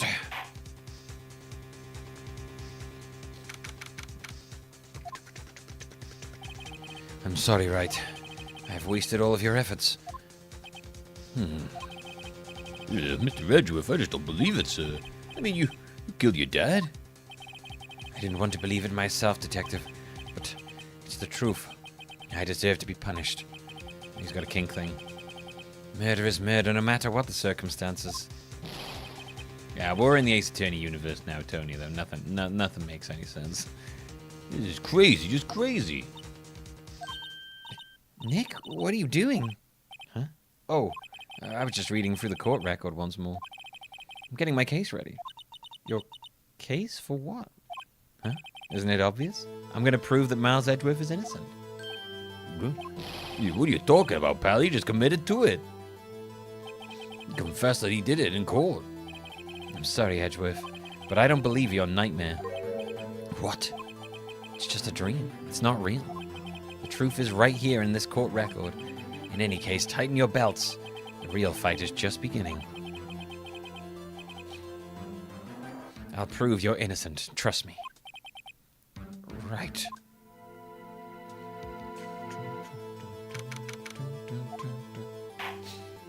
Now then, I would like to resume our trial.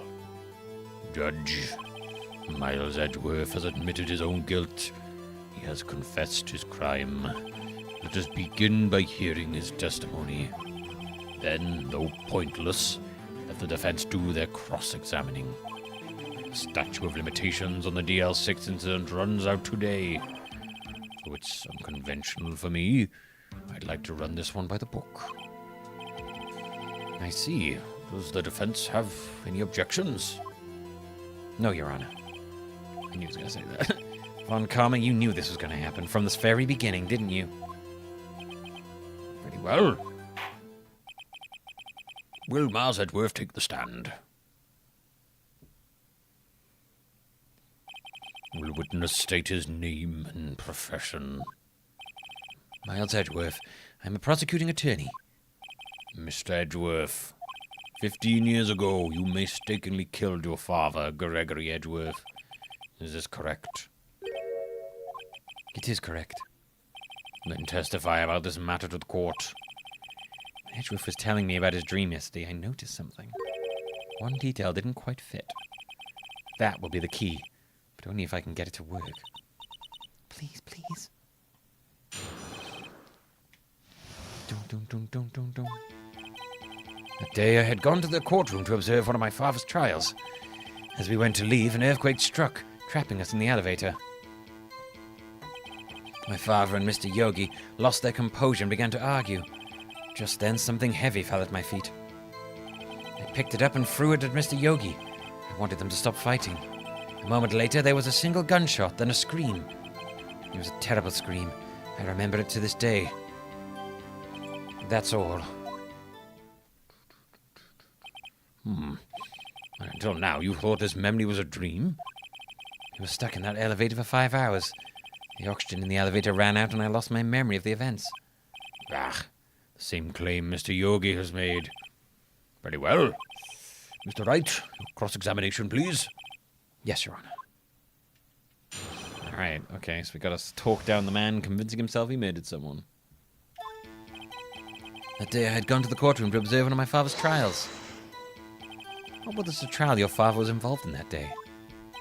I don't remember things very clearly. Only 2 things. I know my father lost and Mr. Von Karma was the prosecuting attorney.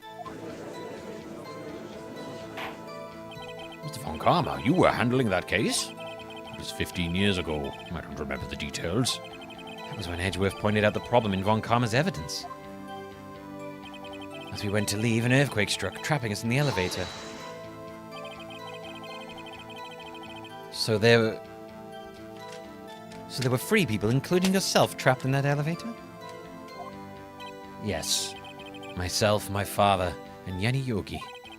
We were fine at first, But then as time passed, no one came to help. My father and Mr. Yogi lost their composure and began to argue. What did you do then? I was a 9-year-old boy at the time. What could I do? I was scared, trembling in the corner. But then, just then, something heavy fell at my feet. What was it? A pistol. I assume it was the bailiff Yanni Yogi's. The safety must have come off when it fell from his holster. And you picked it up. What happened next? I picked it up and threw it at Mr. Yogi. I wanted them to stop fighting. Did you know it was a pistol when you threw it? I think I knew. I knew it was dangerous. But the air was getting so thick, I panicked. So you're saying that you knew you threw the pistol at Mr. Yogi? I was in a daze. A moment later, there was a single gunshot and a scream. A gun fired once? Yes, I think. After I threw it, I lost consciousness. Since then, they've echoed in my head every day. That gunshot and the horrible scream. The scream? Bring. It was a terrible scream. I remember it to this day. To this day? Yes, I can practically hear it now. I doubt I will ever forget that scream as long as I live. There it is. One part of that testimony clearly contradicts the evidence. But I don't know what it means. Better find out and quick. Okay, so it's somewhere at the end.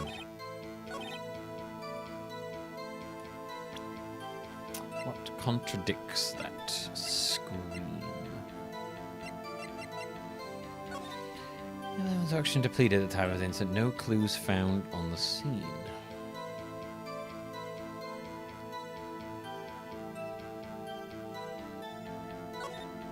Defense attorney trapped in elevator returning from a lost travel's son.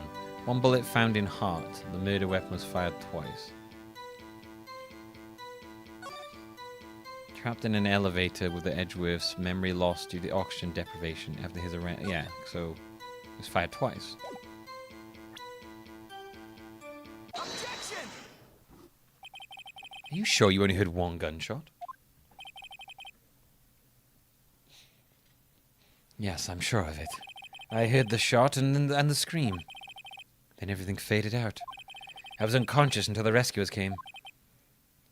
It's a special elevator bar off. They cut all the oxygen off so that it makes you woozy for the trial. So when you get in, you can't say things correctly, and it screws you over. It's a trick. It's a trick to get the defense attorneys and the victims to say the wrong things so they can't properly fight their accusations. It's all a trick. I see. No, Your Honor. Unfortunately, you don't. Look at this file one more time. This plainly contradicts the witness's testimony. You do enjoy dragging out that file, don't you? I don't accept this evidence unless you can tell us what page it's on. Which page contradicts the Miles Edgeworth's testimony? I think it was the victim data, right?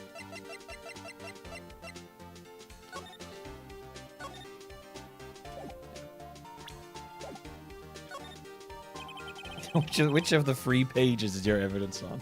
It's so much writing.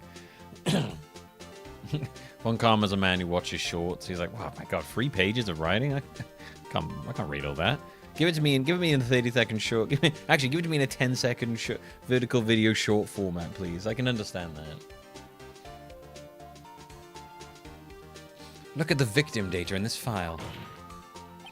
It says it's quite plainly the murder weapon was fired twice.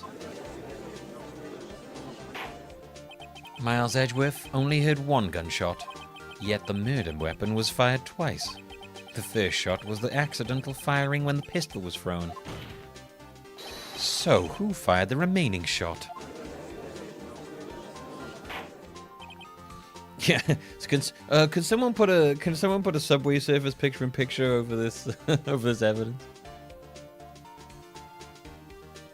Yeah, no, it is. I think. Well, they do say it says it's a big file, but we should only take the things that are relevant.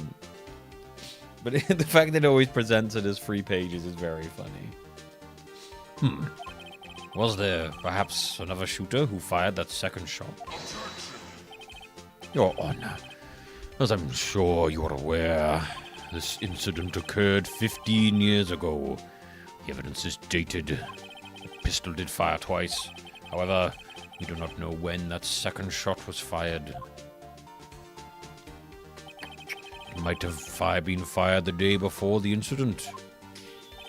There is no proof that the second shot had anything to do with the incident. What? I see. You do have a point, Mr. Wright. The murder weapon was fired twice, as we have heard. One of those shots was fired by the defendant, a boy at the time. Do you have any proof that the other shot was fired had something to do with this case?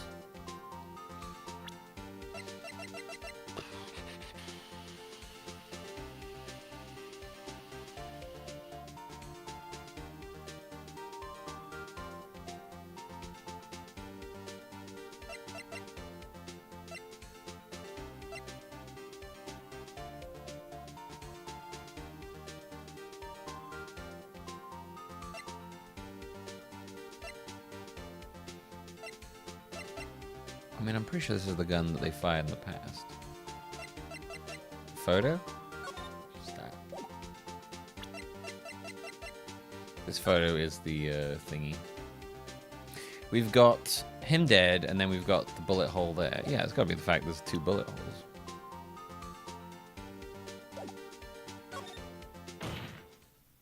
Your Honor, I think I will be able to show you proof. Although, how does that prove it's part of this case? What? Impossible. Now, Von Karma. Save your surprise for after you've seen the evidence. Very well, Mr. Wright. Show us your proof. Do you have evidence that the second firing of the pistol is related to this incident? Well, I mean, yeah, it does prove there's 2 shots, but how does that prove it's related to this incident? Oh no, I guess it does actually. I mean, I'll throw this one up and we'll see if it's the right one.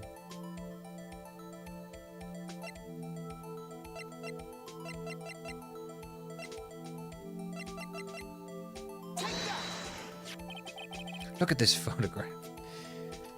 Look at this photograph.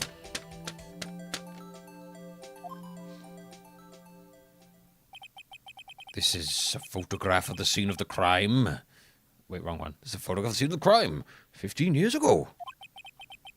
I can see that the victim lying there is Gregory Edgeworth. This proves the murder weapon was fired twice at the time of the incident. This photo proves it. So let me get this straight. This photo proves 2 shots were fired. Where? Your Honor, please get a clue. Show the judge the contradiction in the photo. Oh my god. This fucking judge. Look at this photograph. As should be obvious, the contradiction is here. I see a bullet hole in the door. Your Honor, Gregory Edgeworth was killed by a shot from the pistol.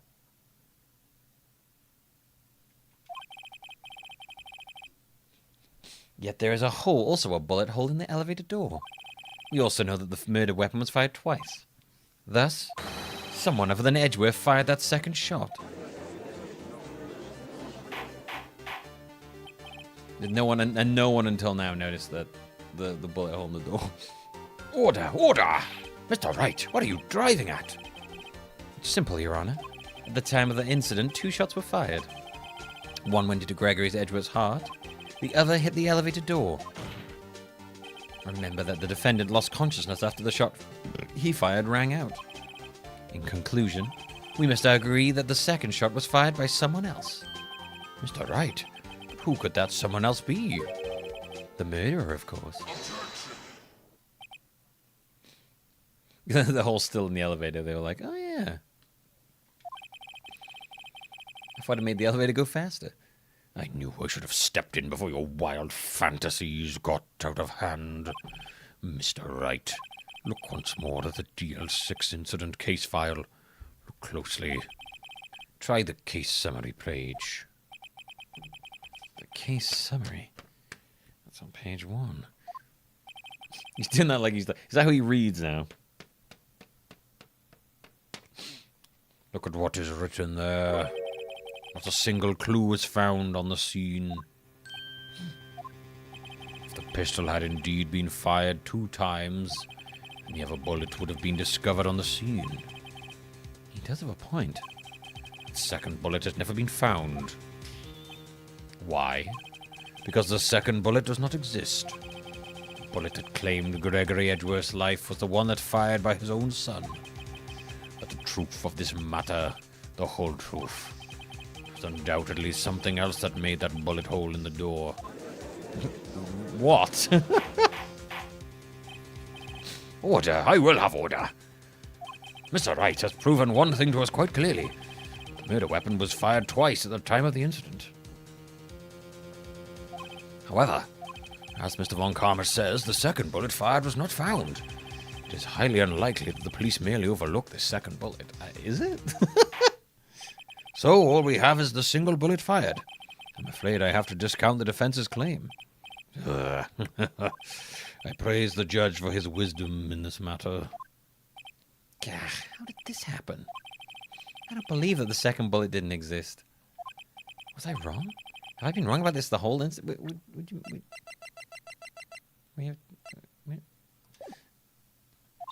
are you doing, Nick? Why aren't you raising an objection? I'm sorry, Maya. What? It looks like I was wrong. Nick, if the second bullet wasn't there, then all my conjectures are for nothing. No. But you said you'd do it, Nick. You said you'd get Edgeworth declared innocent. Well, I mean, if there's one bullet in his... Hang on. I mean, if the shot went through the thing, it wouldn't be in the elevator. It would be like somewhere else outside. I'm sorry. It's just when I saw the photograph, I thought that 2 shots had been fired. I was so certain of it. I thought I'd won. I thought there was another person, someone else who fired the killing shot, but now, I was wrong to think it could be that simple. God, Phoenix really just collapses. He's like, oh, I'm all wrong.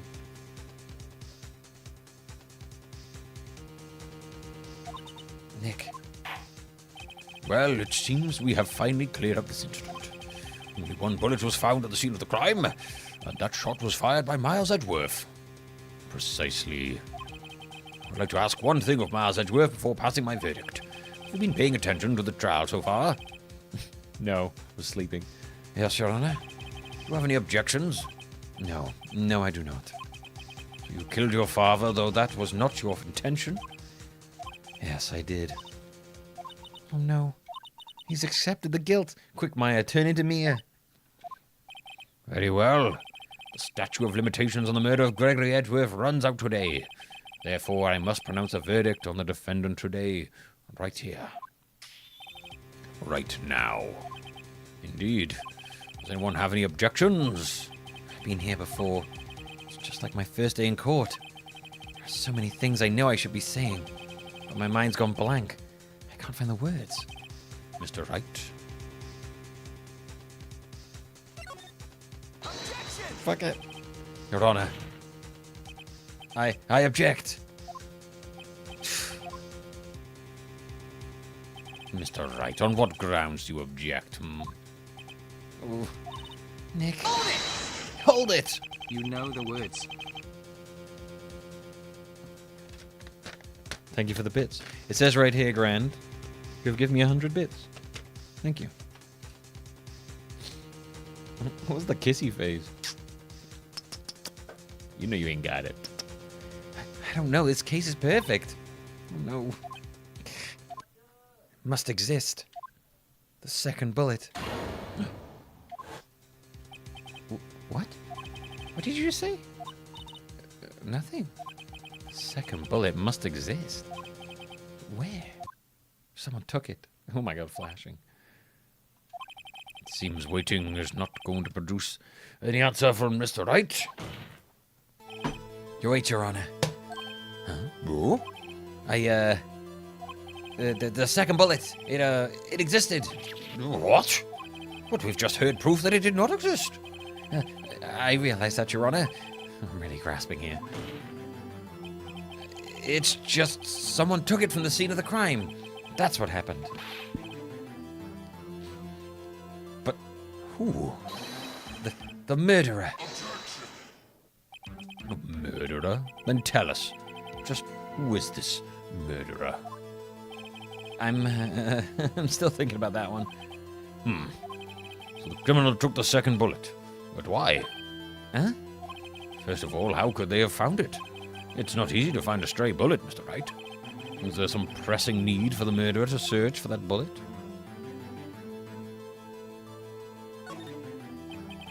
Of course there was a need.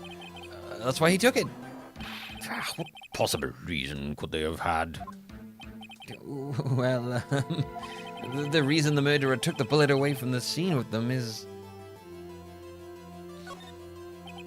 maybe they thought that the bullet would be used as proof? Proof? It was a special bullet, so they took it with them. If that was the case, then they should have taken the bullet from inside Gregory as well. Huh? Why would they only take one of the 2 shots fired? Oh, right. Mr. Wright, if you fully thought this through, we'd have to penalize you. Yeah, this isn't going so well. Was there some pressing need for the murderer to search for that bullet? The murderer didn't need it. Why would the murderer have spent the time to look for the stray bullet? I haven't got a clue. What's wrong, Mr. Wright? The murderer had no reason to take the bullet. You don't want to admit it, but it's true. Ugh. Had to take it. Had to take it? The murderer? What does that mean? You're thinking too normal. Think crazy. Think crazy, bro. Think crazy style. That's a great line. You gotta do this court crazy style. Woo! Don't think why the bullet was taken. Think why the bullet had to be taken. Mr. Wright? Yes, Your Honor. I have no idea what I'm doing. Well, the murderer had no intention of taking the bullet from the scene. But, the murderer had to take the bullet. Had to, Mr. Wright? What do you mean? Well, for instance... for instance, what? Maybe the bullet, hit the murderer? The bullet hit the murderer?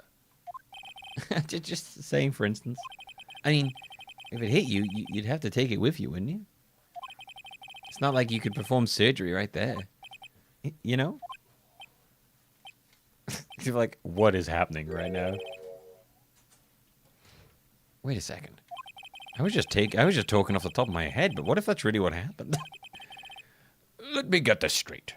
So at the time of the murder, the murderer himself was shot? They're like, you are speculating like crazy right now. And they left with the second bullet still inside of them? Thus leaving only one bullet at the scene of the crime? Yeah. I guess that's how it works, yeah. But there's a problem with that. The other 2 people rescued from that elevator, Miles Edgeworth and Yanni Yogi, were both unharmed. So that would mean the murderer came from outside, yeah.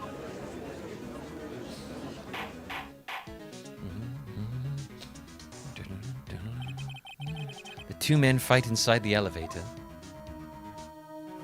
Trying to stop them, the boy picks up the pistol at his feet and throws it. The pistol discharges, then the bullet. The bullet goes through the elevator door and hits the murderer outside. Wow, what the heck? He goes to kill someone and just gets randomly shot. The boy loses consciousness. Then the murderer opens the elevator door and sees the men inside. How would that work?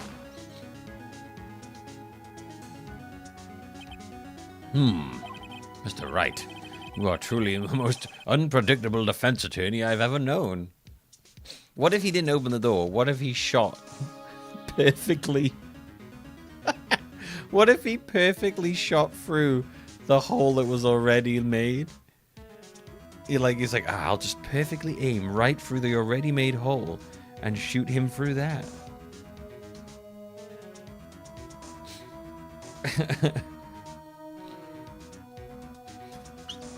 That's how he did it. Mr. Wright, I can tell you're grasping, but I cannot deny the possibility of what you say. What are you saying? Deny it. Deny it. No one involved in the incident was wounded. There was no murderer. No one was wounded at the time of the incident. He's right. I can't think of anyone. Yes, I can. Who took a particularly long holiday right after the incident? Hey, Nick? Huh? I just thought of something really crazy. Crazy style? Remember what Mr. Grossberg said yesterday? Gregory Edgeworth dealt a blow to his perfect trial record. Wow. It must have been quite a shock for Von Karma. He took a vacation for several months after that, you see. Yes, an unusual event for the man. That was the first and the last vacation he's taken in many years of prosecuting. What if Von Karma didn't take that vacation because of shock, but took it because he was injured? Which would mean, it could only mean one thing. He was the murderer in the DL6 incident. He was the man who shot Gregory Edgeworth. It was Von Karma. Oh, man. Something wrong, Mr. Wright? You seem, dazed. Yeah, because this court case is insane. No, Your Honor. Well, you have indicated the possibility that the murderer came from outside. Can you give us the name of your suspect? Oh. Should I come out and say it now?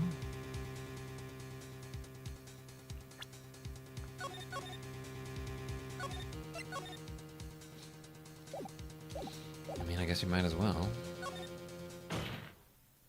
Your Honor, there is a suspect. One lone suspect. Well, this is certainly interesting news.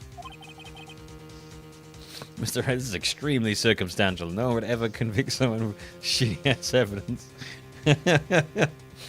Very well, Mr. Wright. Who is your suspect?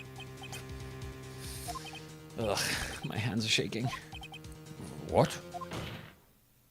Von Karma. Von Karma? Dun, dun.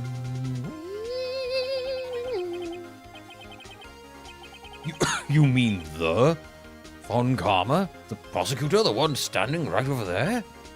Ah, you don't object? I see no need. Why honor this ridiculous outburst with my rejection? Because you took a vacation for several months starting the day after the incident. Yet you pride yourself on a perfect record. Why would you take such a long vacation without any reason? Like, there could be literally no reason you took a vacation other than you got shot. So you're claiming that I took a vacation to heal my injury from the incident? I wanted to go to Disney World and see and go on It's a Small, Small World. Because I believe there's a contradiction in that ride. Because in fact, if you look outside of the ride, you will find that it is in fact a very large world. And therefore, I would like to take It's a Small, Small World to court. For false claims. I wanted to go and stand on a beach. I wanted to give Donald a hug and get an autograph from Goofy. I love Goofy. Goofy and Mickey Mouse. They're my favorite. Oh, Goof. I love the old Goof boy. The way he goes, ah, yo, yo, when he gets hit. And the voice I've started doing has started to sound like a bit like the character of Merlin from Kingdom Hearts. Which I didn't really realize until I said the word Goofy. Because that's exactly how he says Goofy. So your claim... Fascinating. Prove it. I would have needed surgery, no? Where did I go under the knife at, Mr. Wright? That was a very long tangent there. Bring the doctor that operated on me. Have him testify. Ugh. Nick, let's find out who this doctor is. It's no use. Edgeworth? I know Von Karma perhaps too well. He's perfect. He wouldn't leave clues. He probably didn't undergo surgery. I would leave a doctor as a witness. Grr. Nobody's that perfect. So what, Nick? Did Von Karma pull the bullet out by himself? That's insane. No, he couldn't have. You can't just pull bullets out of yourself. Man, you were like fucking cross-examining a parrot earlier. Wait. What does that mean? That bullet has to be somewhere. But where? Well, Mr. Wright, can you produce evidence to prove I was shot?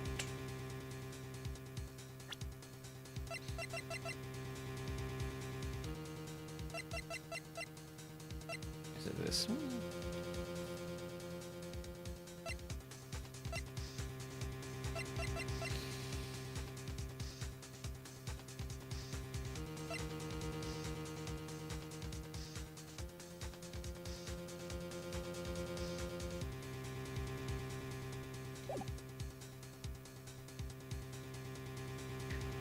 Or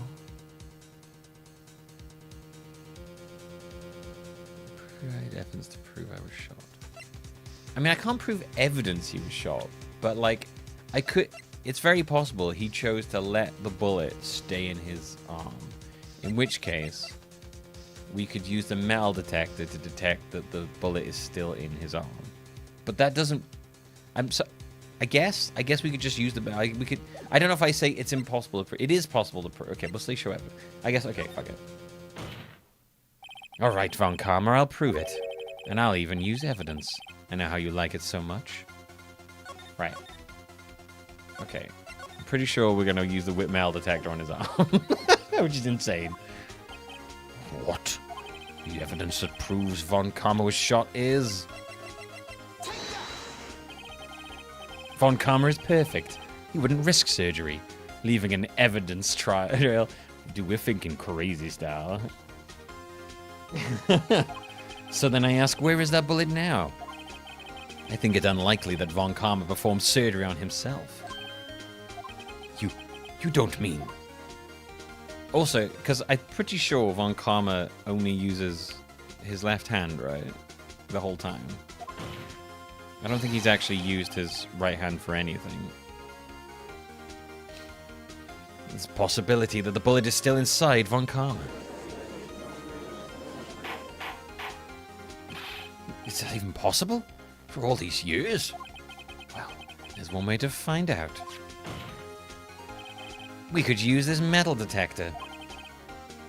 Well, Von Karma, I'm gonna run this over you and see what we find. You'd be like, this is an insane chord. I refuse. He's sweating. You refuse? But refusing this means you acknowledge that the bullet is still inside you?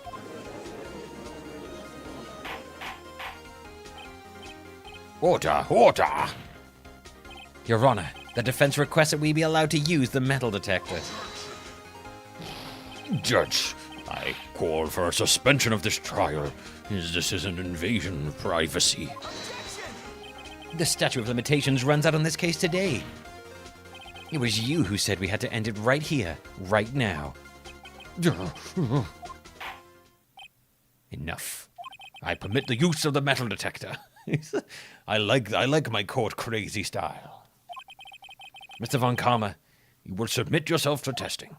Nick, what does this mean? I don't know. We have to give it a shot.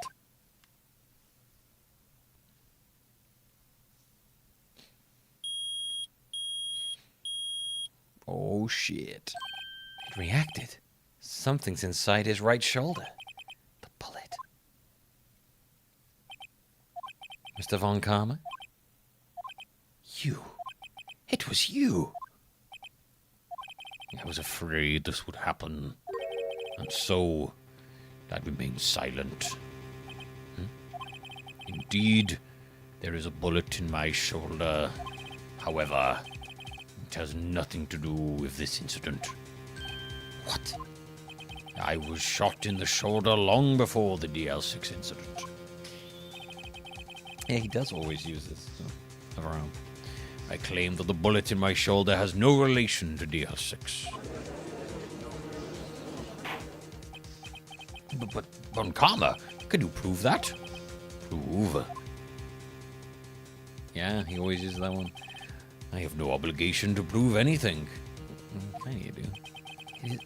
It is Mr. Wright who must prove something here, not I.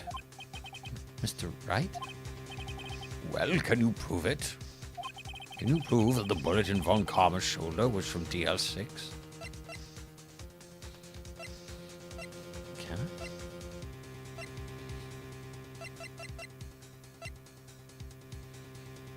I mean, we'd have to get it out and so it has similar ballistic markings.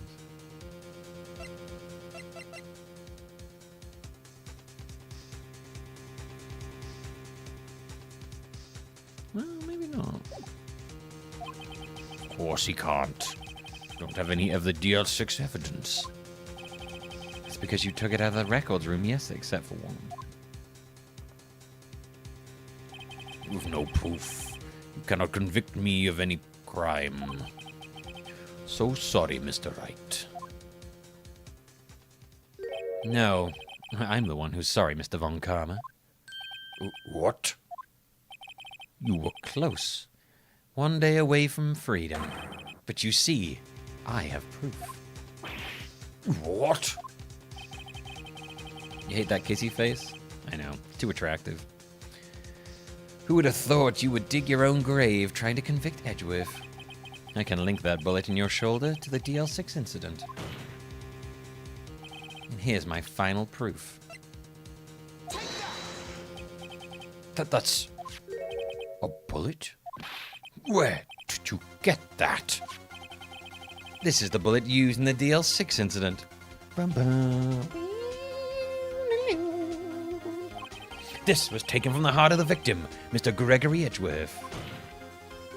The bullet is preserved quite nicely with all the ballistic markings intact. Ballistic markings? You may recall the term. It came up in the first trial 2 days ago. Ballistic markings are the fingerprints of a weapon. All bullets fired from a gun are marked with that weapon's unique pattern. By examining the markings, you can tell which weapon fired the bullet. It's quite accurate.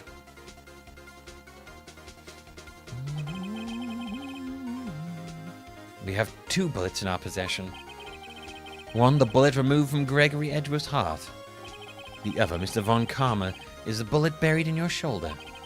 We could analyze both bullets. Then if the markings matched, we would know that both bullets had been fired from the same gun. The very same pistol. In other words, the murder weapon that killed Gregory Edgeworth. Mr. Von Karma, you will let us remove the bullet from your shoulder. Then we'll compare the ballistic markings to those on the bullet. It might take a while. And thus solve this case once and for all. Let's do a mid court surgery. Well, Mr. Von Karma? By the time that the bullet's been taken out, surely the statute of limitations would be up at that point.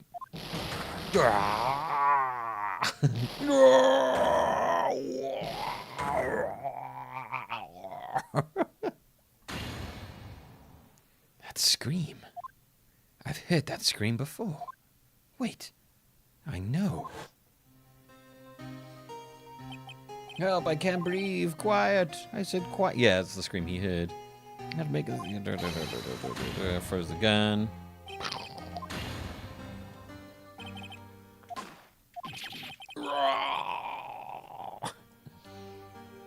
He's going Super Saiyan. Magneto the bullet. It's that scream I heard in the elevator. 15 years ago. Von Karma, it was you who screamed.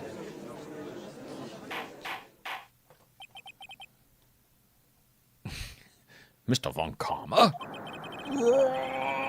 Edgeworth, if only you would dare defy me. Oh my god, the building's shaking. So it was you. Oh my god. You and your father are my curse. Your father shamed me of penalty on my record. Fuck. He's gone. He is gone. And you left a scar on my shoulder that would never fade. Oh my god. I'll bury you of your dead father. 15 years. He's going crazy style, yeah. Chief Prosecutor, I'm sorry. Von Karma, it's not like you to make this kind of error. I never would have thought that Edgeworth would be the one to catch you. I was careless. So you can just leave him doing it.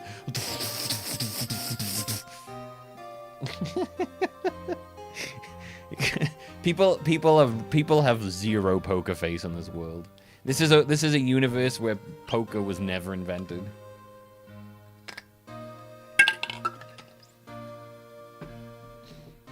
I was careless. I'm sorry, but you will have to be penalized. I've covered you for you in the past, but not this time. Edgeworth.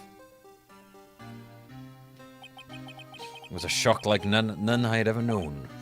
Me penalized. It took hours for me to regain my composure. Suddenly I found myself in the darkness. I was in the court records room. I must have wandered in there without thinking where I was going. The room was pitch black. The lights must have gone out. I went out into the hall and felt my way to the elevator. I pressed the button, but nothing happened. Then there was a noise. I was in pain. Horrible burning pain in my shoulder. Just then the lights came back on. The elevator door opened before my eyes. I was really hoping he'd shot through the already hole. I saw 3 people inside, all lying unconscious from oxygen deprivation. Much to my surprise, a pistol lay at my feet. I knew then it was destiny.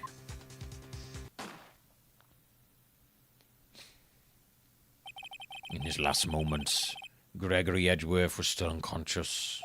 He died never knowing who had shot him. Later, he spoke through a medium blaming Mr. Yogi. He was fooled. I do love how people accept the fact that the mediums can talk to ghosts in this. I mean, it is actually happening in this, but I find it very funny that even Von Karma is like, haha, I tricked his ghost.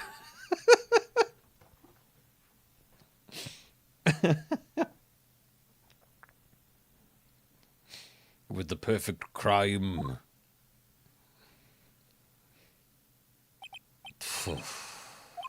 Who would have thought another man would have come to open the elevator door? Judge. What? What are you doing? Do your job. Bring an end to this miserable charade. Now, end it. Very, very well then.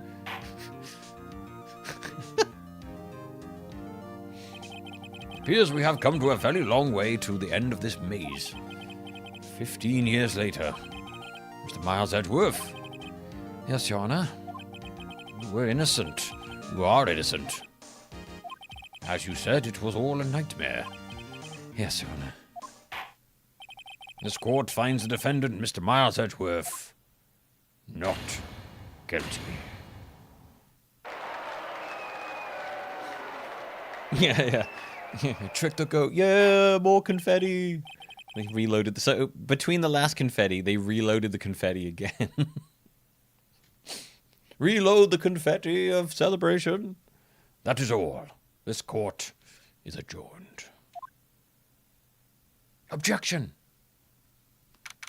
December 28th. Nick, we did it! Did you see his face? Von Karma looked even paler than usual. He's pretending to be all cool, but inside you crushed him, Nick. Crushed! I mean, he didn't pretend to be cool. He literally, like, bashed his head against the wall. I gotta say, I'm impressed. It's pretty close, though. Yeah, we also don't have time to get Von Karma processed, so actually he's gonna get away. I was sure we had it. I know, I was on the verge of tears the whole time myself. But now it's all just good memory. So it's finally over, Edgeworth. Right. Yeah? I'm not sure how to say this. I know. Try thank you? I see.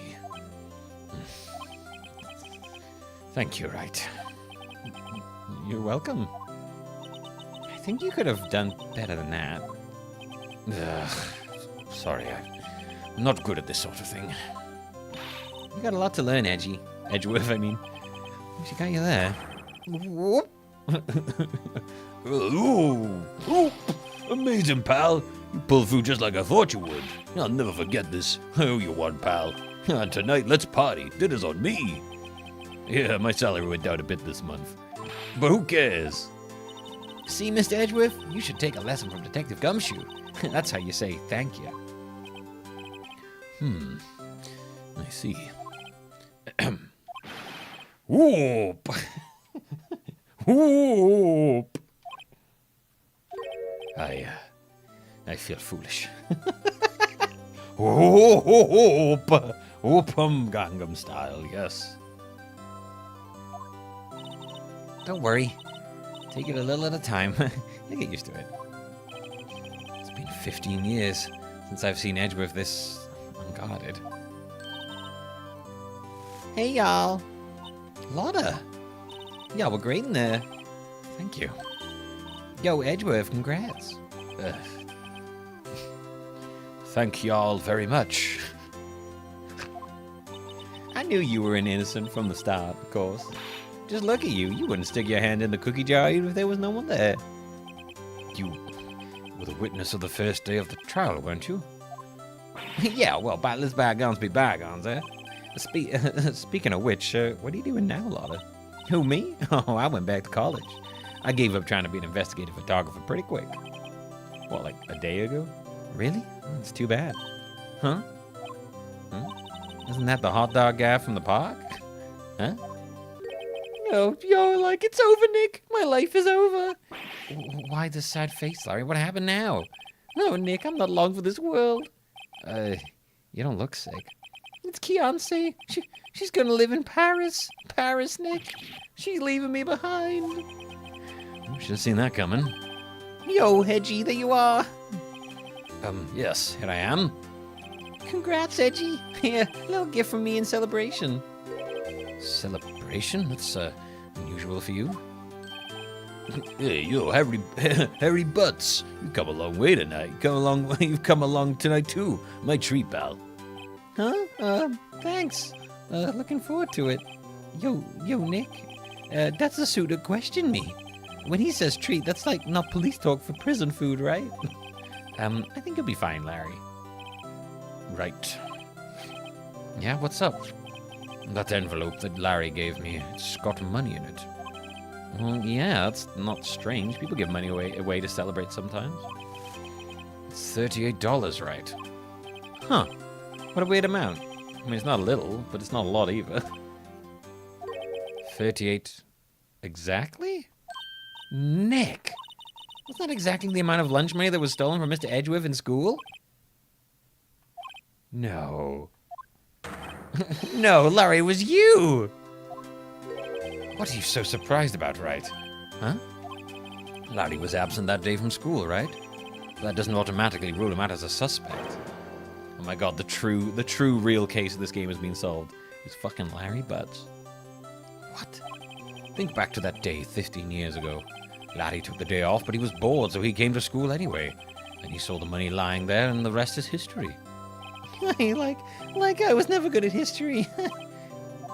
Edgeworth, you didn't know, did you? I suspected. I just couldn't picture Larry protecting you like he did that day. Everyone else was saying you did it. The whole class was against you, remember? God damn it, Larry. Yeah, too well. Yeah, I'm traumatized by it. Right, you may not know this, but we used to have a saying back in school. When something smells, it's usually the butts. I know. Really, Wright? I'm surprised you didn't figure it out. Well, like, this is sure is an unexpected turn of events, huh? Edgeworth. You should have told me. You should have told me. Now, Nick, it was 15 years ago. Don't you think the statute of limitations has run out, Mr. Edgeworth? I'd say so, yes. There, you have it. Where does that leave me? I became a defense attorney because of what you two did. Well, you have always been something of an insufferable emotionalist. Yeah, and like, you get worked up too easily, too. The death sentence for both of you. Man, if I'd only known, I'd have become a prosecutor. The same goes for me, only the other way around. For the longest time, I thought that I might have killed my own father. I thought I might be a criminal. I became a prosecutor in part to punish myself. If I had known the truth, I might have become a defense attorney after all. Edgeworth. Want to switch, Wright? Hey, y'all. Line up, take a photo. Hey, photo time, let's go. And after that, dinner's on me. Detective Gumshoe took us out on the town that night. We celebrated Edgeworth's newfound freedom, even though Edgeworth himself was still in detention. Just have a meal while he's in there, it's fine. What's the statute of limitations for stealing $38? It was actually the Butts that did the crime that Von Karma was accused of. Whoa. I went a little overboard yesterday. My head hurts. It's still only 5. Maybe I should go back to sleep. What's this? A letter? Good morning, Nick. You were really impressive yesterday. Seeing you, it made me think about what I'm doing here. I'm a spirit medium. In training, of course. I wanted to help Mr. Edgeworth, too. I wanted to help you. But I couldn't. It was useless. So I've decided to go back to my training. I'll become a fully fledged spirit medium for starters. I couldn't say it to your face, so I left this letter. Goodbye, Nick. Do you know, I know how Larry did it. As the bullet, right, so Larry was behind Von Karma with a gun. And and as the bullet shot through the elevator to shoot Von Karma, Larry shot Von Karma through the shoulder. The bullets collided in Von Karma's shoulder. The one that got shot out of the elevator bounced back. No. The one that got shot disintegrated as the... No, wait. It bounced back and shot the dad. I don't know. Yes, that's it. That's exactly how he did it. I don't know. Yeah, that makes sense. Goodbye, Nick. Goodbye? Wait, what time is it? Oh, the first trains for the mountains have already left. To the station. That's a little too crazy style for me. I guess I'm too late. Hey, Nick, Maya. So, you're leaving? Yeah. It's hard being a spirit medium who can't talk to spirits. And I think you'll do fine without me, Nick. Be good, okay? Hold it! Just a regular conversation. Wait! What? I never could have saved Edgeworth without your help. Huh? On the last day of the trial, I heard her. I heard Mia's voice. You heard my sister? Yeah, only her voice, but still. It was at the very end when I thought we'd lost everything. Well, that's my sister for you. Detective Gumshoe helped Mr. Grossberg and even Larry. I'm the only one who couldn't help. I was useless, Nick. But you were the one who stopped Von Karma, Maya. Huh? I didn't do anything. All I did was wander around in a daze. Sorry, but I have evidence that you helped. Evidence? Show Maya some evidence to cheer her up. What?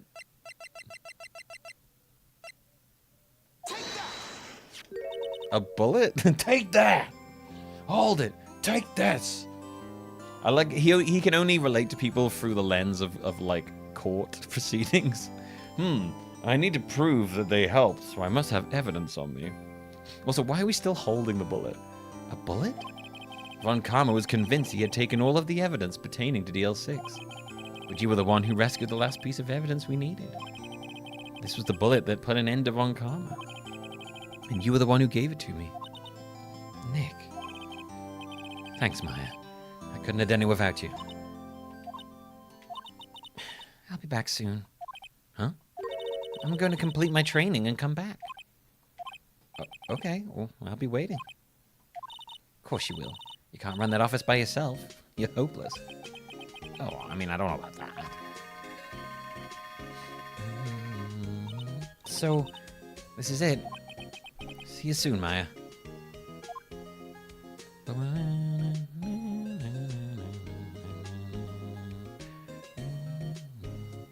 Thanks, Nick.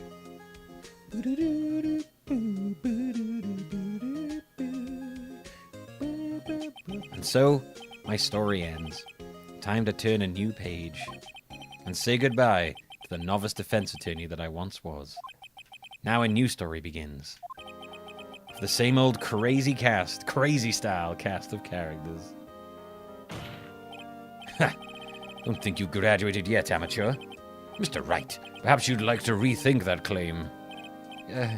Yes, Your Honor. Uh-oh, I got a bad feeling about this.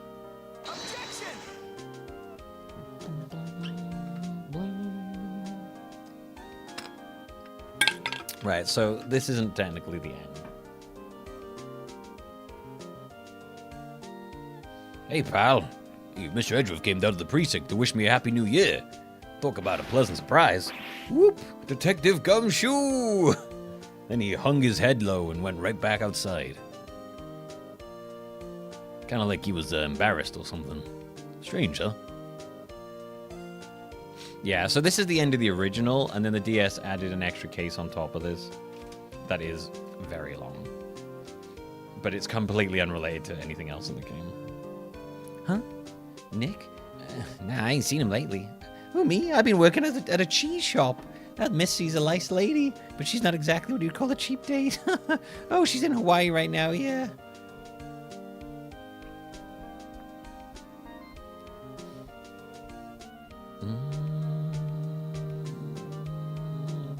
Wait a minute, Gumshoe, more like Gunshoe. Who, Wright? Yeah, I remember him. I hear he's been busy lately. You know, not to ring my own bell, but I sort of taught him everything he knows. I'm sure he's grateful. Most honest attorney there. Most honest prosecutor, I should say. Even though I gave him like a fucking weird voice. Phoenix Wright? Ah, yes, the defense attorney for whom I wrote that affidavit for, yes. Oh, you should know I've taken over management of the Gatewater Hotel recently. Should you be in the area, please stop by.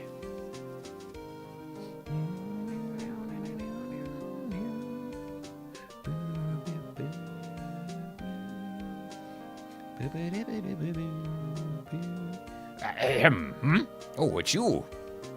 Phoenix Wright. Ah, yes, Mia's understudy, was he not? I wonder how he's doing. I haven't seen him of late. Ah, the days of my youth. Like the scent of fresh lemon, you see. Oh, fucking every time.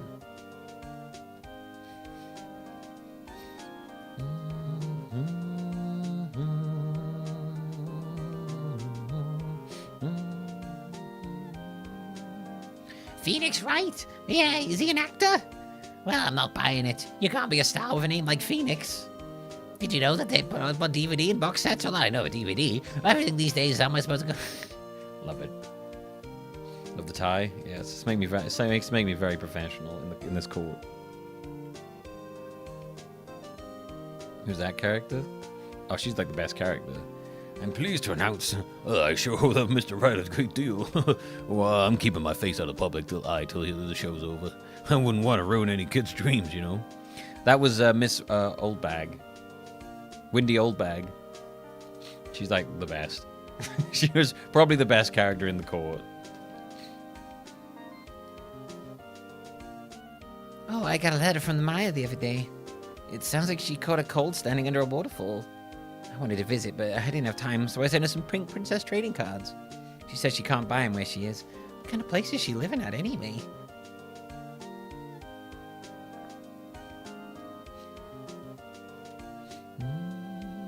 Yeah, someone like interviewing these characters about Phoenix Wright.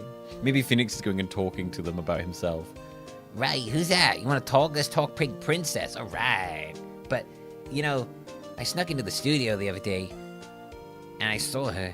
The one inside the Pink Princess. Ugh, what a dog. It's kind of a shock for a boy of my tender age. Oh, Jesus, kid. What the fuck? All right, future incel, get out of here.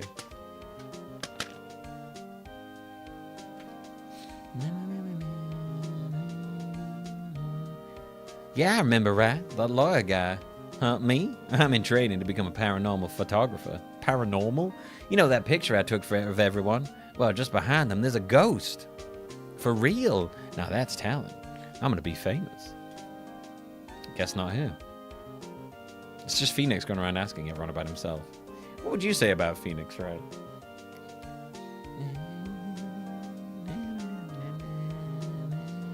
Oh shit. There is a ghost. Oh my god.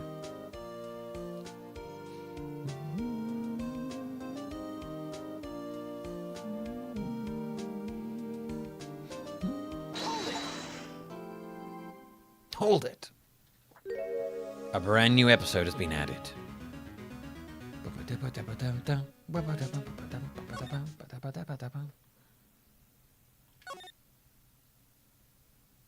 That's the most HD ghost photo ever. All right. Oh my god. I'm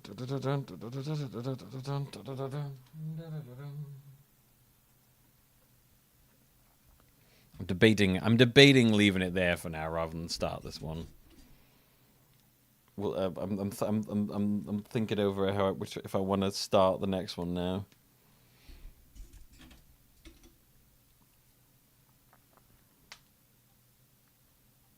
Oh, the next one is very. I won't be able to finish it. I don't think I'd be able even to finish it in one stream, to be honest.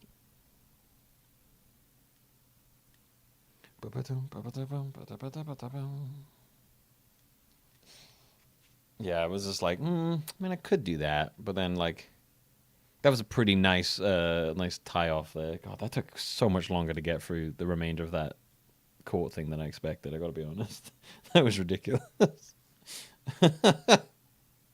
That was crazy.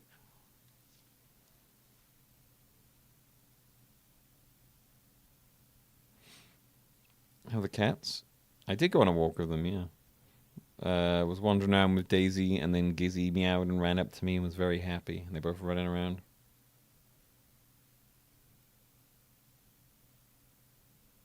That last court day really is like 2 court days. Yeah. The last court day is like you finish one and then you go into a whole separate trial after that. Right afterwards, it's like technically 4.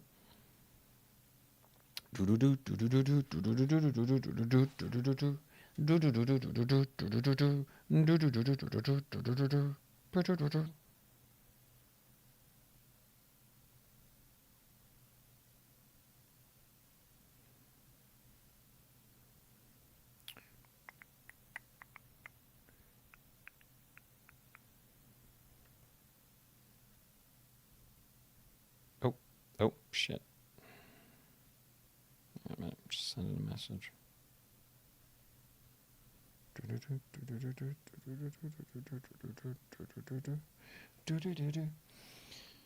Oh, yeah.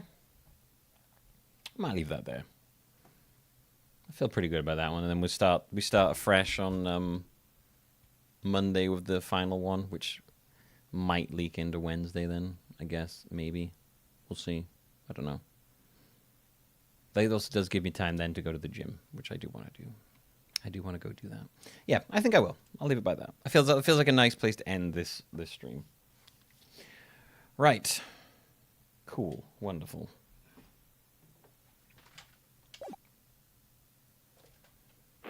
No. Stop that. We'll do that later. Get that shit out of here. There's no way to not go immediately into the next one, so I just have to load it and I'll go do that next time. Oh. All right, we're at 2:26 at the moment on the timer.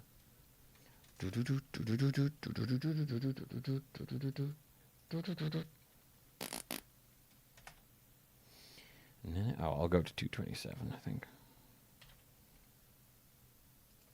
All right, so how long have we spent playing this game so far, then? 16 hours, 51 seconds, 51 minutes, 22 seconds. Oh, I hope you enjoyed, everybody. Yes, I'm going to leave that a little bit earlier than usual, but that feels like that just feels like a very natural ending point for a stream, you know? We will take on the final case on Monday, which is possibly going to last for 2 streams. I had planned that Monday would be the last part of this, but I would be very doubtful if... I'm sort of doubting the fact I will get through that entire court case in 1 stream. We'll see. If I don't, I'll just have to shift around what my my original scheduling thing was. It's not a problem. Oh, I'm enjoying this though. It's really fun. That was a very funny. I have vague memories of that court case. I did not remember the parrot being a part of that court case at all. That is a truly weird court case. I love it though. It was great. Yeah, thanks for watching, everybody. Thanks for hanging out. Thanks for watching on YouTube. Thanks for watching on Twitch. I hope you enjoyed. I will be back Monday. I might be here Sunday. I was debating maybe doing like a Sunday evening stream. I don't really have any plans. So it might just be kind of like a whatever random thing. Yeah. I won't be here Saturday though. I'm gonna go watch The Odyssey tomorrow. And have some Wagamamas. Be nice. Me and Fran go on a little date night. And then maybe if I'm like around Sunday evening, we'll do something. But no plans on that one. But yes, definitely here Monday. It'll be Crimeathon Monday, Wednesday, Friday next week. Wheel of Gaming on Thursday. And I don't know what I'll do Tuesday. Tuesday is the only day of the week I don't have like set plans for currently. So we'll see. All right. Thanks for watching, everybody. I shall see you soon. Have a good one. Bye.